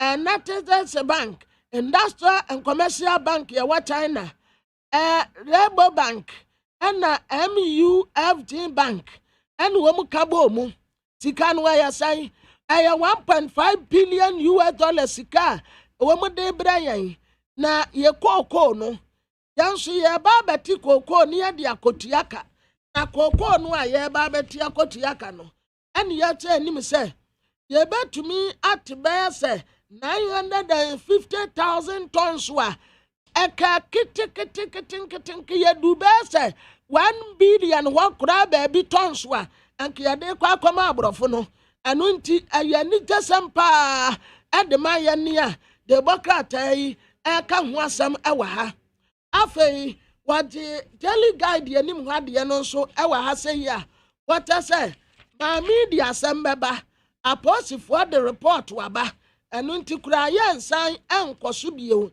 sisi yi deɛ aposifoɔ ɛne wɔn mu a ɛso ntakrakyɛ sisi nti wɔn report wɔn de aba no ɛna yɛbɛka ho asɛm na aposifoɔ report wɔn de baayɛ no yɛakenkan ɛde ama mo dada ɛno nti yɛnhyɛ dampo ɛnsan ɛnkɔ so bio ɛsiane sɛ aposifoɔ report no ba ɛno na yɛ fanare na maame mfa Democrat a yɛfrɛ no sɛ Ghanaian Times mmerɛ mu Ghanaian Times ɛbɔ amaneɛ ɛwɔ anim ha ɛyɛ nipa dodo a wɔ Ghana ha government statistician obu akontaa wɔtɛtɛ so far so good wohyɛ Ghana Greater Accra region ha ɛna nipa dodo a wɔ paa wɔn na dɔɔso wode Greater Accra region to nkyɛn a wɔn mu asan to aso bio ɛyɛ Ashanti region enti kane sɛdeɛ na akontaabuo sitia no ensakraya kakra abem wɔtɛsɛ woba Greater Accra region ha aha na nipa dɔɔso pa enipa no dɔɔso nipa dɔɔso apa ɛno nti enipa dodo a wɔ ha wɔn mu efiri mmea ahodoɔ edi wɔn mu paa wɔ ha yɛkenkan wɔn mu nyinaa bɔ wɔn no na kyɛ sɛ wɔn dodoɔ no ɛdɔɔso ɛtɛn mantam nkaeɛ no nyinaa asante mantam ɛna ɛtɔɔso mmienu ansa na mantam nkaeɛ no nso ɛtoatoa so nkakra wɔ hɔnom a yɛbɔ krataa ka ho asɛm na wasan de aba center spread wɔ ɛna wɔte owura Stephen Asamoah Boateng asabi wɔtɛ sɛ a top performing state-owned enterprise ni bi wɔn de ba bɛkɔ stock exchange na wɔn de kɔ stock exchange a ɛde mfasoɔ bɛbrɛ panti director general state interest and governance authority siga onyonyafoɔ Stephen Asamoah Boateng ɛna wɔde asɛm yi ato dwa na wɔtɛ sɛ ebinom ayere wɔn ho ɛbɔ atuma paa ya yɛde wɔn kɔgu hɔnom a ɛde mfasoɔ bebree ɛbɛba ɛno na aka ho bie nti a wɔn pɛ sɛ wɔn list wɔn nyinaa na wɔn di wɔn ɛkɔ hɔnom nti yɛntɛ yɛte sɛ biribi saa ɛkɔ so a na kyɛ sɛ papa soɔ pa wɔn asoɔ no ɛnyɛ n'anim de ne yie mu a ebi a yɛpagya wɔn ɛde wɔn akɔgyina ɛno no. Na daily dispatch anim hɔ nso wɔde asam korɔ no abaayɛ but maame sisiri abenada paa ɔno na yɛ soafo a wɔhyɛ ahonidie soɔ wɔkɔtɔ ɛwɔ wagya treatment plant no ho akɔhyɛ sɛdeɛ wɔnom tumedie esi ɛteɛ ampa nkunkum abrɛbrɛ ɔkɔɔyɛ a wɔkɔkɔduru hɔ wɔkɔduru hɔnom wɔhyɛ ntoma a wɔn yɛ wɔ hɔnom a ɛsɔ na nipa papapapapapa enti wɔn ayɛ adeɛ yɛ a wɔbɔ wɔn mu aba so. Okay, baba ma yɛn keka messages kakra. Ɛkan bi. Na yɛn toa so. Abusua ha yɛn di 100.9 na dwumadie yi ɛyɛ Ghana Montie yɛn kɔ anim na yɛn keka messages ama ahoma no so ahye wɔ akyire hɔ paa kyerɛ sɛ ɛyɛ easy ba yɛ go so yɛ burum kɔ anim. Where's the Manjari school? The new twist emanating from the Takrade kidnapped lady is unfortunate, but if it is true the woman lied, she and those involved must be prosecuted. But if the minister also lied without speaking to doctors' reports, he should also be fired. Where you Kwejo Edupa president concern Patriot Facebook. Achimesuum and Odiaba. Sule Sunyani KTK. Also, His Excellency President Nana-Addo-led administration has been generous to Ghanaians through its policies and projects ranging from education, healthcare, agricultural growth, underplanting for food and jobs, and asphalted roads. We Ayesule Sunyane ATK. Osei Minka Ejekum, MPP Chairman Kabul Afghanistan. I say, hey, if not Nana-Addo and MPP, if not Nana-Addo and NPP, Ghana has been turned to Sodom and Gomorrah. We Osei Minka no diabe. We say hello, Mark Jerry. Are you not being too hard on the minister? What about if it turns out that the minister is vindicated? Harrison Edufela. Harrison, police for statement in Amodiabetu way. Iti investigations in Uguso. When so the Western Regional Minister mentioned that people want to portray the region as insecurity. And it does not mean that they connive with the doctor to rubbish the case. Ray, Nedia Berry. It's a true message at Tobupa, natural message ni. Why? Yes, you to many Adadia Kinkai. Wafaked, if you know plans to ask Jerry, let me tell you. From today going, NDC will use the Takrade kidnapping pregnant woman for propaganda. As you give to you know the way Wafaked, new plan station or the other. We say salam alaikum, Jerry. All presidents that we have in this country aim to do good things to help Ghana. But President Nana Akufo-Addo there, I know Dr. Baumia Isa difference Zongo. Agonaba MP Edifika Swadam Nana. Also Jerry, good morning. The president of Ghana, Nana Akufo-Addo, will continue to be the best president Ghana has ever had with his good deeds and industrialization policy to develop Ghana. We are going to break the 8. And Agenda 111 is a done deal. May that say a no message. Where somebody should advise the Western Regional Minister to shut up and stop disgracing himself about the Takrady woman issue. Abba, what kind of wickedness and heartless is that? Where you Meshach Asante Aboso kind and Odiaba Meshach hasty conclusions. Open hona wubu ateng enye papa. And they na police said this statement about Betokon. Into a den abekabi. Yabuza different swame. I have been monitoring the story surrounding the pregnant woman who was allegedly kidnapped at Takrady, but it seems there are a lot of twists to this story, which makes it very difficult to know who is speaking the truth. Yauza or the Fiswame. We say good morning, McJerry. The minister has made a great mistake for coming out first instead of the police. Yes, where your lobby is Legon. Adam Bona repeated same. Enoch Edifia Samai Kese. I say the MPP keeps on calling John Mahama incompetent and clueless. But if we are to be honest, let's compare this current MPP government to John Mahama's administration. What is the feeling under this current MPP government? And I hope Ghanaians have learned a better lesson. Enoch Edifia Samai Kese. Ebenezer Edifia Kwabenya. I say, so if the Liberian president can use Ghana's presidential jet, but with the taxpayers' money, why can't it be used by the president, Nanado Dankwe Kufuado? President Nanado, what disappointed Ghanaians, Papa? Ebenezer Edifri Kwabenya World Junction. Well, it's a good morning, fellow Ghanaians, and we thank God for another blessed Thursday morning. We all believe in President Nanado Dankwe Kufuado. He has given us MMDCs who will work harder for the country and their constituents, and this has shown how the president and the serious ministers are working. Where ye Erikus Fiapre and him fear anymore. May to us Abraham Musikani talent and Sauma Santiago. I say what I thought that Sokujoto a Blackwa won from the president. Does he want the president to travel with Abobo Ya or what? Where Abraham Musikani talented. Where se Kwabramafo? Why do you always call on IGP on everything? Also Ebisa Kwabramawasem. Where he said that is the reason why in modulating a program you should not put your opinion, but just put up the fact. When you said that if what the minister was saying was untrue, we would deal with him drastically. On the flip side, why did you not say if what he is saying is true? Okay, but I say eboho inti yes but mind you, yes, your opinion, and your more opinion. As we sit here, we have an opinion. You can never restrict me from my opinion. And we had never made any hasty conclusions. I don't know you avoid it. But we have an opinion. We don't make hasty conclusions. Because but we have an opinion. As I'm reading yours, Mami Tuaso, Rainbow Difficaswa. I said the Western Regional Minister should come again on this study issue in order to regain his credibility. Long live Ghana. Rainbow Difficaswa.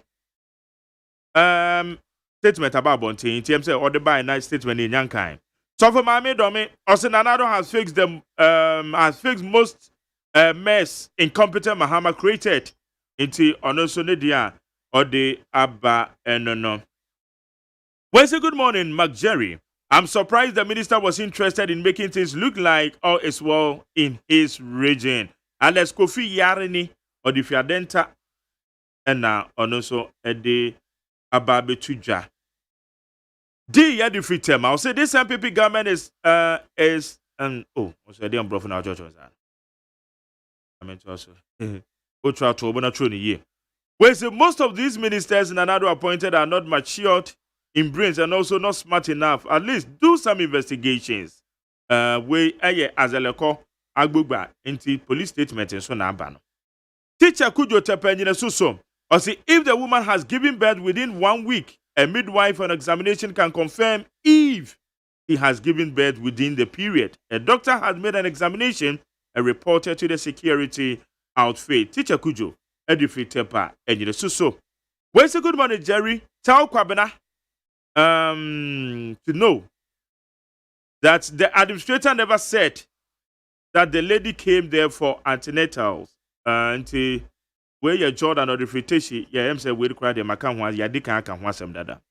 Into Yadase. Where's a good morning, Mark Jerry, Western Regional Minister. And why the Western Minister, no, regional no way.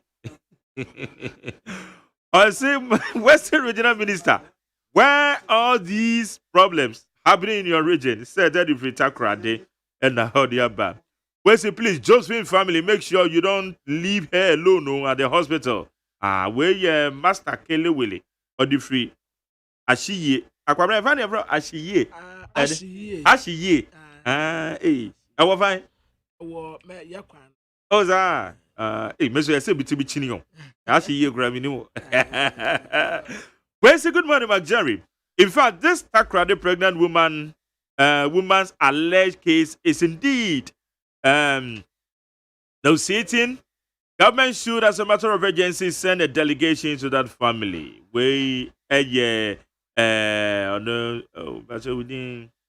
Tam Joseph for the Fribrikuso and or the about Tam Joseph.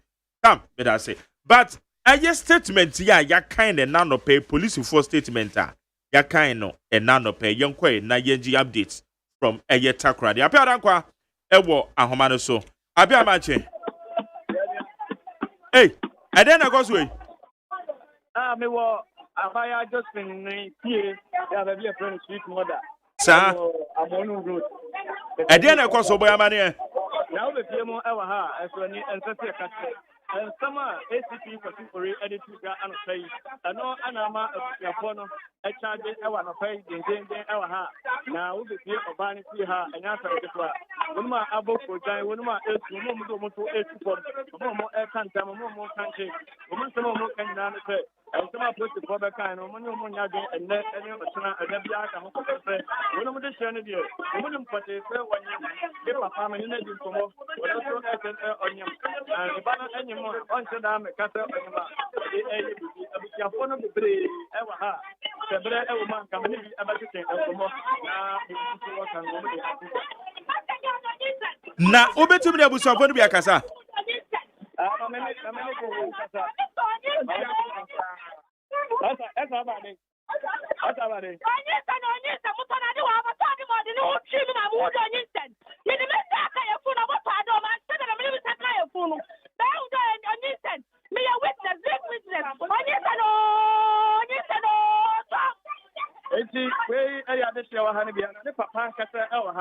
Eti mama ne papa no so enche enkomo kakra ewo ho afi yehu sɛ deɛ eti opani JK mentor opani arafai wote post pattern no sai ana ho tie mi we jumi papa ani de na hu na gana me kan ko from 86 me kan ko wo ma mu this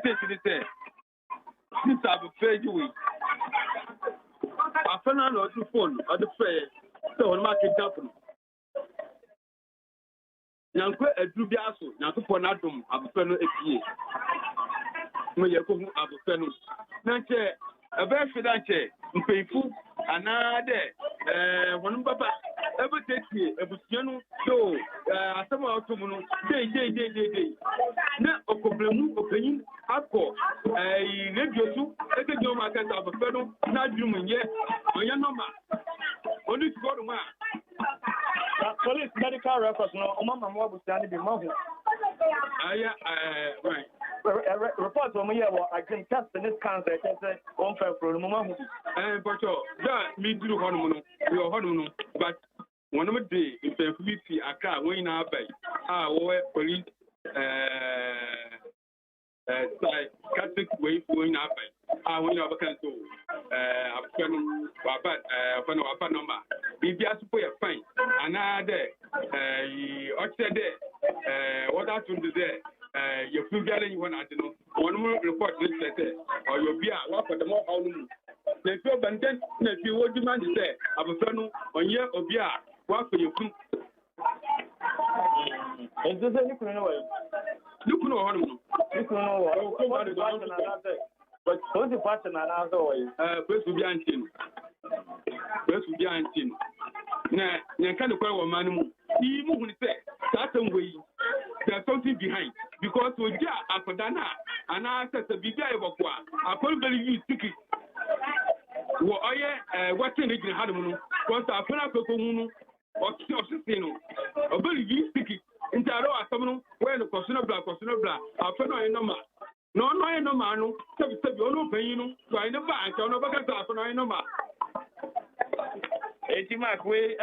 Okay, apia me yante de say the police for na kanie abusuafo no mani abere a wom yedede wo what are they going to do wo mo be dey say well you know mo din komo no mo se mo mo kan se esra anye ya o mo de pa esra anye ya o mo de pa e bi o mo so ba ko bia se ne mala mo dan so kompo bi o mo so e wo ya dan se o ba ne nyem abusuafo na fufu a wo mo e fa de wa ha mo ne fa de na no wo mo e tete penny enyem enti do police ko kan nya de o mo so e be ye we de bi na se da o ya sa e de se ni fa ne de wo no akika kan se me bre de o si futi form de o sun de o pan ho e wa ha na se ke to abra enti abusuafo de mo se o mo ni du ne ani mo patna na apia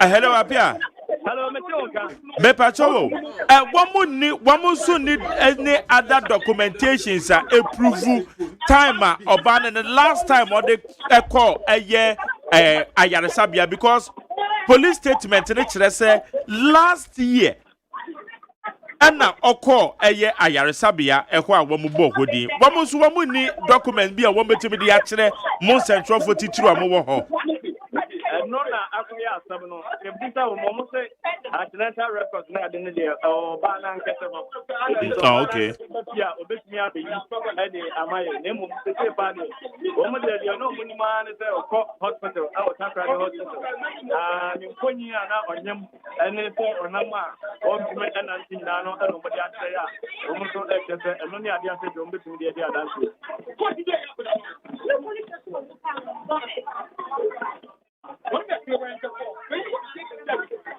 okay it is so far say the omo mani abiri wo kromu ho na ne kunu no wa he ne kunu no wa he ne kunu no e wa he Nikru no yewe mu kakra ene se apostle effort e friend somra do mebwa wo ewo entebisebi enti anofai oba ye no ngade a owo efie ha ye de yani ababe hu no na mum ne papa ye ne twin komo no e de nikru no ho but ye yewe mu kakra apostle friend na omo no edi alubaba ye okay na se no batimi so finding out from Maxim say eje Josephine no to saying wetimi akasa na munya information Oma yi na free Axim number Saturday hospital European hospital today check that ya hospital so stable conditioner about to sponsor one for the India or more okay it is say Josephine wama transfer from Axim the number Saturday European hospital ho eje baby ana oko antenatal no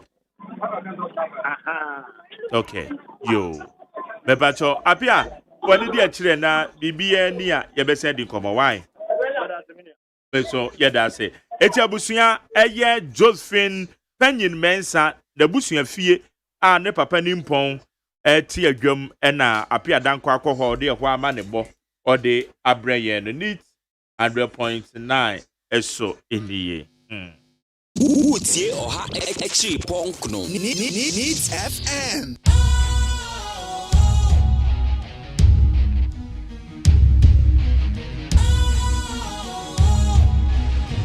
What's cool, fresh and trendy with a new look? Makes you feel real good, that refreshing vibe. Satisfies you right just the way you like. Do you know? Do you know? Do you know? Ain't gotta do it alone. Specialized makes you flow. Anytime, anywhere. Specialized feel different. Always think specialized. Special Ice Natural Mineral Water. Feel different. Think special. This advertisement has been vetted and approved by the FDA. Catch it. If you're right, maybe I want to hear and that's what be. If you are mutie, Bosumi, me mamu tia rent say. If you're for the Ghana city. If you are from Mubatia 8 Ghana cities. Hey, son is Mabu said, if you're Ramatia, between Betty and Mumu, and with the Koswina. Now, this way chocolate drink that abbey. Someone of my Elchan when you that bay and I will crowd better too. What you make us say be a few of our Shebra. I mean, you become Anomuda. A Jeffy Rasadia would dribble. If you're a very wood to your niche, if you're a very water, this way chocolate drink for full use, a good job. Yet, and as if 1 year I got to a team on my day. If you're a wood to any or wood to any, you're brown at day.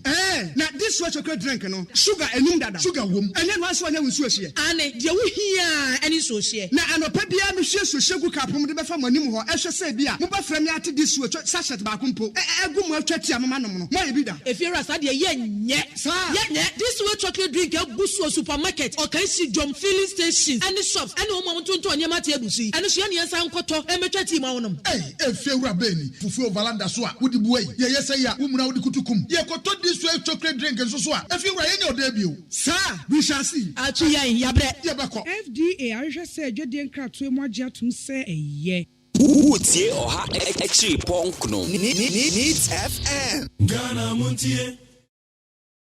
Ghana Montie. Ghana Montie. Ghana Montie. Ghana Montie Esunie Ewo need 100.9 bedwa no ewa ha. Okay. Asemo. Okay. Get to us na yanchwe. Where's a good man, McJerry? In fact, Kwabramavu should come down because I've seen a lady who has faked her pregnancy for 9 months. And when did you see? And me cry me a witness to it. Me cry me a witness to a baby of faking pregnancy. Until where you are from, Pong, I'm gonna near Krum. And now, Odiabe, where's it, Jerry? Please tell Kwabramavu that the doctor from Takrady Hospital said he will only come out if a court of competent jurisdiction ask him to do so. Where you take Gulf Estate and Odiabe. We also say, good morning, McJerry. Kwabramavu should stop acting prematurely by attacking the regional minister. Have you people forgotten that somebody was fake to become an ace ambassador? Yeah, why I got to know if fake? Yeah, no, it's but no, the issue, yeah. Wait, Nancy goes to a patch and say, I confirm, say, oh, wait, I be an ace, no. It's no, you fake, but later you need to honor ten in Adrian. Where say the alleged pregnant woman husband and the relatives said the woman is pregnant. Why Western Regional Minister said it is not true? Please, this time in attention in yet the Western Regional Minister. Police Fuankasa and Ababonti Abeka said per medical report of Mosakano and Yanokre. Inti winning your regional minister beam. Where say His Excellency Nanado is a star of Africa. Let's support him. Africa will become the best continent. Comensa Pele 2. Where is McJerry? In fact, ignorance is too much in Ghana. People move around without face mask. And now they don't want to wear life jackets. God save Mother Ghana. Life jackets, man. Okay. Okay, life jackets for Frana. Nana Kwame your Pasco edifice some woman. And also Nidia. Mukala Jonas said, yeah, carry yourself, McJerry. Tell lawyer Susu that the good people of Medina constituency will meet him in 2024. We thank him for deceiving us into power and now claiming he didn't promise us of roads. He was everywhere promising roads, schools, and the Akeka home. Where you Mukaila, Jonas, or the free carry, or do you free tema? Or say all assembly members as matter of agency must consider approving all MMDC nominees without any hitches to continue serving Mother Ghana. Or do you free a tema? Well, say good morning, McJerry, bro. So when are we going to advance as a nation? Is it an issue that we have to make it back and front in this modern world with a lot of technology?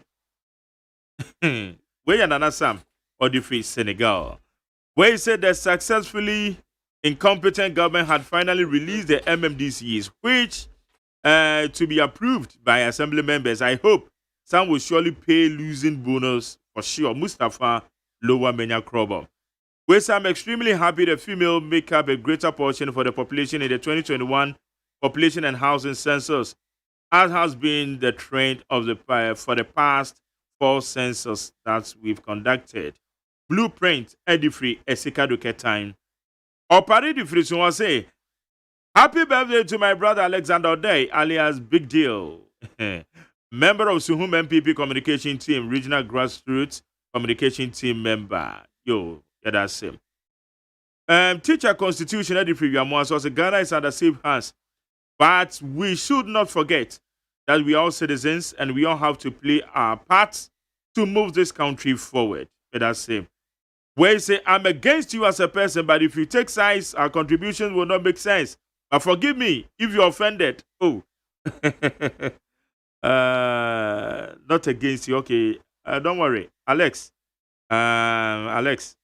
Yeah, I'm not offended at all. I'm not offended. Say, why?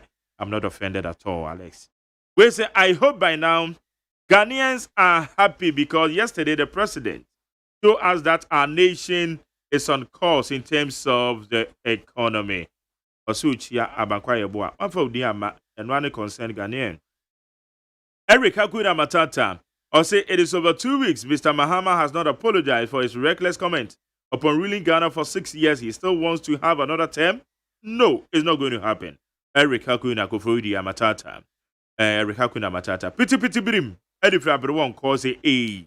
So the husband of the fake pregnant woman never have sex with a woman? No, so the dear.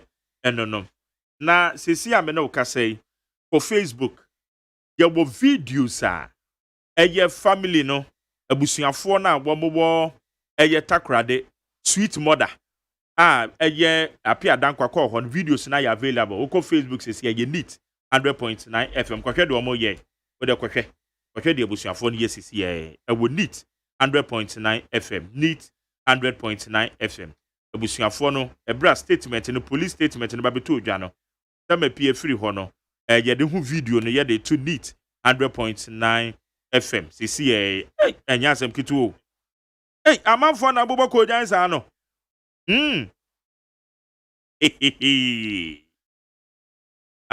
Takrade na ho no. Abonye nyan.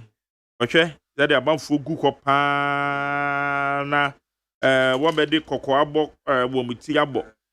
Tese wo ma madwen so wo mbaburu nua nso eburu. Iti our Facebook live neat 100.9 FM neat 100.9 FM. My medium say at the end of ye ton pa. Of course, say obi aye videos and say dia twegu ehwo de ekoso e watakra the sweet mother ehwo na ye Josephine Penyin Mensa isu say the busuafo ne te a obia ehu no ewo ehwo abegu de bi de abegu abiola je say ben kasamune na Ibi abako nyame adom no mpaibo me hoye papa MBB for mo hoye yeho adom hoye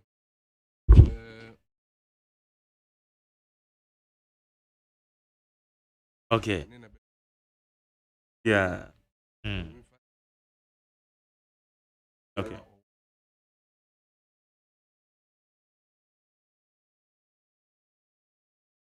okay it has Unasis Kobe.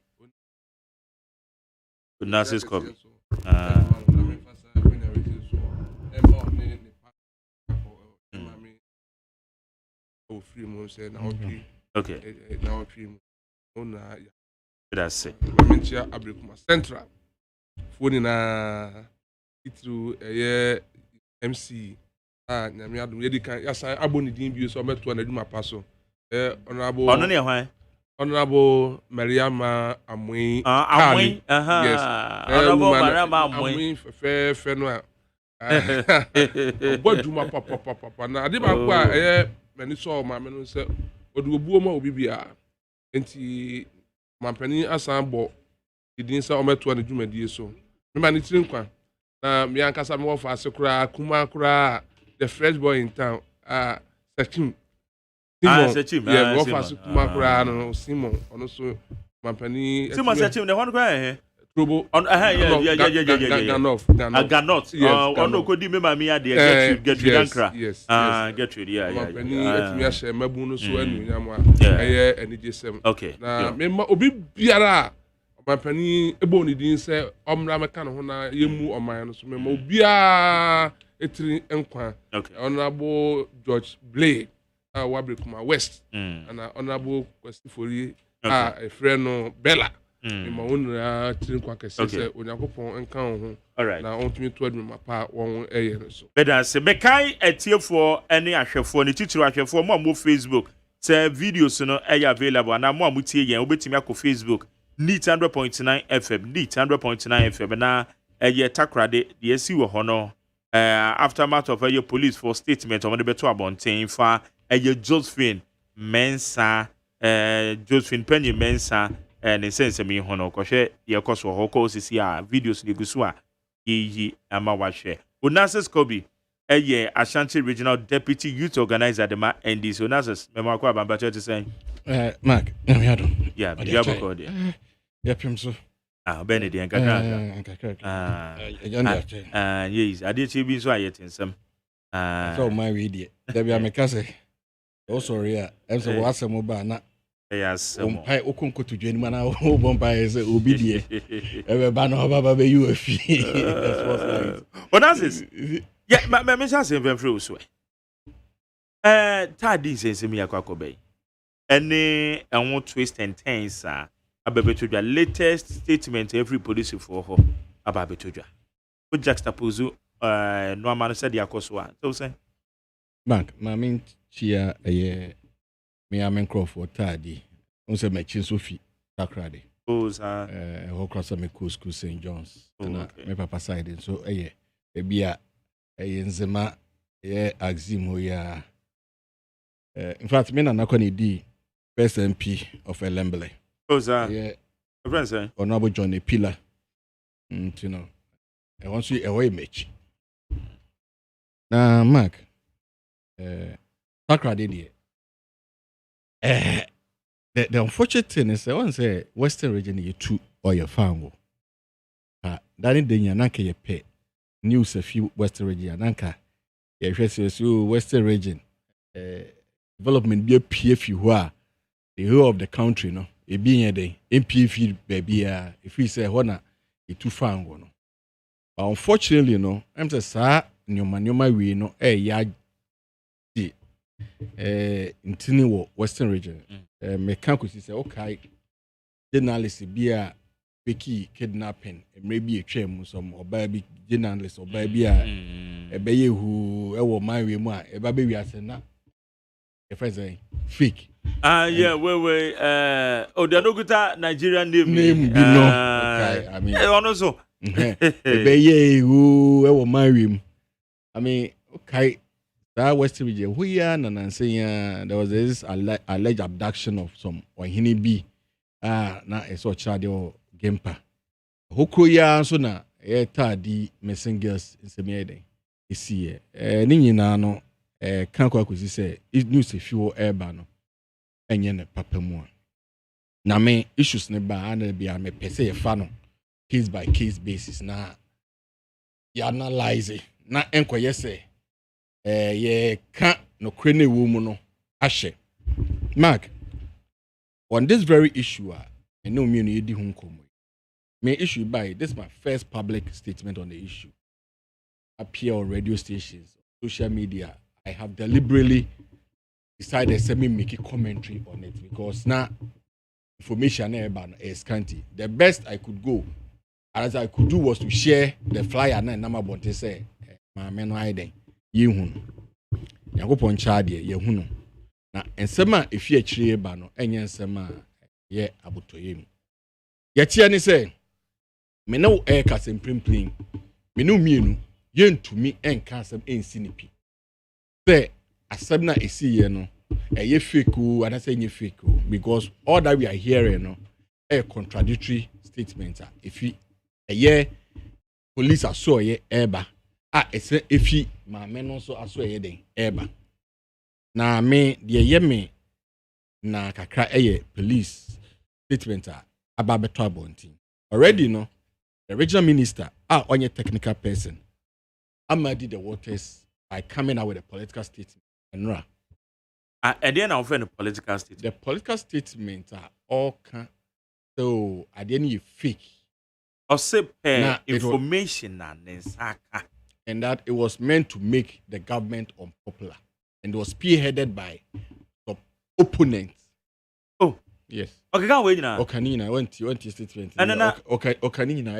It was a whole yeah, name there, baby. Okay, say a friend say. I want you to yeah, friend. I full interview. No, can't wait now. But Okanya can say, my desperate, my umutuminya awono. Desperate. Honestly, and one them it was a full interview. And you know, it was meant to create a certain impression. Say, I say, Bambon sermon and enkoye wo man. And no dear, Mark, and you will be never catch us a Bambon sermon enkoye wo man. And I posted as many as 30 different issues of missing Ghana for my room. This year, 30 different ones. You advertise almost on Moira. Be a better so they are close to tracing them. Maybe as you more, but maybe some say they should account for. Look at indeed wine yehuno. As we speak, or no matter kasi yehu be no crowd, no to be my bontebe emekai. I posted and these are the pictures. Okay, all the adverts in Krofua, I Ghana this year or Moira or my remar. Man for advertise this year 30 and from there, you know, me to me a post here. Here can I say, me as an about me and Niagara, man. It has everything to do with health experts coming in. Now, police are making conclusive statements. The police statement of one making say at the end a fake, and that it was conspired with some people. And for me, they suspect, and then you're conclusive. They almost suspected. Say they suspect it was conspired. Was it's fake, but they suspect it was conspired with some people. Now the conspiration, conspirators, and then almost suspicion. If you be that police work, one can fake. Be that it's me, no. Woman can fake. Be that it's me, no. The attorney say, Jerry. Yes, sir. What may I say? You are conducting investigation. Investigation, no dear. And yet, just speaking to one or two people, now we concluded the investigation. And yet, this issue had become a national issue. Obi can want them, or because they per se it be NCBO. For me, at the end of the day, no, you to me a thorough investigation. Now, back out to say, Oba no conspire. I say, oh, freak. I mean, the needed and the appropriate punishment to be handed out to her. If it comes out and say indeed one fakey, and I say, nah, the needed compensation and apology also should be handed. Me say, and now me the medical officer for the European hospital, and from what he said, in fact, he has established, say, Obano, Eba, Estatiba, the facility hall. In September last year, 9th, the police is telling us it's in October. But the fact as put up by the medical officer, HSA, in September last year. Now, I don't know to be divulged, the very reason why no banning Eba, the facility, because will be medical. The police is making us believe say na Obano Eco Hospital not on antenatal on a pregnancy issue, either than some other issues. Which for me, so because I say me now perceive me G2 there should be evidence to back it. Because the medical director na me says or no the unfa and to but why establish any panel and so why would the police without any proof evidence take categorically say no Obama and your pregnancy in or what is happening now? Me the man mente no mobiasi ye say in this country yehubi na me the me cite ye nuanom esemfo ye omo kan e wo amanse ho a police for boom tuo ni the as 167 e bayeti ase so nkrofo no kra no na omo ye am robbers Emma ye produce evidences of ammunition sir omo for them na omunya no omo at the end of the day committee etna say for so long a time no it was established that indeed these guys were not even armed robbers and those ammunitions in the police they produce here no had nothing to do with them. What that they could do was to compensate them with some peanuts, which was an insult to the family. Internet police ba not even the omu produce evidence cry never out saying no cry na ene de omuni evidence obi be giedi asem no the family na ono feel say no onyem and I will never hold brief for anyone I say na oba na nyem most oba na nyem also ni medical director and any medical director no crowd na eden akasa ewo aximo we don't even know the expert as to whether the person is even a gynecologist the person cry midwife and I say you or that you assess oh any medical director be a medical expert be akasa so yenyin tum say they are working no correct medical experts and woman o makasa na say which medical expert reports what's the medical so we don't even have the report even if you say report what is the report no way and you see the time the mind so nipa university in October na onyem in October last year so this time round I mean 9 months or bad him it is if the person even take his seat after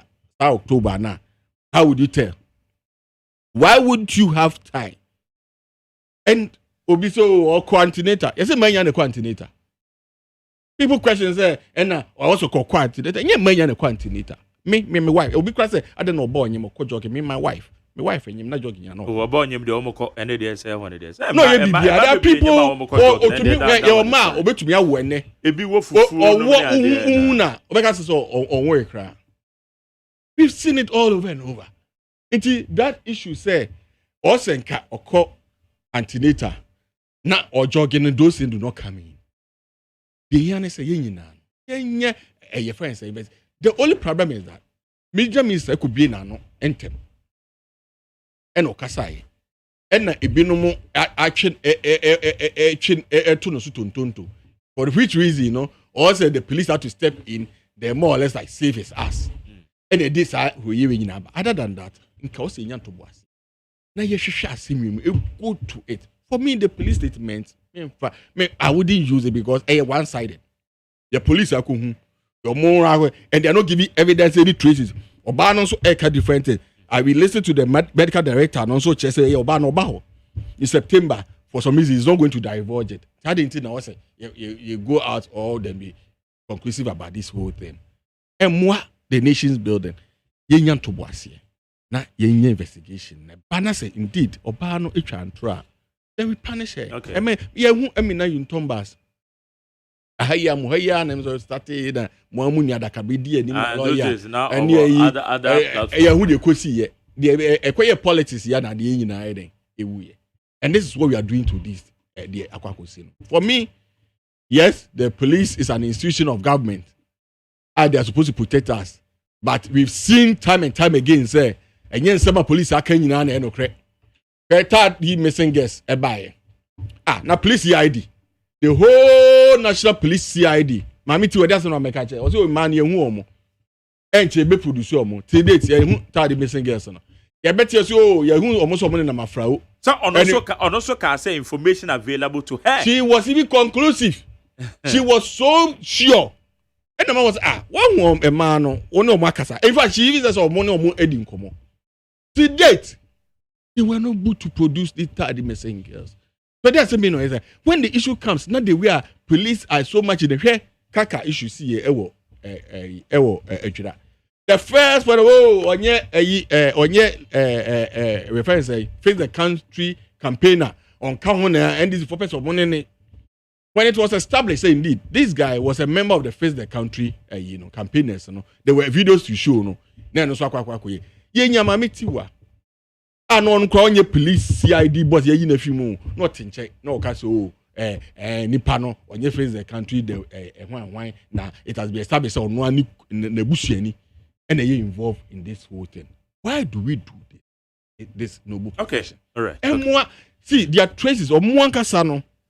Edin o majamo mo ho enka ne dada nyina emma me near rehemu say the omoka no enokre. All that I can say is that they have when you police for a statement in Is it the police statement made it too senior and jamba bia so all that the people and typical of Ghanaians ene who and say week ni why di oba no yes okay wo de oba enokre hu eno no for baby yes I will train it tanya better near against you or try it over 2 years basically no be ade Tano marry or my yebu or my way and the MPPs they are always seeking out for peer baby to whitewash the government.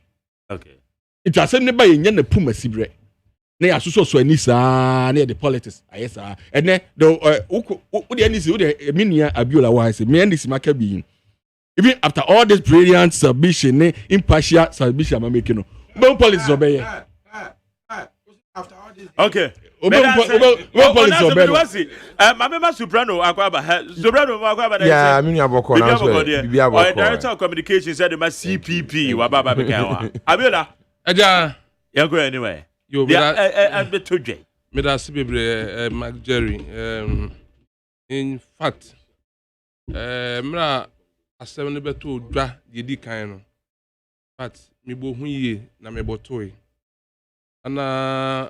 Nyantie nyamiadum yensa asan aka yenu aba no so no ewusin gu me ma ni jebi ba me mu enu achi nsam a epiepie no kamia ko yese sanete ya dia na ebia yenu aba na ama ma se me mpaibo na tante ma astem ni siye no di ayemhihie bi bom paye kire urade se urade enhye no ho anunyam Panso ahye no ho anunyam ye hu no ensem a epiepie akiri no ana ye a bit dicey de me metimi aka ne se enema bi koso o mem ha no mo ya nhwe ne yi a ebe ha ye security services investigations ya onye and say kwakwa say Ghanaians largely no some say see a ye nya preconceived mind etimi boy etrim po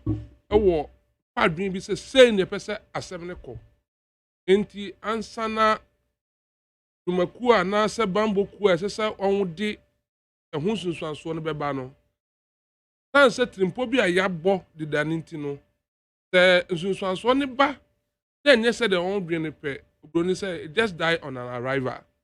Very dangerous for our security in this country. Enti enipa bi a on discredit the police report no. In fact, I beg to differ. I don't think America sir. Police a state institution over the years, successive government I used to know they give us the credible report on some of these matters. About health issues were we rely on medical experts. And then they give us what it is. As someone see, the regional security chairman, the minister of the region. Yesterday, so a canon. There were canon who so and then Oslo. Western region over the years, about baby Bibia, a dimpa, and Maho when it comes to matters of security. Into the head of a security region no bibisa betodwa ayam hye ene say osroni opa say anamobi so tu na etimi hu ade npo masibre no na ye papa no ede otu ana penifo ka say ade opani da form a obehu no akoda ko gina bro san so kura ohu enti papa no granting interview to one press conference o one of your sister stations in the granting interview. And then Komodie no kodru mu ana odebetu udwa. I don't think say me ameti hey anase me no onasisi oti hey. Say we have assumed that position here. The moment you assume that position, there's some level of maturity comes in. Oba bekasa only any data to support it. Say even from time to time, research brief the regional minister is in the region. Left alone as someone see a national concern, national security threat. Every hour, every 2 minutes, every second, the security apparatus what region, maybe for the regional minister, what is happening. Now your kind of security apparatus, we are not talking of only police. BNI and NIB, they are part of it. All the security agencies are on putting our heads together, including volunteer Ghanaians. Ma the intel that they will brief the minister, answer the minister, let me out of the can be bisa. What did the make sure that say? Say, we can say, on a technical person, on your professional in security matters. Now what me about a political statement? I was say, if we see the Bibia go papa any trade. On no can say interview or granting, you know, or granting interview to the extent or can say and and account apam apam.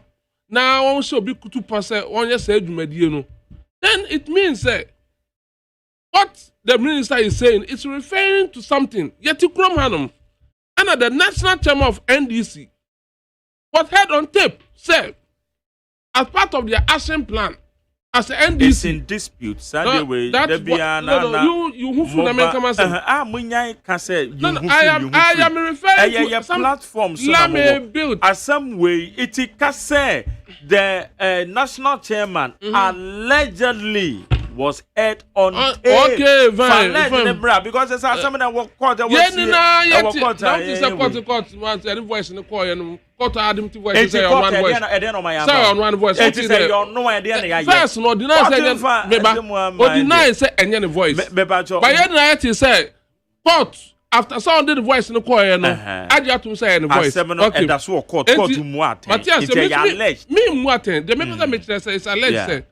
Or say as part of an action plan as national chairman of NDC, the obetimi aye ama governance enye smooth ema na adukufu ado na abama amammo aye dine ama na akufu ado no manu aye din na Ghana aye unpopular o wiase na ne say one won beti chinkofo asie enkola ne mpanimfo apemfo okane ni na awo mu two won beti woni asi mpanimfo okrom hasto ebi ni peace council Christian council electoral commission mpanimfo won betwa wada pa one ti kroma out you table so asem da court and sensam ni na ya dia NDC ayon action planner they are prosecuting it and it's a BBS watakurade na it has to do with kidnapping.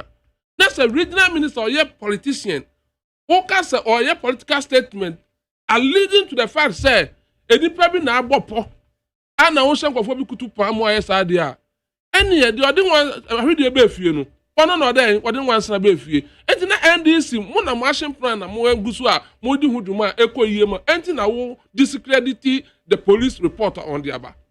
So who study police report now they ba reading it carefully.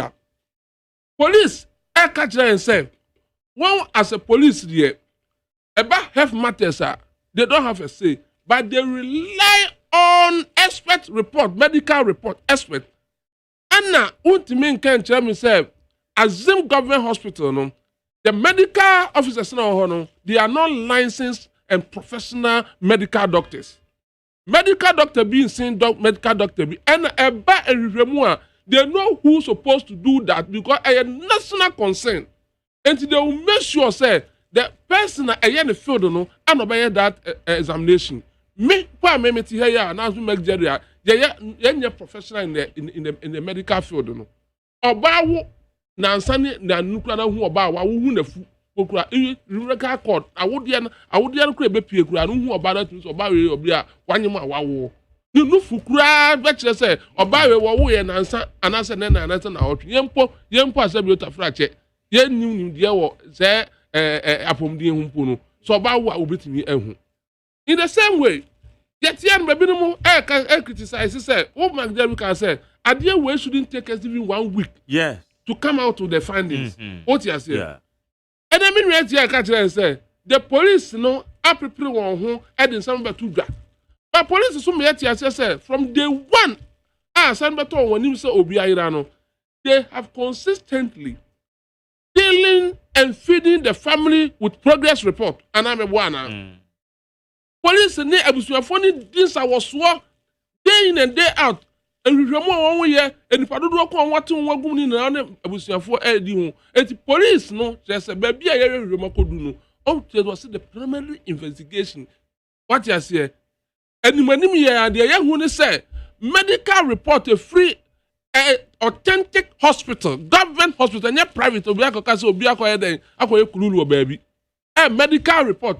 And such as the police say maame no enya de ede onyem ye fe no to ho initially tema police make kasa no ana nkofo bi crucify regional minister statement no ye no you heard say the family na ye ni kun no e kire say ne yire no na onyem na okwa hospital ewo Takoradi government hospital enu nti unsam trani na ne kasa no ama etia so otu anamon ko ho nko hu hospital administrator no ebusa no say maame no ba hospital so yeah there are records e kire say maame no ya oba hospital as to whether say oba antenatal and so dey go to dwe ana na no na ba ne dey emra man ho kwan unless say there is a court order mewa yeah according to police report by the CR police so say now the woman has regained consciousness not if now unconscious they say what me about me kasa now according to the woman now any statement anymore see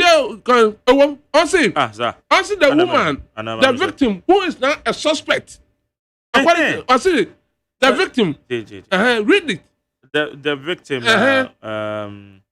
the victim now a suspect during interrogation mentioned the European hospital in Takoradi as the hospital for her antenatal reviews and assessment. Medical records at the facility suggest that the lady visited hospital without pregnancy somewhere in October last year. Okay.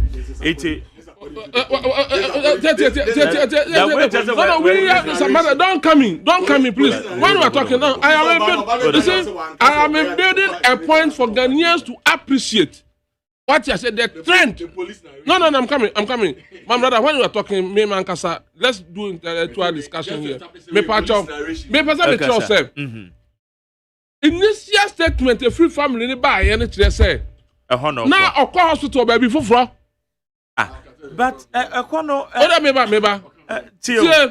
European hospital, no, and one Takoradi hospital. Okay, very well. No, said, yeah. Now, antenatal card no way, no. Family ni catch there and say antenatal card no. Ewo ba na kasa ho. Aname one. Well, whether as to say European hospital, Takoradi hospital, the same. Police too and among call horn. Also last year, October.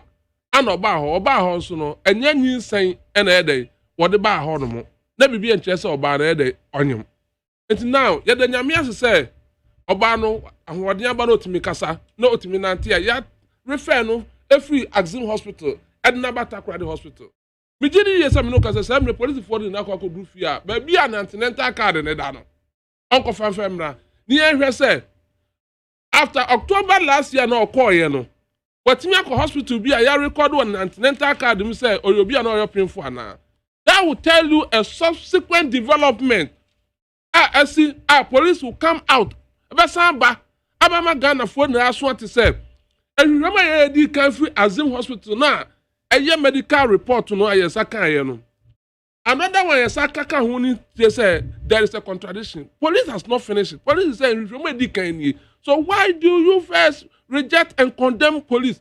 Apart from police as an institution, as some unbriefing Ghanaians, not tension, echo or memory Takoradi be from no. So also when you own in credible, you should suggest to the Ghanaians and listeners say institution pay and a minua or nurses. A person ultimately report every year, apart from the police. And I say apart from BNI, police and that's what to catch Ghana for say. Way anyway, say. Indeed, that's the credible report. Obian one my end that said near my way akoso. Me obapin for chinisi whosam ayatete. But the question cry said, so banu cry ya chi no munu and struggling na onya forced labor edu ye cry na at that time one cry na twa akola no from an cry ma no. Amen from akra ko ba no mu. These are some of the technical questions. Young medical officers, no, you can reason into it. Say no, okay, something is happening. Okay, not for now, no. Yeah, accepting what the police. When Takoradi hospital, there no one European hospital. No, I don't have any problem. Now, inconsistency. The number, and I'm a boy. One of the number. I believe said they will repeat the test again. For what I know, no, they will repeat the test. Meaning, say. They can also transfer her to Kolebu and I said police hospital no repeat test no na say ekoba ni say first report na ba ye no enye no kura you cannot blame the regional minister, you cannot blame the police. You blame those who did the test at the experts no. So now no, for now no, in order say betimi aye din na tie ni edi akire no, we should not have preconceived mind. All right, that's it. We should not have preconceived mind.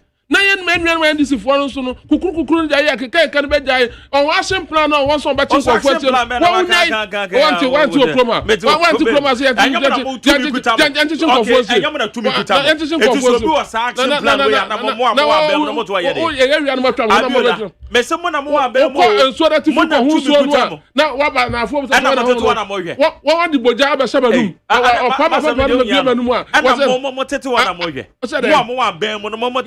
Ram na say eba ni say ekoba ni say once a ekoba ni say say dey tumrika yan tumampemrika yan ko ya bua kraman ya ye be di ewuranim ni akwasan ya chiaba ekoba ni say nya no kre na nipa bi na di akire na ball pono na say menu o na asisi din ba mu di a obo so tumi wo Ghana ha haye need 100.9 soprano Sasa point say boko be man ya dey akopa say dia abeto bia ni o wa ye gina ye so mu ya ye twe ne sere ne abase. Yeah. Well, yeah, thank you very much. Madasi Bebre say mama sir a opportunity with CPP for. Madasi Bebre nti ana muchire mama a chance say ana yenso so etri na yeye nyame nhira need dwuma moye de magana for eboa Ghana nso so. And Kwame, just by the way, 9% can use opportunity in the chair a New York car wash for Hacho. A big car wash bill Hacho. Now there be a need in that 24/7. Yeah, that was Mr. Renchi, could you Renchi and Agbo Babo is now more honey no. Almost so much a need for. Yeah, that was. And I just finally Kwame, there's a development. A Jerry, there's a development. According to Daily Graphic, no. Yeah. A state housing board. I inaugurate new state housing company. You know, Minister of Works and Housing, Asenso Ochre, Honorable, he has inaugurated a new board for the State Housing Corporation. It includes, it is MCA under the chairmanship of Oheneba Owusu the fourth. Patronim Pakro, Baminim, Miss Sheila Battles, also, or your MP. Yeah, born Mumpire Passen, Oheneba, Nana, Sewada, you might idea, it's probably the most important job in Ghana. Jerry Midaso Mameka say Nana Oheneba Owusu Efriye the fourth, chairman of the new board of Ghana State Housing Company. Nana Ejumana the amount the most important job in Ghana right now, especially with the related census report now bano. Almost 20% a kiosk. That's Jerry so Mr. Tika na mi suna me kasa sentimenka. Ma memra di ntia you frame me ha na no pay mami a owo takrade em se friend Josephine me boa Jerry Obane de say Josephine or the Josephine Penyon Mensa na asemi so na mami nka se first of all no the person ka me bomb pie catch Holy Spirit no say consuma Angel Michael no na onko bo Joe, Sister Joe, who buying na regardless of the end result of this investigation, and some can find regardless of it all, no, me, I'm siding with Sister Joe, and I'm standing beside her strongly. So now, by the way, me a science and technology oriented person, especially as evidence. So I believe in evidence. Okay. Into evidence now, police for the aba. Police penny say, according to Omo reporter, free medical experts in the honor. Sister Joe, ebianu nyinsen no. For me, no, still it's neither here nor there. That's not the point. I think say the real issue. What's your address as Ghanaians? Enuntiama sa case we a blow up ni no. A massive major stress a better yenua ma so na omo childbirth problems and no and I mean who e wa ha say yeah me nua be ma hwe I believe in a evidence-based type of person. My analysis I believe in the evidence from the police. But it is evident from the evidence from the police. Say, Obano, she's not in her right state of mind. And in my opinion, no, she's not in her right state of mind. If the evidence from the police say Onyin saying that, and not Sebe, or masquerading, that's the English word. She was masquerading as a pregnant lady, but she was not. Now I say, why you know who say or acted to say you're pregnant. But I didn't know Obano because she's not out of her mind. She's just got a certain big challenge. Or pursue a woman ikunu. Sister Joe is in love with her husband, and she's trying to do for the husband what he most desire, which is to have a baby. So, yes, I fear no. It's me no me person can me use opportunity na me draw Ghanaians attention. Say oba to me en wo ha na say na wa ka chire e wo Ghana ha. A big deal, a big headache. In fact, I'm very happy say Sister Joe kra wan shan ho akonfo because some of the women do that because so what ya warrior so your oba e wo your chrome ha. Ni nyina warrior ni ayakwa ni nyina agira say obewo amayen. Na so wa warrior na. So now you are suggesting say the police they have betu dwa no wo fair no as evidence in now they can. Well, I mean, wouldn't you take it as evidence? I think that's the end of the story. Now, that is not the end. Insofar as proving evidence is concerned, that is not the end. Okay, further investigations must be done. Okay, but in my opinion, I feel Ghanaians have been calling for the police to be swift in delivering results. The police has been, they have been swift. In fact, I want to commend the Ghana Police Service for their amazing alacrity. their amazing alacrity. Almost over there, no. Alacrity, no say what you alacrity no. Oma kenkan omo pa. So, enti o metimi aye adwuma no enti but more importantly, no. So, say wo ye oba na say what you aware ase na aware awo delay because oba yes we 28. And church won to me ngo obi wa kro timi odi 50 years ansa no wawo. So ati ase me mpesa me de call Bible mu kra call campaign fo bi ho asema omodi 90 mpo no omo wo ye. So but the social ostracization so baby a wo tie said the man na ono omo tie ene omo di agro na omo kwa asoro ene omo di dwa said omo besi achichi omo ho akire o achinchim omo ho akire o say sebe untimi nwu ye nti ana nyankopon nya nhira wo nti unhira aka akire kakra nti so ena afei even cry wo area wo soma no crop bit o kimi catch say menya me oba ne me kone wo so ukunu kra mpo no sebe wo ye oba na ho efese sen na ukunu se wontimi nwoma na se wa be wa mana ka akira be ma no kra no se wo mpa ubie wo se dien wo se onya wo mpo na nka ko se bia benya because we a nice girl dada so what you say onu so a wo nya wo na wo konkon ho na wa se wo fa ma fa wachi because adentra nya se bia wa ye no boni o wa wo aka akire so enti ye ka Sister Joe asem ewo takrade no na ye ka Ghana for ma o ma wo aka akire no na ye kire mo say ye CPP for no we understand situations like this ye ma megina me di obi atem case is bigger than just say bia obi chantro so ati ase apart from that no would you imagine Jerry say oba na kwat na ware ase bia kwa 6 years 5 years na on ware ye de ne kunu ma me adia wode beye no meko yira wa bi wode ba be hye nani ase ti obesi adi nani mothers in law ya na yesrem mu nsusu na mo nsusu mo daughters and it could happen to them so ati ase afei okwa ai obehwe se chensem bebre so enti me no nanka me expect say at this time no ta inkrofo FIDA Federation of Women's Lawyers senke yenko ja ware na yenkwaje be ma ni goose enko mo oba bi anka ba na enko mu gina ho pamplen edge sa asem we say Federation of Women's Lawyers for o ma hihye o mu court akasie yi o mu ntimi nru takrade enko kan asem we jise obi ni obi aware amaye kwa aware yare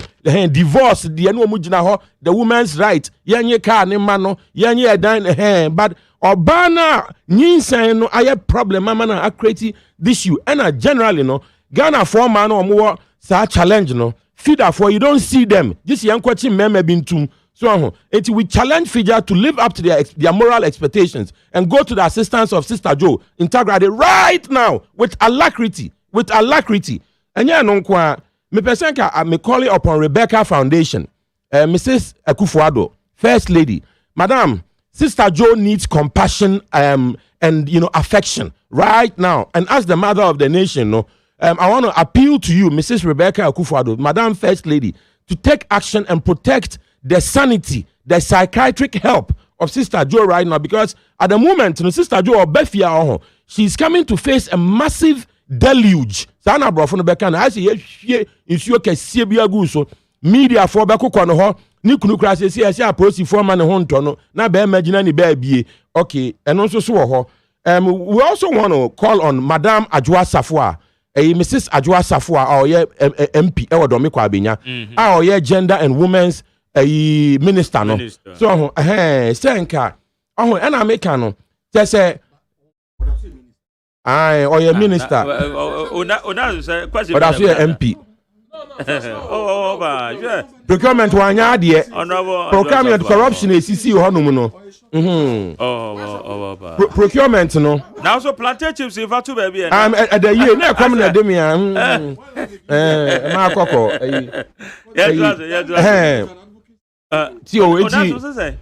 When last did you hear about her? I saw her Juma. Issues about idea no way. Juma no know here.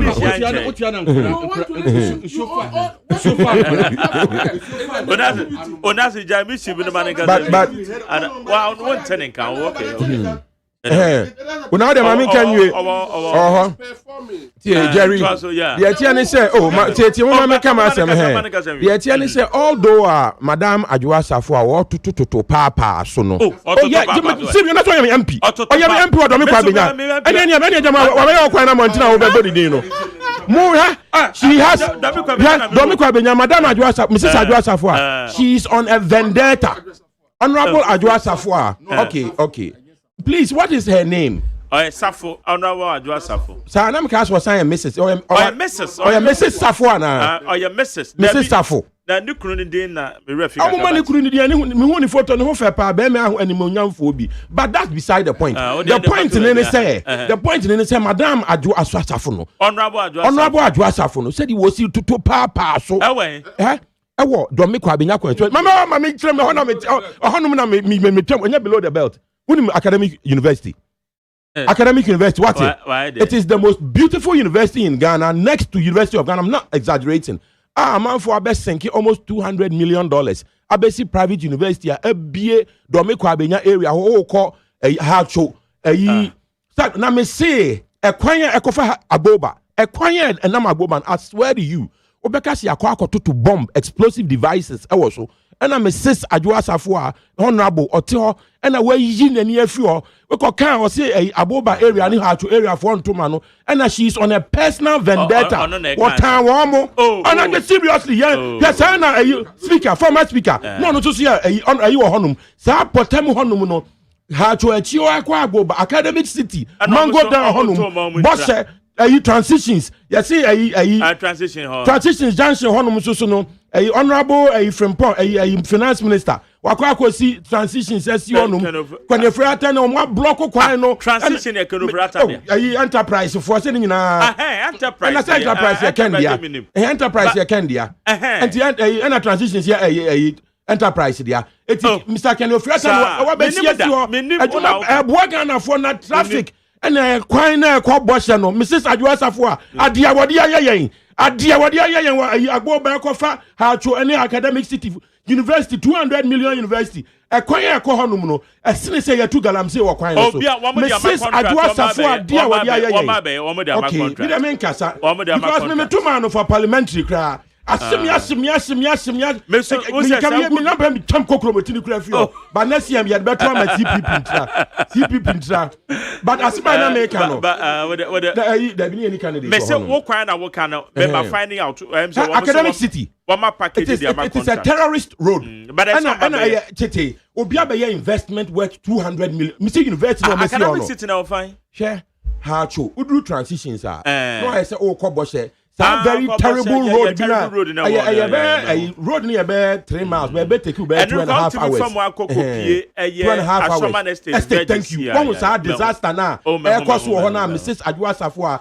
why MP 3 times maybe somebody am contract on ba be that biasa no mo kan so honom ne ECOWAS road but the free Agboba state police station Eco Reach Junction ECOWAS road in your maye na a personal vendetta bi mate say Mrs. Adwa Safo minim de ha to agboba for the year no or the woman oni asisi omo so sa omo di yaw bi infuturo ni ateche na ka wo tike ma say but the na make kan akosi nyina say Mrs. Adwa Safo a the honorable Adwa Safo Kasa. Okay, what is Kasa. The American say, "My come say, honorable Adwa Safo disappointment. Our disappointing Ghana for honum no. A president ne there, he's en route in the shower. Soprano, for substantive matters. Okay, into the American say, look, we should help Sister Joe or Takrade. The honorable Adwa Safo should go to a head. But very quickly, you know, I also wanted to point out, say, you see, incidentally, we call tech, no. Uko University, Anna Unya baby because your leaders over the past 30 to 40 years, no, MPP and NDC for no.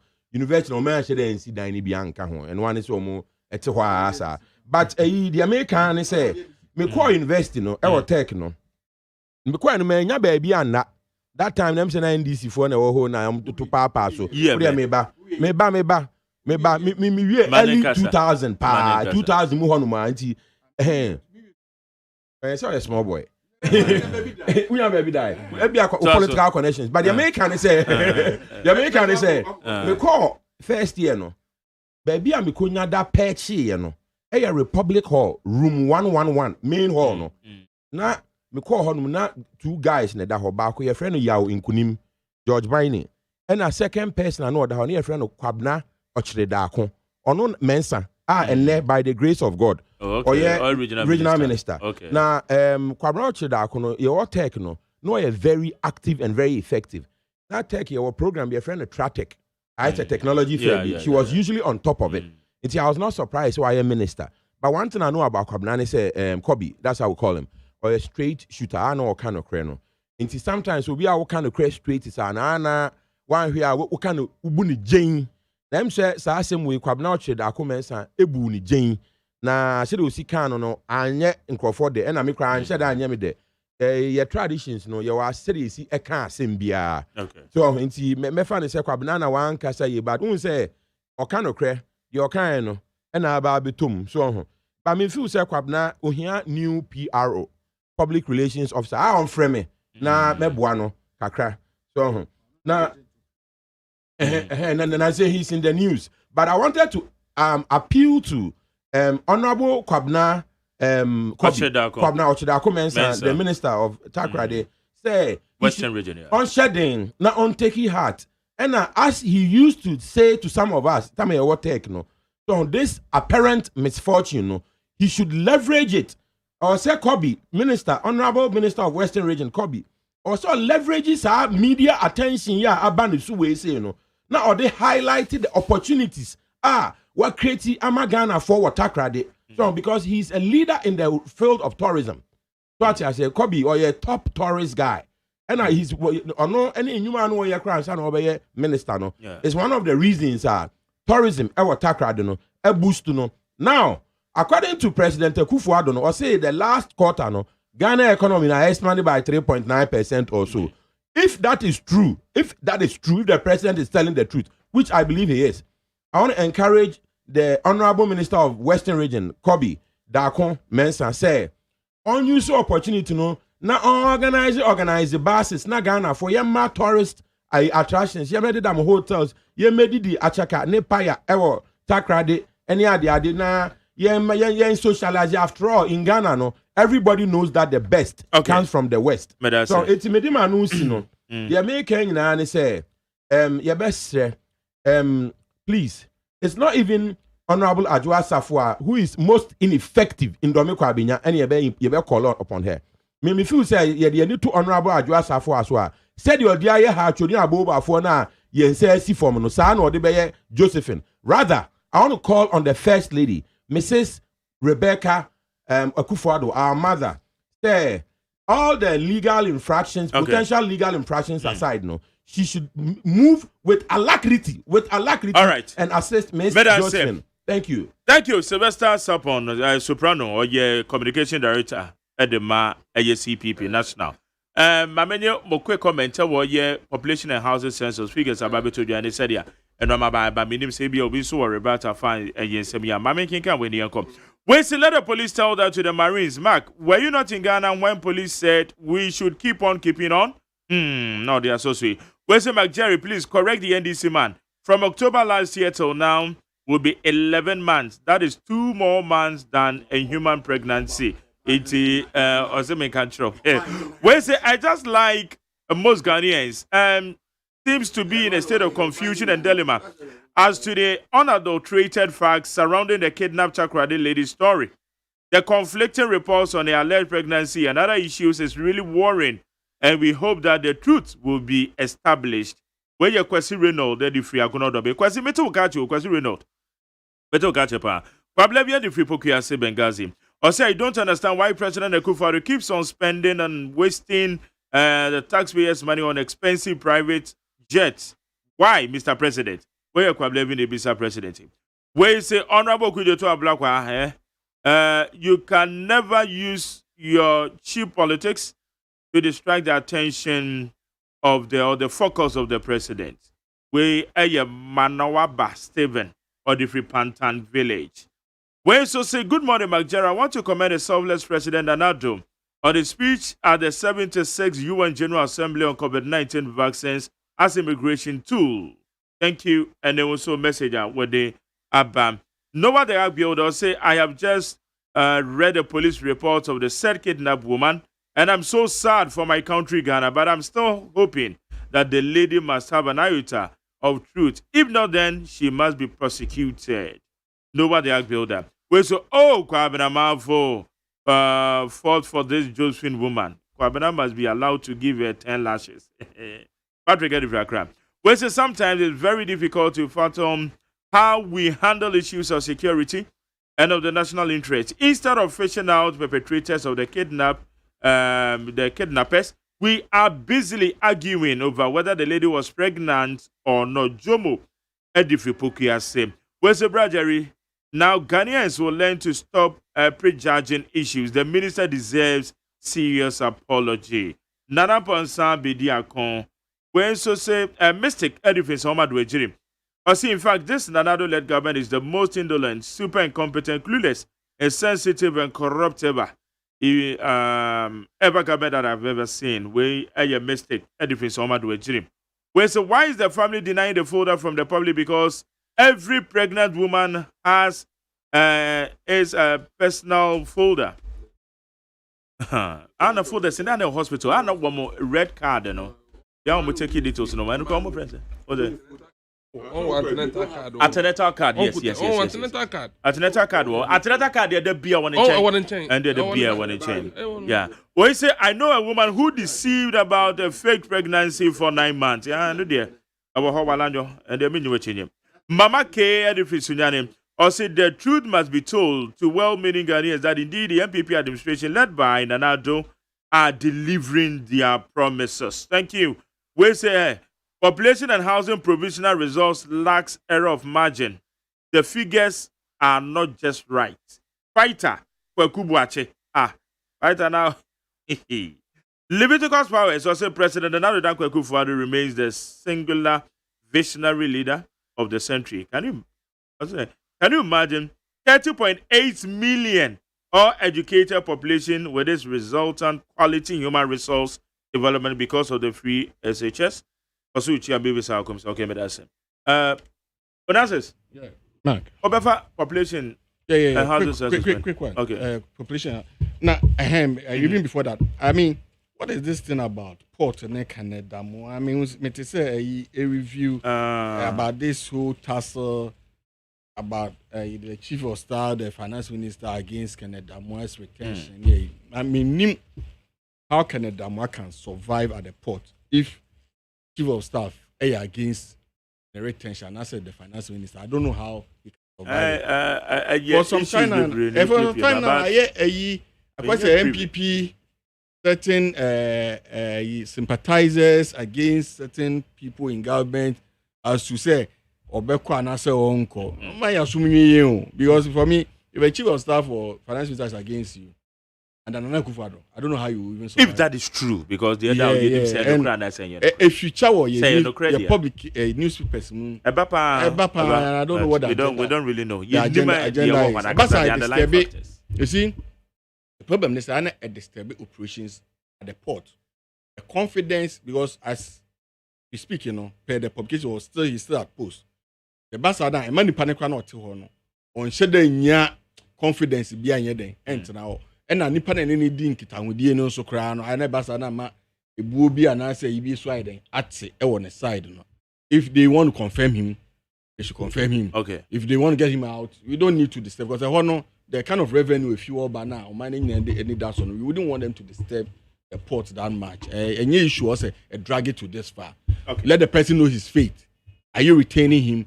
Are you relieving him? Now you enjoy the dinner that we are disturbing people. Now on the population census, 10 years after 2010. May share figures now. What I can conclude, and the I'm so much worried about population census statistics now. The decline in population. We share in 2010 the difference between man and man. 600,000. Fortunately, kind a man member 2021. There was above from above 600,000. For me, it's worrying because the way I can say the man church. In a situation where we are all pushing for man elevation and then gender equality. Now say man Gadebiano omobro yasona primo mo person boare mienu miensan omunya bi na ene so tesana I think say a worrying and we need to look at it. Now, quite strangely, we share Greater Accra and the Ashanti region. We share the figures of 2010. Ashanti region was almost 700,000 more than Greater Accra. We share the results from the above provisional one. Greater Accra mum I will take Ashanti region by about 14,000, which is a numeracy within the last 4 years, 10 years. 10 years. It could possibly be say migration into Greater Accra. No, because specifically in BBC, your head census methodology, but also one be deeper analysis to changing, Yeah, but sad dynamics. But these are the facts. And the dynamics so they are here can. That means for migrate back Greater Accra more, which counts for the kind of the way a minor choke with Greater Accra. Now in Sase so ababa board them because about a man who see dying and then see no coso. Then it's spreading to Eastern region, is spreading to friends and other regions. So the concentration now kasano abba Greater Accra. About a disparity, development wise, a talk a chin because nipa na be there, it be develop a mantem. So there's a need to relook at it. I mean, one of the reasons why and the benefit of these exercises is Bebwa a buying a fashion out strategy between the developing mantem other regions. So the bear and also be Emma a other concentration enco baby but fakon. Okay, yeah. To the detriment of the others, And you hear Ashanti region. What is it that is lacking in terms of development? I bema onome Ashanti region. Every time I say you know the northern parts, I prefer Ashanti region as a destination point than coming down to your friends like Greater Accra higher day. I choke, So it's one of the revealing figures at that bond. So well, okay. I'm so much interested in looking at the youth bracket, the youth growth, because I saw my realizing to almost the workforce okay. What's you to me in terms of growth, how much growth are we expecting? So that you have to match it with our growth rate. So how do we also harness the potentials of the youth? Now in terms of Njuma, the specifically within the Nsanujuma, in Padodo saying that Nsanujuma, your man can say Juma. How are they appreciating? What is the growth? The kind of Ben was a fast. So there are a lot to be done. And, it's early this years. Okay, in the meantime, no. Also, a man, you hear a man do now for economic growth. Okay, Abiola, Lawrence. Yeah. What's about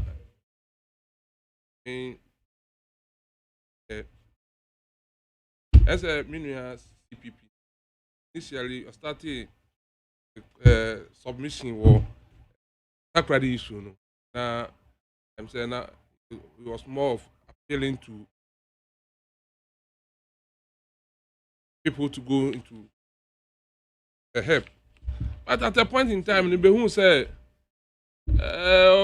maybe personal. I'm starting giving this jointed submission. Yes, honestly speaking, because at TF1, a TF say at a point. Everybody na friend someone can see any or find another cobalt or ya only pettiness be a personalize honorable address of also baby or tear no say kwan nya but truly I also dey kwan nya mu but my catch us say baby say we some dey my contract on my what ya no you see some who be kwa we brem no what you say we are here your mind hanamo and a book be green book na domi kwa benya akwan na wo mu se ya ye sa akwan o domi kwa benya na etinaka green book no na wo farms am tell green book o har ma ona so wa sorry me say sa ka wo bi pa do so bo a green book no ka tell say domi kwa benya akwan na on wa ye enti kana me say bi o ba shift blame e dia call na ka on ya sa akwan no no on ba ye sa akwan no enka na honorable address of very calm, nice, fine lady. On wasem. Also, I am very powerful in dealing with situations. You know, oh man, I'm attacking personally. Your road minister or honorable road minister. Yes. No, I'm coming. Wait. Means me can't just honorable address of be MP no. Or more day and lobby me and all politics is local. What you say? All politics is local. Wait. And see, I one after the other. So what the Maya? Oh, so this Maya. I say I want to know some personal. But now it was here. You have an issue to be addressed. What you also your Ghana you need what you say. But who address the issue no? We should address it dispassionately. Not just a personal attack now. Or attacking a citizen. It's not a personal attack. No. The MP is working for me. Wait. She's not delivering. But the way you were going, you know, as now first saw submission, I think you say you are trying to, yeah, my minister say, or you'll be, I just say, 1 year you will be Kwabenya, which is not true. Oh, that is a whole area and a being cost. Don't just say the year of Rose was declared 2020. Wait. I am telling you, sir, as we speak, no, said the Mark Jerry, the road has been awarded to a contractor. Me expect say the next time around, I want to see your submission on that. What you saying? What? Me, I put you two in the same. So, all issue next should be addressed by the state. Men personalizing, no. That's what me come Ghana phone that this is a national issue. It's just say to me then address it. Then say Ubefa will be now the next one. Now what degrading? No. I am disappointed in that. Wait, no. You see, what is it? Issue. Brother, what table so I say discussing. You wait. Soprano. Don't this. No. Listen. Issue and what table so and then what's now offer the buyer. Anyway, my advice and my say next time no address your issue dispassionately. Young about census honest way. But still no one of the worrying situations the decline in the women population on TSC. Best sense as we no want to mean first of all movie akwesi adokwa so nko busa nyankopon. That's scientifically and as medically mean we do na uma emedi ometimi awo na memedi ometimi awo madodo. It is a maybe previously 1:4 no now on Wobi Okumasi a unya 1:8 no. The reduce wa no one nyankopon ko ka ho asa na mare no so. But when it comes to Accra taking up the the most populous, it is not a news because the city Accra taking over from the Ashanti region, the city, and it is one of the major issues. Nana Danko Akufo-Addo the policy be about a bit me about decentralization. What you say? Decentralization because now the more congested areas, people will move. Because when we move back and every edumenti and ameboa, you won't be the NT. They say most of the jobs is centered in Accra. Most largely, NT. No jobs. No, what jobs are you talking about? The existing ones, most of them. And nothing that Abayan say, look, to decongest the cities, main for policy being one district, one factory. It is a Jomro district. That's why we are doing so over to Kwamba and crying. Now be pay eduma bodo aye factory. Factory near be aba Jomro, and there's no need for you to travel. And I believe say enya adia animanim ya no, you benya the effect of the one district, one factory on the census, on the population of this country. But going for 10 years down the line, who say the trend will change. More districts, record more numbers because Ejumana obepe biya on krano. Nyamiadum. One district, one factory policy na nanado debate. And ye may be every district biya. The youth over there will not. One house obe to kwen aba Accra no where obepe Ejuma ede. And it's one of the policy a ban way and the near to form who say we can solve it. What me solve what I just me numa crossing baby biya. Say Ejuma ni akurasi obi ntena honomo and can tell say or better cross one of my common cross of a crew of a brave abo. I believe say the next census about 10 years after the who the effect of the policy Nanado Danko Akufo-Addo the Abano. Okay, Ejuma. Better say how you need to understand soprano. Yeah. Patrol Minia MPP ni Abiola. By the way, which any MF power, I be the home come.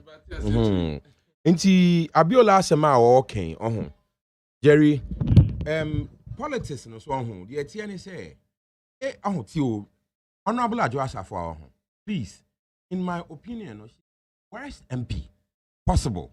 Because I've experienced her entire tenure as an MP. And during that period, baby, I ain't making one I just make academic city size on. It has gotten worse and worse and worse and worse. So how can I sit here and congratulate her for what? Please, don't take my word for it, Jerry. Go and use that road and see if you can use that road. You should and your papa. So what can who say maybe that your papa? It's not just saying your papa. Sa what kind of the Tio and then Jerry Mami can say Mr. Wada. And you say be and your papa to say nan wada yo. It's been like this for generations. Oh, tie.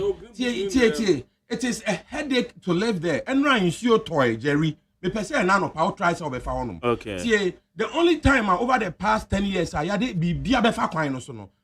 Last 2020 November late October. Now President Akufo-Addo yes we be twam akwa Amedia. Now porto kese bia down omudi anya befa egu so. And a president in the car be twam 3 minutes. So in 10 years I'm telling you they don't take my word for it. Now people have put up massive important educational infrastructure. Wisconsin University, hostel, academic city is a $200 million project. When is Mrs. Ajua Safwa going to do something for those of us? Now, politics. And I'm Manu said, politics.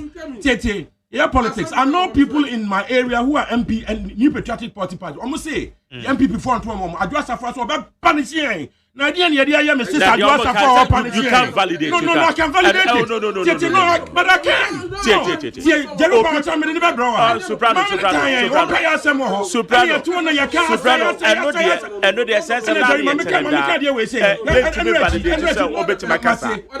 you want me to take it back, I'll take it back.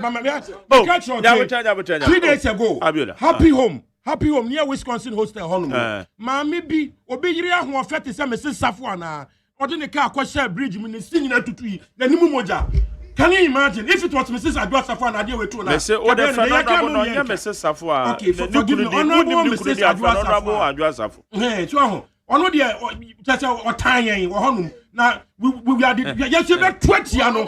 Mama told me 2 times but this is a big she's a disaster for us. Mrs. Adwa Safwa. Honorable. Are you terrible MP? Are you terrible MP? The more you kwama wo fie ni mpoantra. Ba wo ko baby ono ti dia o na asfalt. Akwan de wo mo ye. Da ban. Mrs. Mama na MP. Ba wo dia I agree with you say kwan kwan ni. Are you terrible? And honorable Ken Oforia transfer basic transitions a boss agency on traffic and a crime MPP for family and friends, you know. Okay, Soprano, I'm quite man.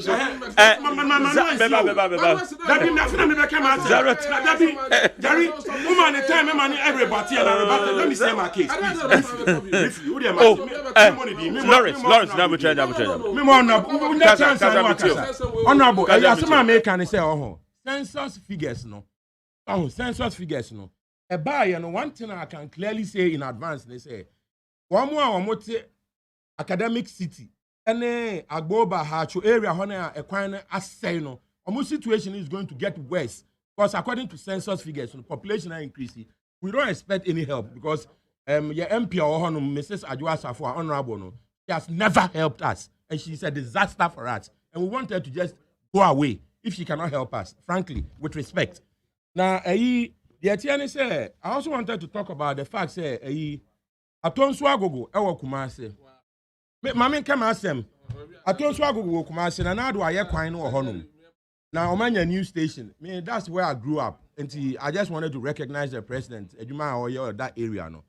Now, population census, no, so me per se, Kwame, Jerry, I try to see a link population census to the Ghana Labor Force report. A key link to them person. Yet me connect this 2 dots now. Now a statistical.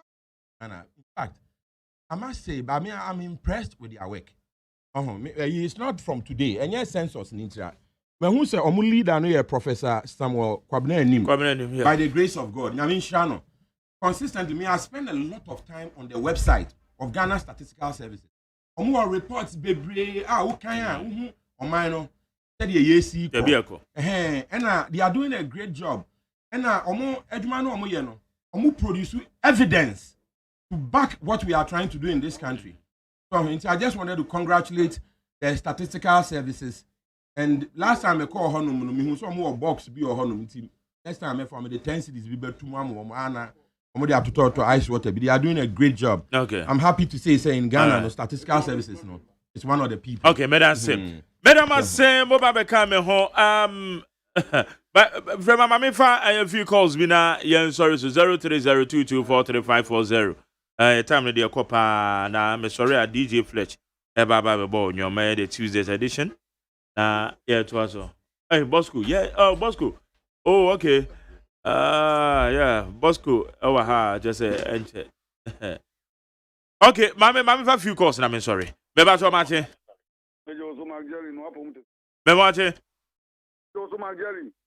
Yes, sir. I'm out of you to Abraham go.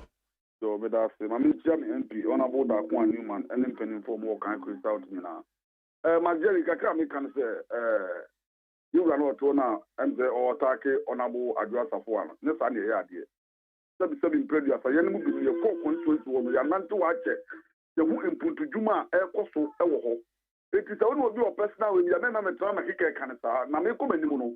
Mamia or so on him, yes, on him, or so on him, yes, on him. The Pacho, this year the police for me, or Monfam Rakolibu. Who did the Gukolibu and me ban the Sua, I saw it. You know, we young was Saturday, now 1 month. Brother, who not even a Democrat will be our own. It's Yaman Rakolibu, Yamla Mercy, that the room, not a young credit, and you may shuffle the country for. Madam say, young Koname next one.